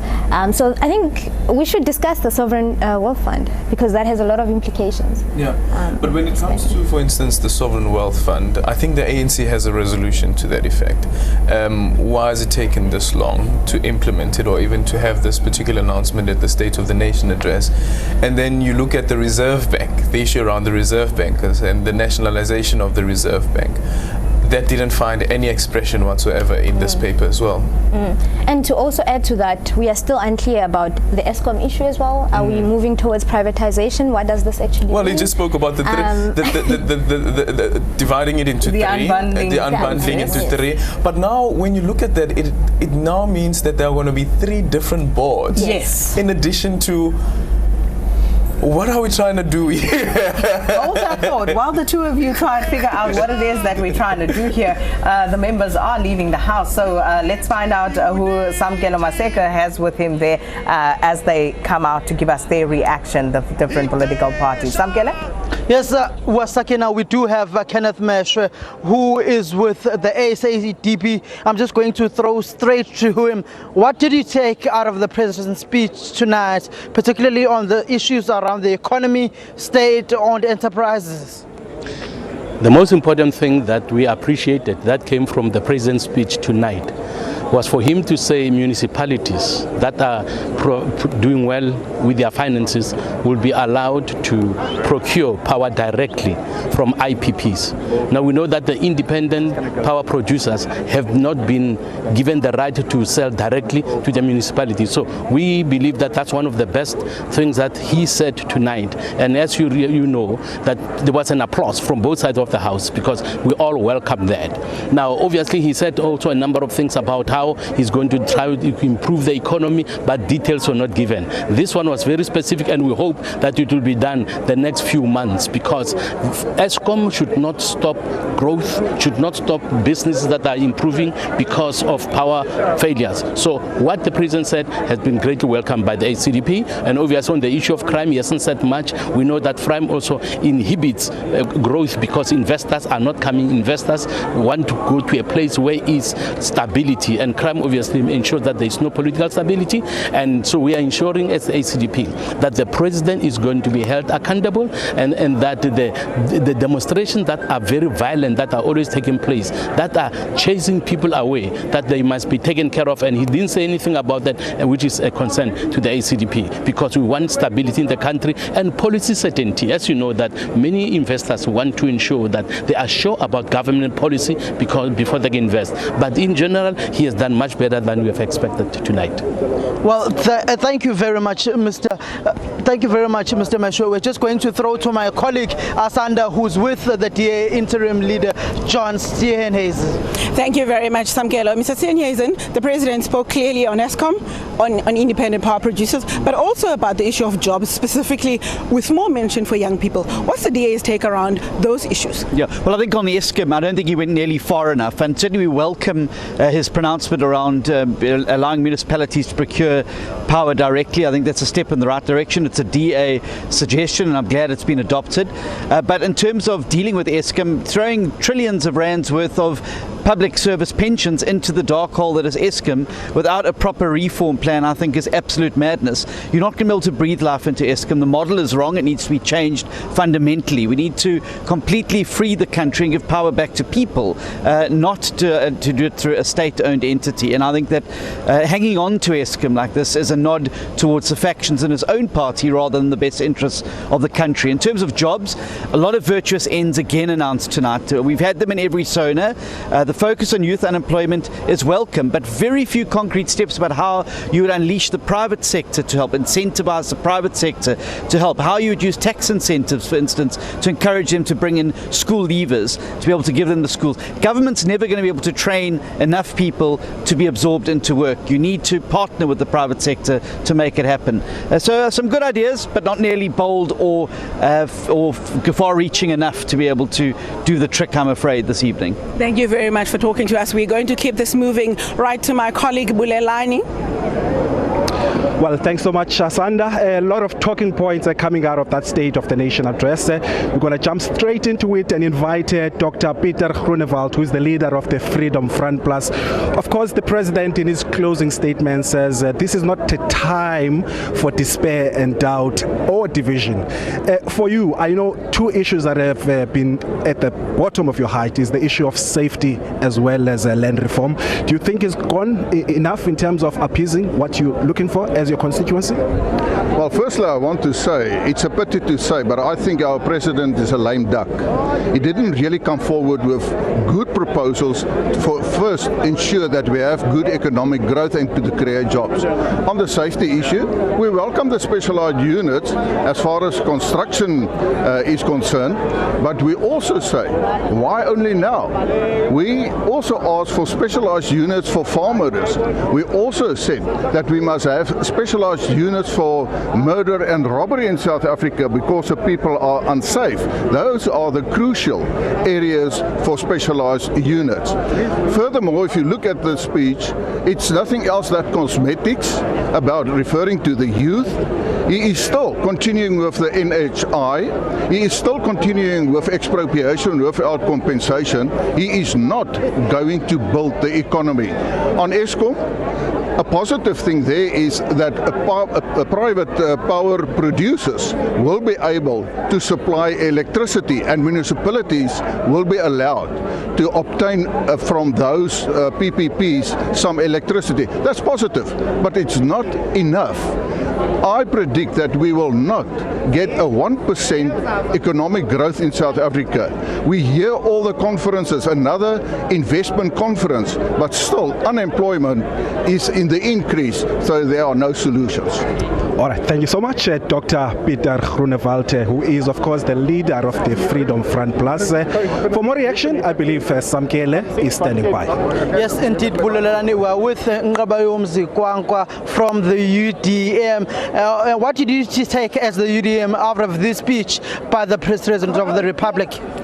Look, we're a political party that gives credit where it's due. I think the president did make a few bold announcements. The first one is the strategy on how to deal with the energy constraints and the energy crisis in the country, where they even said, which is a UDM policy by the way, that municipalities should be allowed at local government level to be able to generate their own electricity and power up cities and surrounding areas. As soon as you decentralize the provision of energy, then you'll be able to allow the private sector to play a meaningful role in it. But there are other announcements that have to do with trying to stimulate growth and youth unemployment, deal with youth unemployment specifically. But I think one of the issues that the president must consider as he tries to encourage us to say we need to buy local is that local businesses must also be encouraged to employ South Africans and to employ locals so that we can be able to fight the issue of unemployment. The third aspect, which we think is very important for us, is where the president then towards the end started talking about the opportunities that might exist for South Africa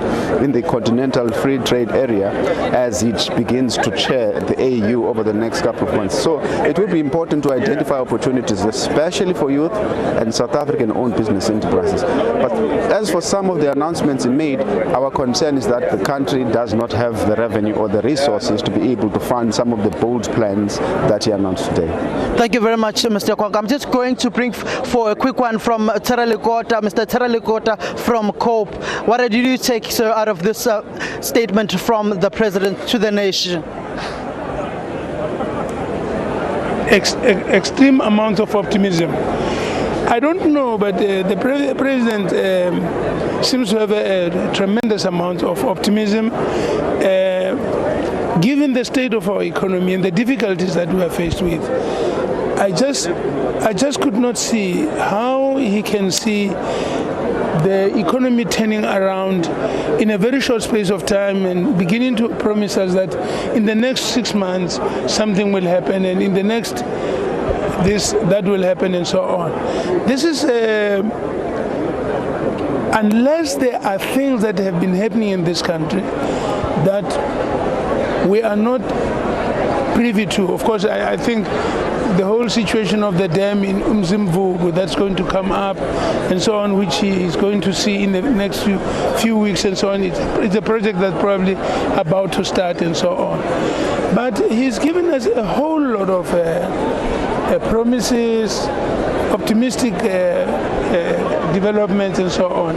But they really do not match the experience that one has been having in this country at the present time. There's no growth.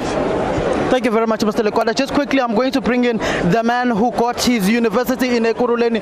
That would be Mzwandile Masina. I'm just going to make it quick, Mr. Masina. We're out of time, but the President has given you a university. What do you have to say? You've got 2 minutes. Well, we are very excited as the people of Ekurhuleni, and this will go a long way in improving the skills base for the economy. As you know, that we are building a massive electropolis in our city. I'm quite excited for the people of Ekurhuleni, and I have no doubt that this will change the life of many young people in our area, and we've already started with some of the investment, and this will go a long way. Thank you very much. Thank you very much, Mr. Masina, Mayor of Ekurhuleni. I'm just going to throw to my colleague Asanda.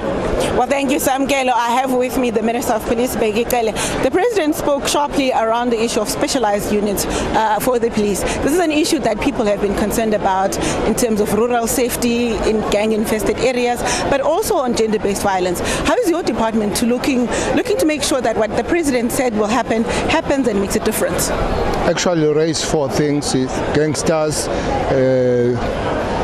gender-based violence, women issues, but also the extortion of the businesses around the country. That unit has been established as a special unit, anti-gang unit, has been working in Cape Town but not fully fledged. It's fully fledged now, spreading it around the country. The women issues is epitome matter of everybody. Hence we're having 186 units, female and child unit dealing with that in the country. That is giving us better results. We have formed quite several units with the farming community, starting in Limpopo, KZN and Northwest. We're working together, even with the FF Plus, we're working together on the matter. We are putting that. We hope that when time comes, Minister Tito Mboweni will remember us and give us some extra resources so that all these units called by the President are fully implemented. Thank you very much for talking to us. That's the Minister of Police, Bheki Cele, hoping that the Finance Minister will do good on the President's promise. Let's go to my colleague Bilelani right now. All right, thank you so much, Asanda. Of course, taking more reaction. Now we invite the National Freedom Party, Mr. Christopher SABC. Of course, the elephant in the room with regards to the State of the Nation address is the issue of Eskom and its ability to keep the lights on. Did the President convince you that the problem is being sorted out? Definitely, one, as the National Freedom Party, we are not convinced, because as you can see, the President has also tabled the long term rather than the quick solution. The country is going dark, people are dying, business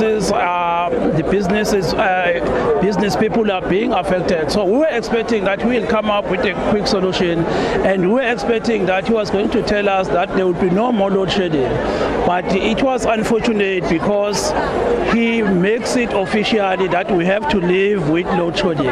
So what we are expecting is a quick solution to address the issue of ESCOM. So we were expecting that he was going to tell us how is the heads going to run and how he is going to make sure that our SOEs or Pravin Gordhan is going to implement a quick solution that will relieve the country, that will make the business people being happy. Thank you so much, Mr. Christopher SABC from the National Freedom Party. Of course, hoping that the load shedding issue can be addressed as a matter of urgency. Now, to my right, I turn to the leader of the Good movement, as well as Public Works Minister, Ms. Patricia de Lille. A lot is going to be said in the budget speech around the issue of moving from consumption to infrastructure development. Of course, the challenge is the issue of capacity and being able to pay suppliers on time. Do you have plans in place for that? Any government anywhere in the world, to have our economy to grow, we have to invest more in infrastructure. The role of government is to invest in infrastructure, allow for a crowding in effect from the private sector to create jobs, but also make sure that we lead, because through infrastructure investment, through maintenance, through investing infrastructure in our rural areas, we will be stimulating the economy and create more jobs, to create those conditions conducive for the private sector to help us to create jobs.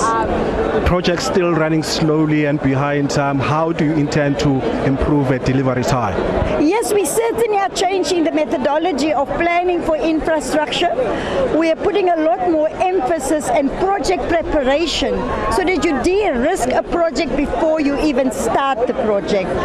And I've put together a multidisciplinary team. We already have got a number of what they call bankable projects that we can give to investors to raise funding for infrastructure development. So I'm very happy that infrastructure is going to be the center of job creation and growing our economy, especially the construction industry.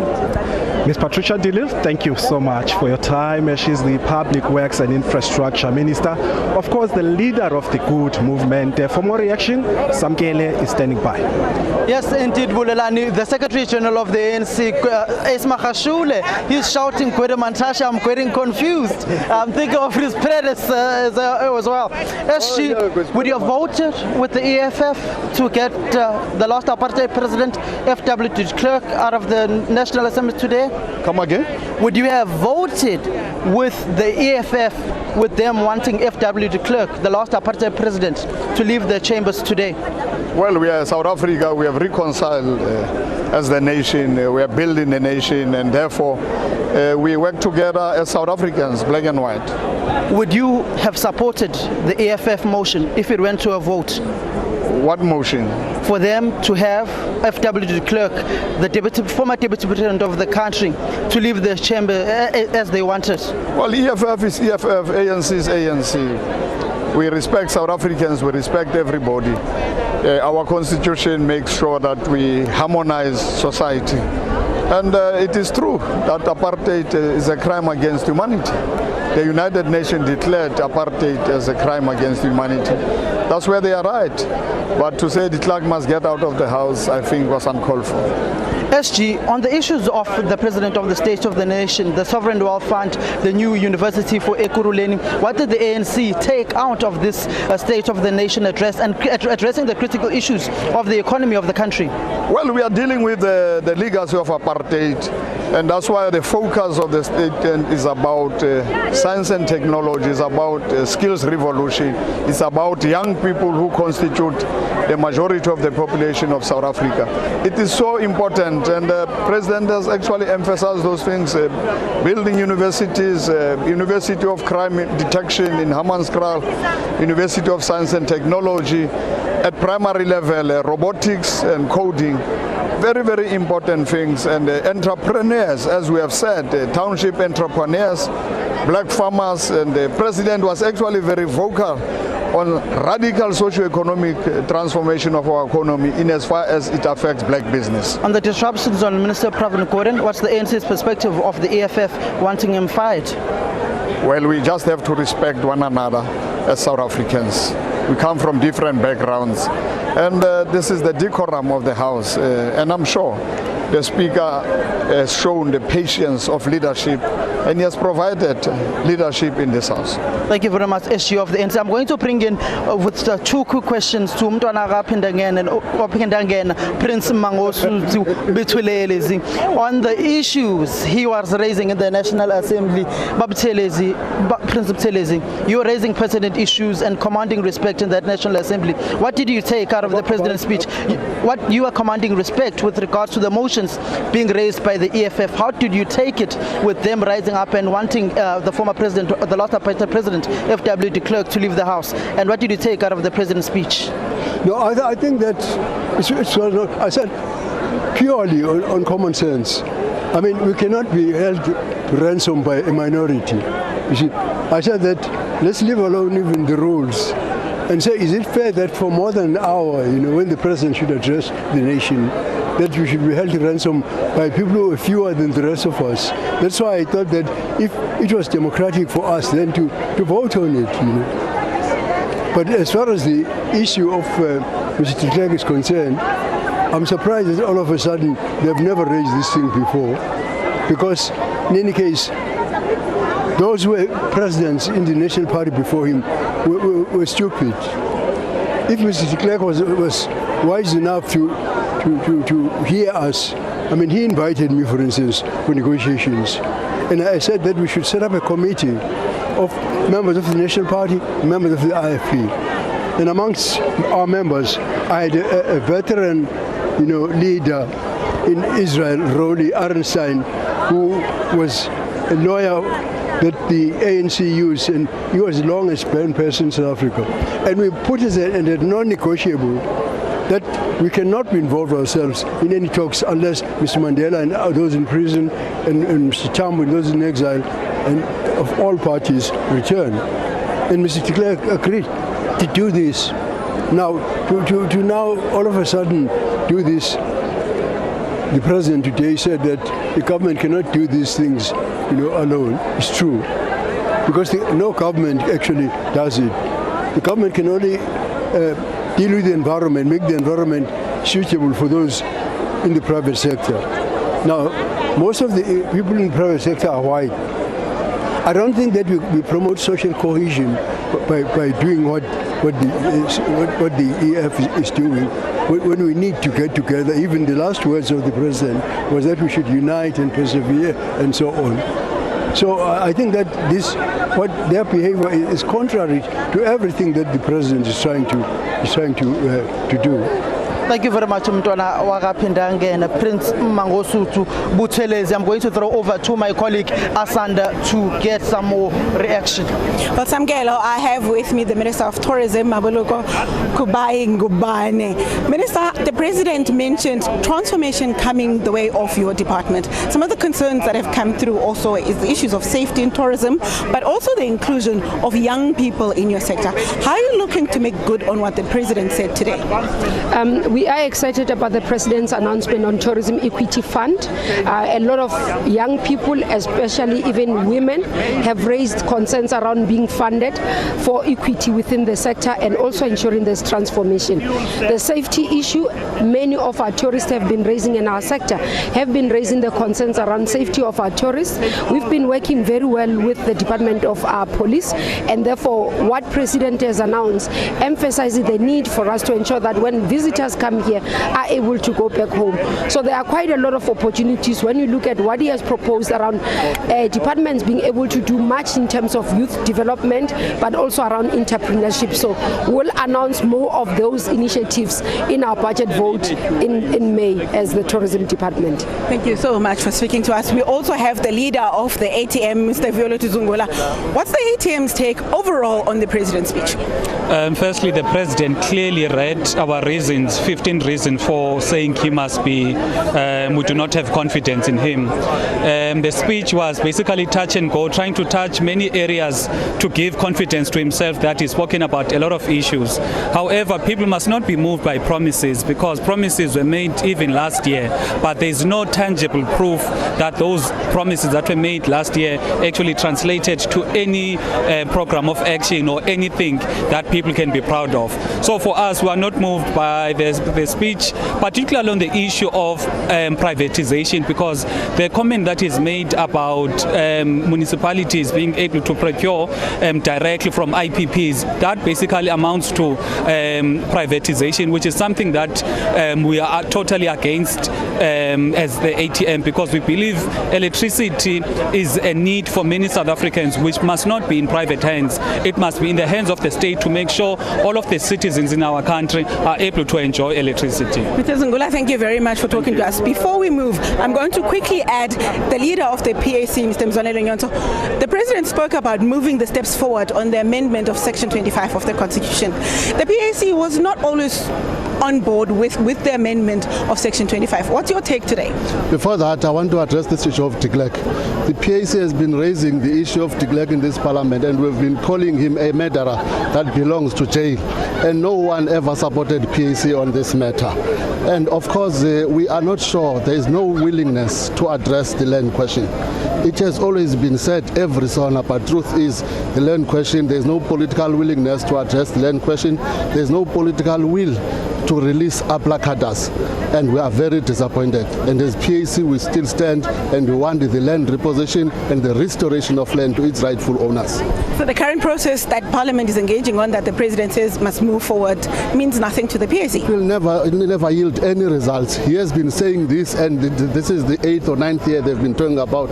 They will never address the land question until they understand and realize that the land belongs to Africans and land must be repossessed, because land was stolen, and there's no need for compensation. You don't compensate a thief. Thank you so much for speaking to us. That's the leader of the PAC, Mr. Mzwanele Nyonto. We're going to talk a bit more to some of my colleagues on the other end of the steps. I understand Bulelani has a guest with him. Yes, thank you, Asanda. Of course, we're still taking political reactions here on the steps of Parliament. I'm going to quickly bring in the African Independent Congress, Lulama Nchaisa, who's very concerned that the President did not touch much on school infrastructure. Why is that? Thank you very much, Bulelani. You know, I was looking forward now to hearing the President at least giving details on the school measures. Since now most of the learners just fell in pit toilets.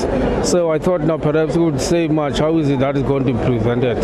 Because as parents we are very much concerned about the school safety on our children. Perhaps the President may just give a chance now to the Minister of the Basic Education to say this. But now we're just expecting him to say a little, so it was not in details. And again, coming to this SAA, I thought the President perhaps now would tell us how the 900 jobs that are going to be cut are going to be presented, rather to be prevented, because he's saying now there are certain measures now that will be put regarding this SAA challenge. But now we don't know now how these people are going to retain their jobs. The 900 people that are said now to be dismissed or to be without having jobs. And again now, you remember this was just put under business ratio. Then the business ratio practitioners, I don't see much that has been done. Instead, they have been just cutting now all other flights. I don't think now it speaks too much to the people of South Africa. And this SAA now does not benefit our people. Remember, the poor people do not fly. So there's no benefit that is being gained by the poor people. So, Lulama Chaisa, thank you so much. We've ran out of time. Is of course from the AIC. Of course, more reaction. Samkela Maseko is standing by. Yes, indeed, Bulelani, with the Minister of Justice and Correctional Services, Ronald Lamula. Mr. Lamula, I know you've been very passionate on the issue of amendment of Section 25 1995, and especially from that generation of the Youth League on land expropriation without compensation. How are you speeding up this process, in the words of President Cyril Ramaphosa in this State of the Nation address? Now, obviously, the President says that we expect that Parliament will, during the course of this year, finalize the process of the amendments. And as the Executive, we stand ready with the expropriation bill, which will outline under what circumstances will land be expropriated without compensation. But he has also been very clear about the land under the state that has already been earmarked for agriculture, for women settlement, which the state is going to release soon, so that we do not have to wait for this process for long, because government still has a responsibility and obligation to provide for housing, to provide for people to be able to do farming, and I think that is a clear parameters in that regard. There have been issues raised on the constitutionality of land expropriation without compensation. How do you make sure that this is passed through the Constitutional Court and meets the ombuds of the South African law? Yeah, obviously that's the reason why you have to make it explicit in the process as that is unfolding now in the parliamentary process. But that does not stop government from now working on a bill that is responding to that, which will be able to withstand constitutional muster. And I think there is also already a huge buy-in with the Department of Rural Development coming up with a distribution policy for even people in the private sector or private individuals who might want to donate some of the land. So there's a work that is happening, which I think is a steady progress, which will bring all South Africans together on this issue. As the President is taking some notes from the EFF, he raises issues of the Sovereign Wealth Fund. Have you been taking notes from them and implementing some of the proposals that they are putting forth to the table? The Sovereign Wealth Fund has been a standing resolution of the ANC for many years, and it's a government policy for many years. It's not taken from any other party. It's what government has always planned. But you will know that it takes time with government because of feasibility studies and being scientific. But with the opposition, they can do it on their feet. They can stand and pronounce anything. But with government, you have to do processes, due diligence, and when you make a pronouncement, it must be backed out by some kind of a study. So it has been a long-standing resolution. You can go back to various resolutions of the ANC, including the manifesto. It is there. Why were you quiet and didn't take your peers toe-to-toe when they were raising issues of Minister Gordhan and the issue of FW de Klerk, the former last apartheid president? Yeah, obviously as MPs we are working under the disciplinary guidance of the ANC chief whip. So there's a guidance. You don't just stand up and raise whatever. But if you have got a point that you may wish to raise, you can raise it. But I think the speaker handled the matter well. She made the ruling, which I think she should have stood by. And I think lessons can be learned from that going forward. Thank you very much, Minister Lamula. I'm going to throw to my colleague Asanda, who has some more reaction. Well, Samkele, the President spoke at length about improving, or rather boosting, small businesses and also young people. With me now is the Minister of Small Business Development, Kumbuzo Nchaveni. Minister, the President said your department has to do most of the work in building up small enterprises, but also involving young people, specifically women. How are you looking to make that a reality? We had started working on that because we understood that the challenge for young people and women in entrepreneurship is great. So we started doing pitch for funding and information sessions across the district so that we could have a pipeline for women entrepreneurs and young people, whether at startup or ideation, who we could support. So we are ready for the 1,000 entrepreneurs in 100 days together with the NYDA, and we are also ready for the 100,000 young entrepreneurs in 3 years' time. We're also ready for the She Trades platform. Are you looking to partner up with business so that it's not just on government's shoulders to move young people forward in the economy? We are already partnering with big business, and they are supporting us both in terms of funding and also enterprise development. We should be announcing shortly great initiatives which are doing in partnership with large business. Thank you very much, Minister. Talking about how many more young people will benefit. The President also spoke at length about the training of young people, for the young people to get into the jobs, but also to build their own businesses. We have Minister Blade Nzimande right here today. When the President talks about improving the skills of young people, but also the training, what is your department looking to do differently this year? Well, first of all, I must Sam, I really welcome the speech, you know, and the president just hit the right notes and the right areas that needs attention, particularly the focus on youth unemployment, you know, and a multifaceted approach to actually tackle this. And of course, for me, one of the most important things I welcome is the 64 billion rands we're going to be investing over the next 10 years into student accommodation, and also use that to leverage another 64 billion rands from the private sector. And I think this will actually set us on a way to really finally resolve the issue of student accommodation. And I'm saying I'm using this time to say to the students and other stakeholders, let's come together and make sure that this amount of money makes the right kind of impact that we want. Also, I welcome the announcement of the building of a new university. I'm already started to roll my sleeves to actually get ready to say how this university should be shaped. Of course, it's important. It's going to be built in the only metro in our country which did not have a university. But much more importantly, it's being built in the heartland of industry. What we need in order to really develop our economy is a combination of industry with science and innovation, which must lead into building into new products, new patents, even actually the emergence of new industries, so that South Africa is on the cutting edge of technology that we need for development. Are you building on experience from the Sol Plaatje University, but also from Mpumalanga as well, as you move forward, so that it doesn't take you too long to build the university? Absolutely. I must say I'm very proud that I have some experience on that. We'll definitely be building on the experiences of the new universities that we have built, you know, to actually make sure that we actually move with speed, you know, to be able to start setting up the institution. And it's one of the institutions that is so important, you know, for our country, because we don't just see it catering only for the students who are going to be there. We want it also to be able to support the rest of the university system in terms of strengthening science and innovation. Are you concerned about questions about whether it's universities or TVET colleges, all institutions of higher learning, where they are linked with their communities, with local businesses and also industry, so that young people who come out of your institutions are already linked with industry, that they don't finish school and then start from scratch to look for jobs?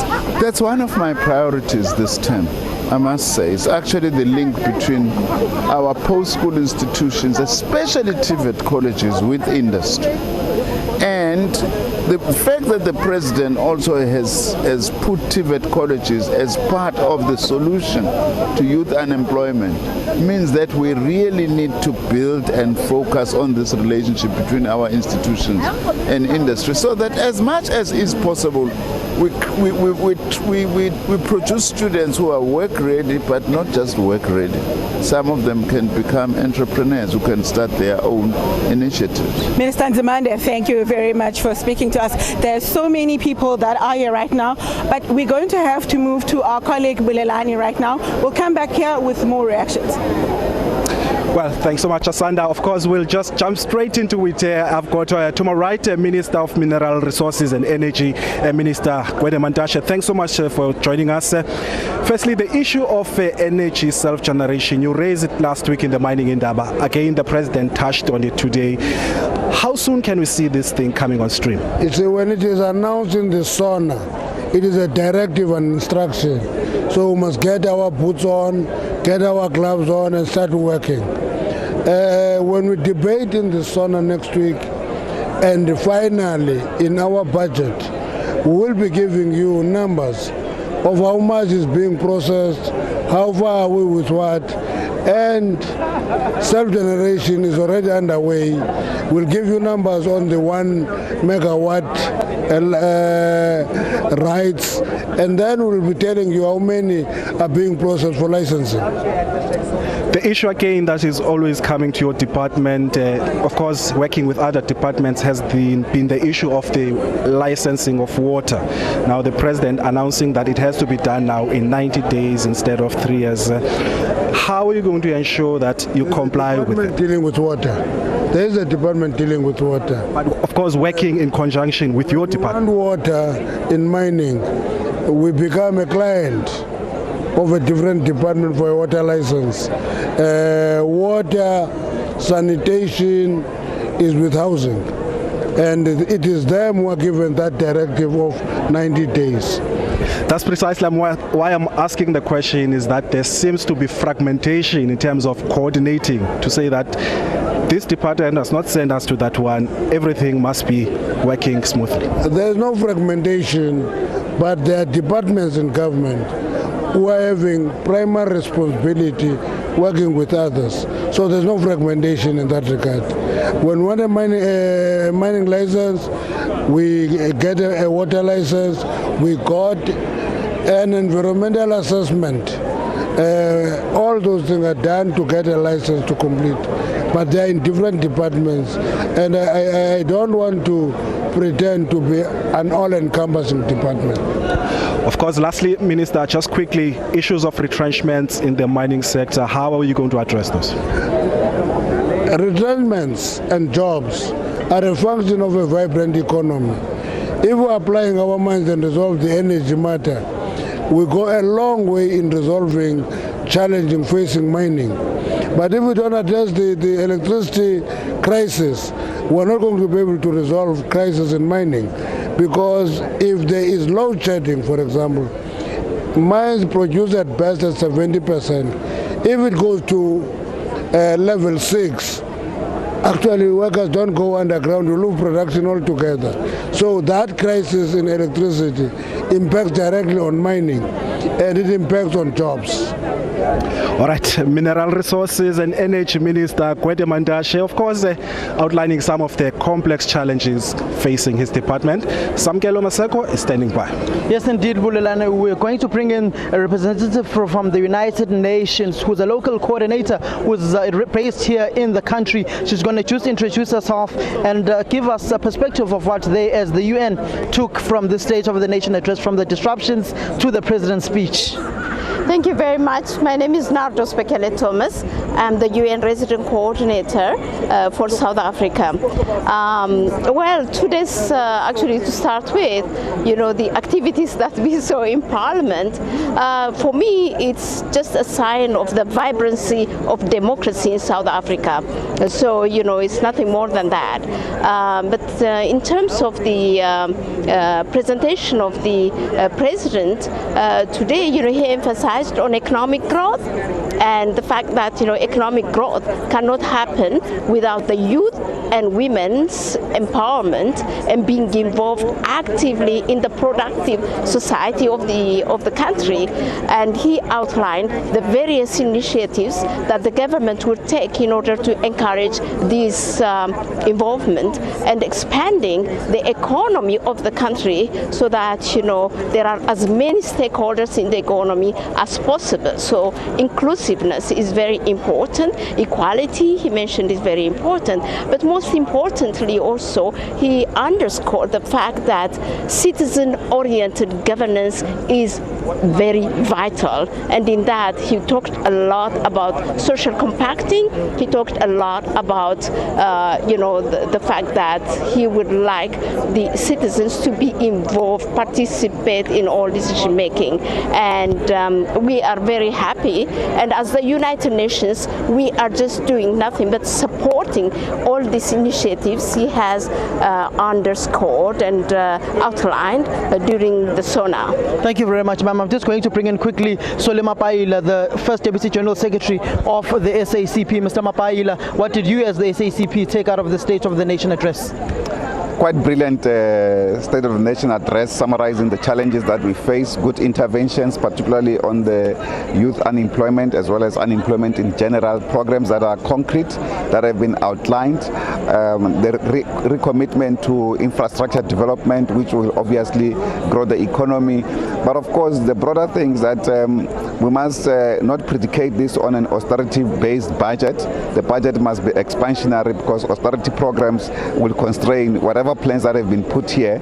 But the plans are quite amazing. We have seen, for instance, the creation of the National Sovereign Wealth Fund. We called for it many years ago as the Communist Party.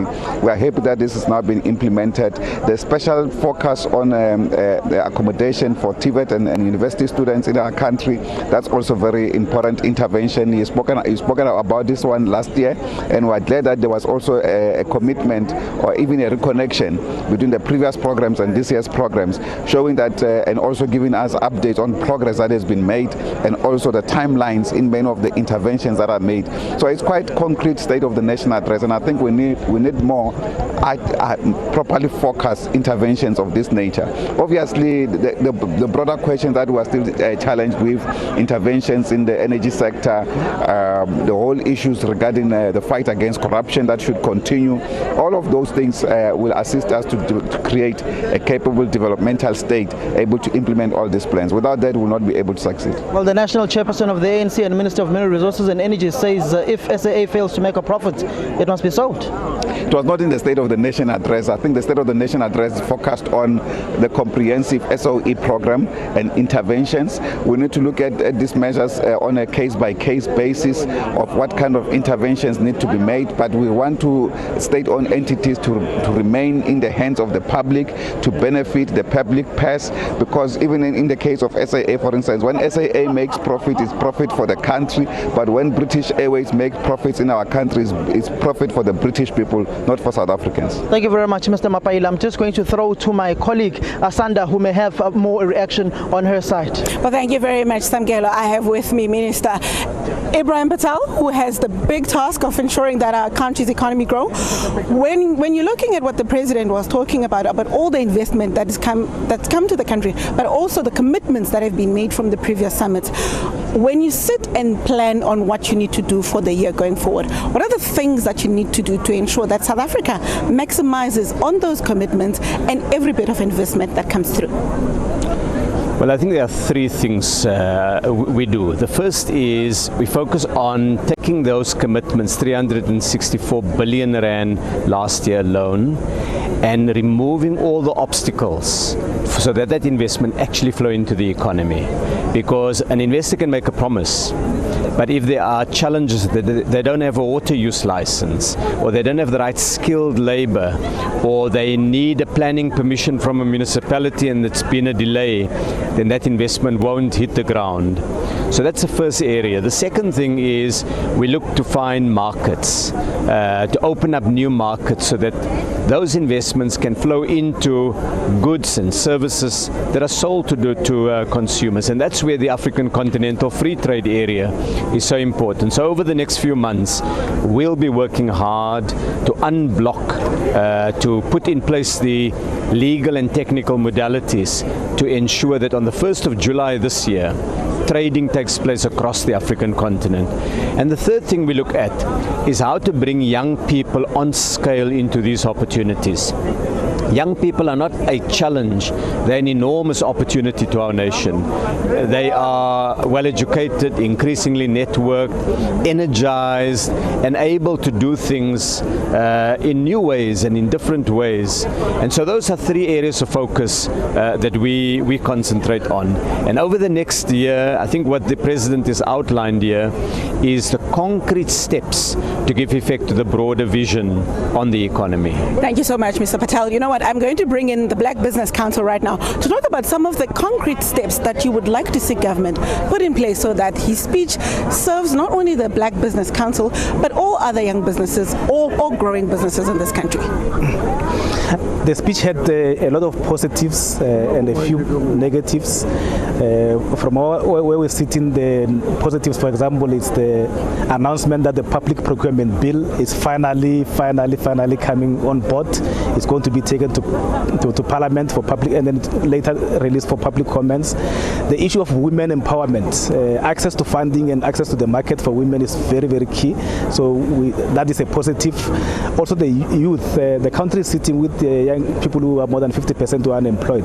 So it's important that we must spend all our efforts looking at that. the issue of ESCOM is very, very critical, and I think what should be welcome is the fact that even if load shedding is negative, the fact that we know for the next 10, 18 months we're going to have load shedding, it makes business to be able to plan. That's what. Do you believe, though, that black businesses, small black businesses, will be able to survive all the measures that have to be put in place whilst ESCOM is being stabilized?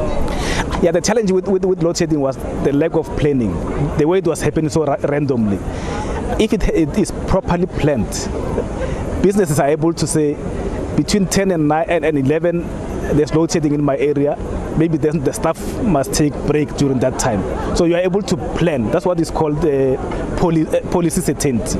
So that has to happen. The negative, I think, from our side is that the black bank, the state bank, we've been talking about the state bank for some time, so it's important that implementation happens.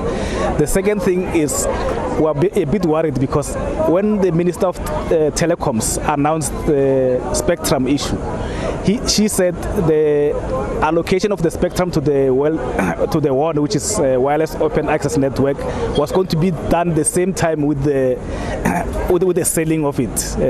But now that has been moved, which means it's going to delay the entrance of new players, because the WOAN is mainly specifically for black people and new entrants. So if you are going to go for the one that is going to be given to the mobile operators, it means that the new entrants will always be behind all the time. We will continue this discussion when the Minister of Finance delivers the budget. Let's now go to my colleague Bulelani, who has more reactions. Well, thank you, Asanda. Of course, now we're entering the terrain of human settlements, water and sanitation. And I'm going to be speaking right now to Minister Lindiwe Sisulu. Minister, thank you firstly very much for joining me. Firstly, I want to just address issues in sanitation. This thing of the bucket system, when are we going to eradicate it completely in the country? You know, I did give a definitive answer to that one. And I was interested to find that the media had been following up on it, and they got themselves so misled in such a tangle. I said, give me 6 months. And by the time I get to the podium this week, because I am responding to the President's State of the Nation, I will indicate to you that I have kept that 6 months. But the problem with society is it is so stuck in a particular way of dealing with sanitation that sanitation has to be waterborne. We now have a new revolution, which we call brown revolution, where it is possible for us to have we have sanitation that is not waterless sanitation. And we have been propelled in this direction by events in more developed countries, and we've had a conference run by the Bill Gates Foundation, where we've had various countries come to showcase to us how it is possible for us to have waterless sanitation, and we've bought into that lock, stock and barrel. And I'm sitting next to Tito Mboweni to make sure that we can buy that, because it is going to save us a great deal of time, it's going to save us a great deal of money, and it's going to create more jobs, and we at the end of all of that, we are also able to create energy to sell off. So we've found a way in which out of sanitation we can have a whole cycle that is actually very beneficial to us in the end. All right, just before I let you go, Minister, the President touching on the issue of approving water licenses, he's given a time frame within which it must be done. Are you confident that your department has the capacity to actually expedite those licenses? Well, you know, when we launched the master plan, we indicated what we had indicated to Cabinet. And I indicated to the people who were there present that when I became Minister of Water, I discovered that the President had not had his water license for 3 years, and it had really got up his nose very badly. So one of the first things that I did was to check on why it took so long. And a number of reasons were given for why it took so long. But we sat down and worked out what we need to do in order to ensure that we can unleash water, because without water, agriculture. For all of those newcomers into the agricultural sphere, while they wait for a water license, there's no productivity there. And we pared it down to much less than the 90 days. However, the president being the president, I think it is proper for him to be a little more judicious around the time frames, but we can do it in less than the time that he has given. All right, thank you so much, Minister Lindiwe Sisulu. Obviously, we will hold you to account on that. She is, of course, the Minister of Human Settlements, Water and Sanitation. We're now going to cross to Sakina in studio. Well, what a sterling job done by the team here on SABC News and covering this wall to wall. We did promise you that, and hopefully we delivered. But of course, just to wrap it up, all of the sentiments coming through, getting the reaction from the various political parties represented and those who were in attendance here this evening. I just want to touch on something very briefly. Of course, there will be more time to unpack this as the weekend rolls out. But right at the beginning, when the EFF makes the point about former President F.W. de Klerk. And I want to put this to you in terms of if this was a question of a Holocaust denialist, what would our reaction have been in that instance? Alicia? I think I'm still very shocked actually at what our former president said 2 weeks ago. I think at this point, every South African, black or white, Indian or colored, whatever race you are, you should accept the fact that apartheid was a crime against humanity. And I think for someone of his stature to actually say maybe not is actually telling us that as a society we still have a long way to go, because there are some who still believe that that system actually worked. In fact, there are people who still say the reason why everything is not working is because, you know what, we should actually go back to the way things were done. We cannot afford to go back. This country has a long way to go forward, but under no circumstances should we still be discussing whether apartheid was a crime against humanity or not. I think what's very important for the country, first of all, is at which point do we get to a point where we say we're going to elevate the crime which is apartheid to the level of a Holocaust?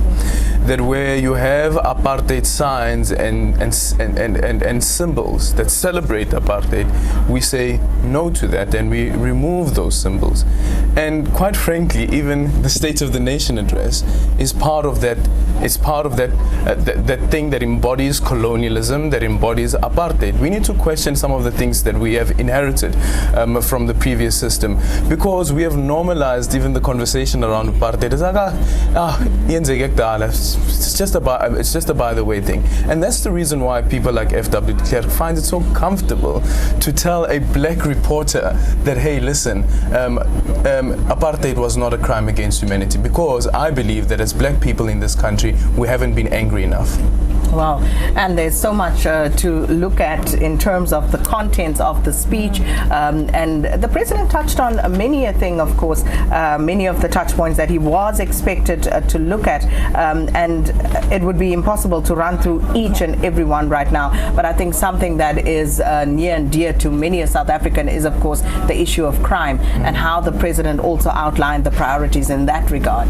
And we can see that the prioritization is on economic crimes, but that is not really the only thing. People's lived experiences every day, women are fearing. What does this mean actually for the economy? If people cannot be out, I mean, we've got countries in the world that even have night economies that are booming, meaning people are even working after 7. Yeah. When are we going to even get to that point when people are fearful even during the day? So economic crimes is one thing. What about the people that are working? And also there was a point, I think, in his speech where he said we should encourage people to report corruption. You know, which corruption are we talking about? Is it grand corruption, which we can't really see that is happening, you know, at the highest level, or are we just talking about bribes with, for example, Metro Police? So some of those distinctions need to be made in terms of what access to citizens have. Transparency moving forward will be a very big thing. In everything that he mentioned, for example, 1,000 young entrepreneurs that will be getting funding, we need a list of all those 1,000 entrepreneurs. That needs to be public. Is it really possible in 100 days? Well, there are so many other initiatives that we still need to track. Think about the Yes Initiative, and we know that fell way behind the targets that were set out, as did every other conceivable effort that has been put on the table. The question is, again, where is the money going to come from? Even with the Sovereign Wealth Fund, maybe we need to unpack what a sovereign wealth fund is and how it actually works for people to get a greater understanding, and then perhaps judge as to whether this is even viable. Yeah, I just want to go back to this point that you raised earlier on about the money and where the money is going to come from. So the president makes this announcement, says finally we will lead youth employment. We will lead a youth employment initiative which will be funded by setting aside 1% of the budget to deal with high levels of youth unemployment. But we just said that the budget is constrained. The likes of Moody's, for instance, the likes of S&P have said that if you look at your GDP to state debt levels, it is excessively high. I think it's now post the 50% mark.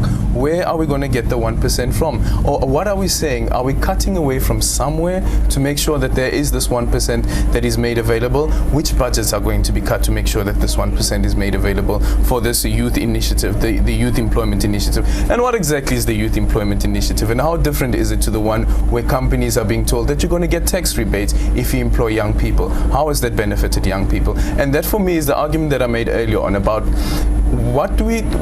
how do we understand the State of the Nation address? Because the State of the Nation address for me is not a manifesto launch. It is the president telling us that this is the State of the Nation address. These are the programs that are announced last year. These are the programs that are announced in 2018. And this is how far we are. And this is the new initiatives that we are coming up with as a solution. And I'm sorry, I'm not getting this. I'm not getting that from this. Well, Alicia, your final word on all of this? Yeah, we have to I mean, the President's State of the Nation address has to align with, obviously, the National Development Plan, which is mostly driven by the government, and we have to also look at who is the ruling party, so they take their manifesto into that as well. So those things are hard to sort of disentangle. But on the Sovereign Wealth Fund, which would be then, of course, sort of a state-owned investment fund, some things happen with that because there are decisions that need to be made. Either you're going to increase taxes or government spending will be low. So, or both of those, right? So this could be funding that austerity measures. So should we be checking what Tito Mboweni is going to say next week? We have to be watching what the minister will say. Do you think he can tinker with tax any further at this point, unless it's, of course, taxing the wealthy? I mean, no, there are other options. I mean, you get money from privatization, you can get it from the, sort of currency manipulation, and you can also get from mineral revenue. So he needs to unpack. So this Sovereign Wealth Fund, where is the funding exactly going to be coming from? But we know there are different sources that are available, but that needs to be clarified, because we cannot afford to increase taxes furthermore. South Africans are really feeling. Oxfam is pushing for a wealth fund, a wealth tax. They say that that's the route to go, and that will help alleviate the poverty. Well, it doesn't end here. This will be debated at length here in Parliament next week. And of course, then we await the Minister of Finance, Tito Mboweni's speech on exactly where the money is going to be coming from and how it's going to be allocated. But we hope you enjoyed our coverage. Thank you so much, Aldrin Sempia and Alicia Ndlovu, and of course to the entire crew all over the country who've made sure that we've brought this wall-to-wall coverage to you. But I'm going to give the final word to the team down to my left, who have been running around like crazy. I'm glad at least my feet got some rest, but team, it's over to you. Well, Sakina, it's been indeed a pleasure to bring the 2020 State of the Nation address to South Africans. It's been a long day. I particularly enjoyed the red carpet and the pertinent questions to pose to some of our public representatives. I hope that the red carpet will be rolled out to the 57 million South Africans who are languishing in poverty, unemployment, underdevelopment and inequality. Over to my colleagues Natasha and Asanda. The red carpet is ours. Well, Natasha, how was your experience, your first SONA red carpet? Well, my first SONA red carpet experience was just absolutely amazing, and like Sam says, I mean, also asking pertinent questions, holding politicians to account, but of course not forgetting the glitz and the glamour. Well, I'm Asanda Mbete. I had a wonderful time working with my colleague Natasha Piri right here, but I'm going to hand you over to Bulelani Philip as I say my good night. Well, I'm not going to say much, Asanda. Safe to say that from myself, Bulelani Philip, Samkelo, Maseko, Asanda Mbeche and Natasha Piri, it's been a lovely evening, and we're going to close out with a surprise as we bring in now Ntombi Yamutsonga, tonight's Imbongi, who's going to sing us out for tonight's agenda. Good night.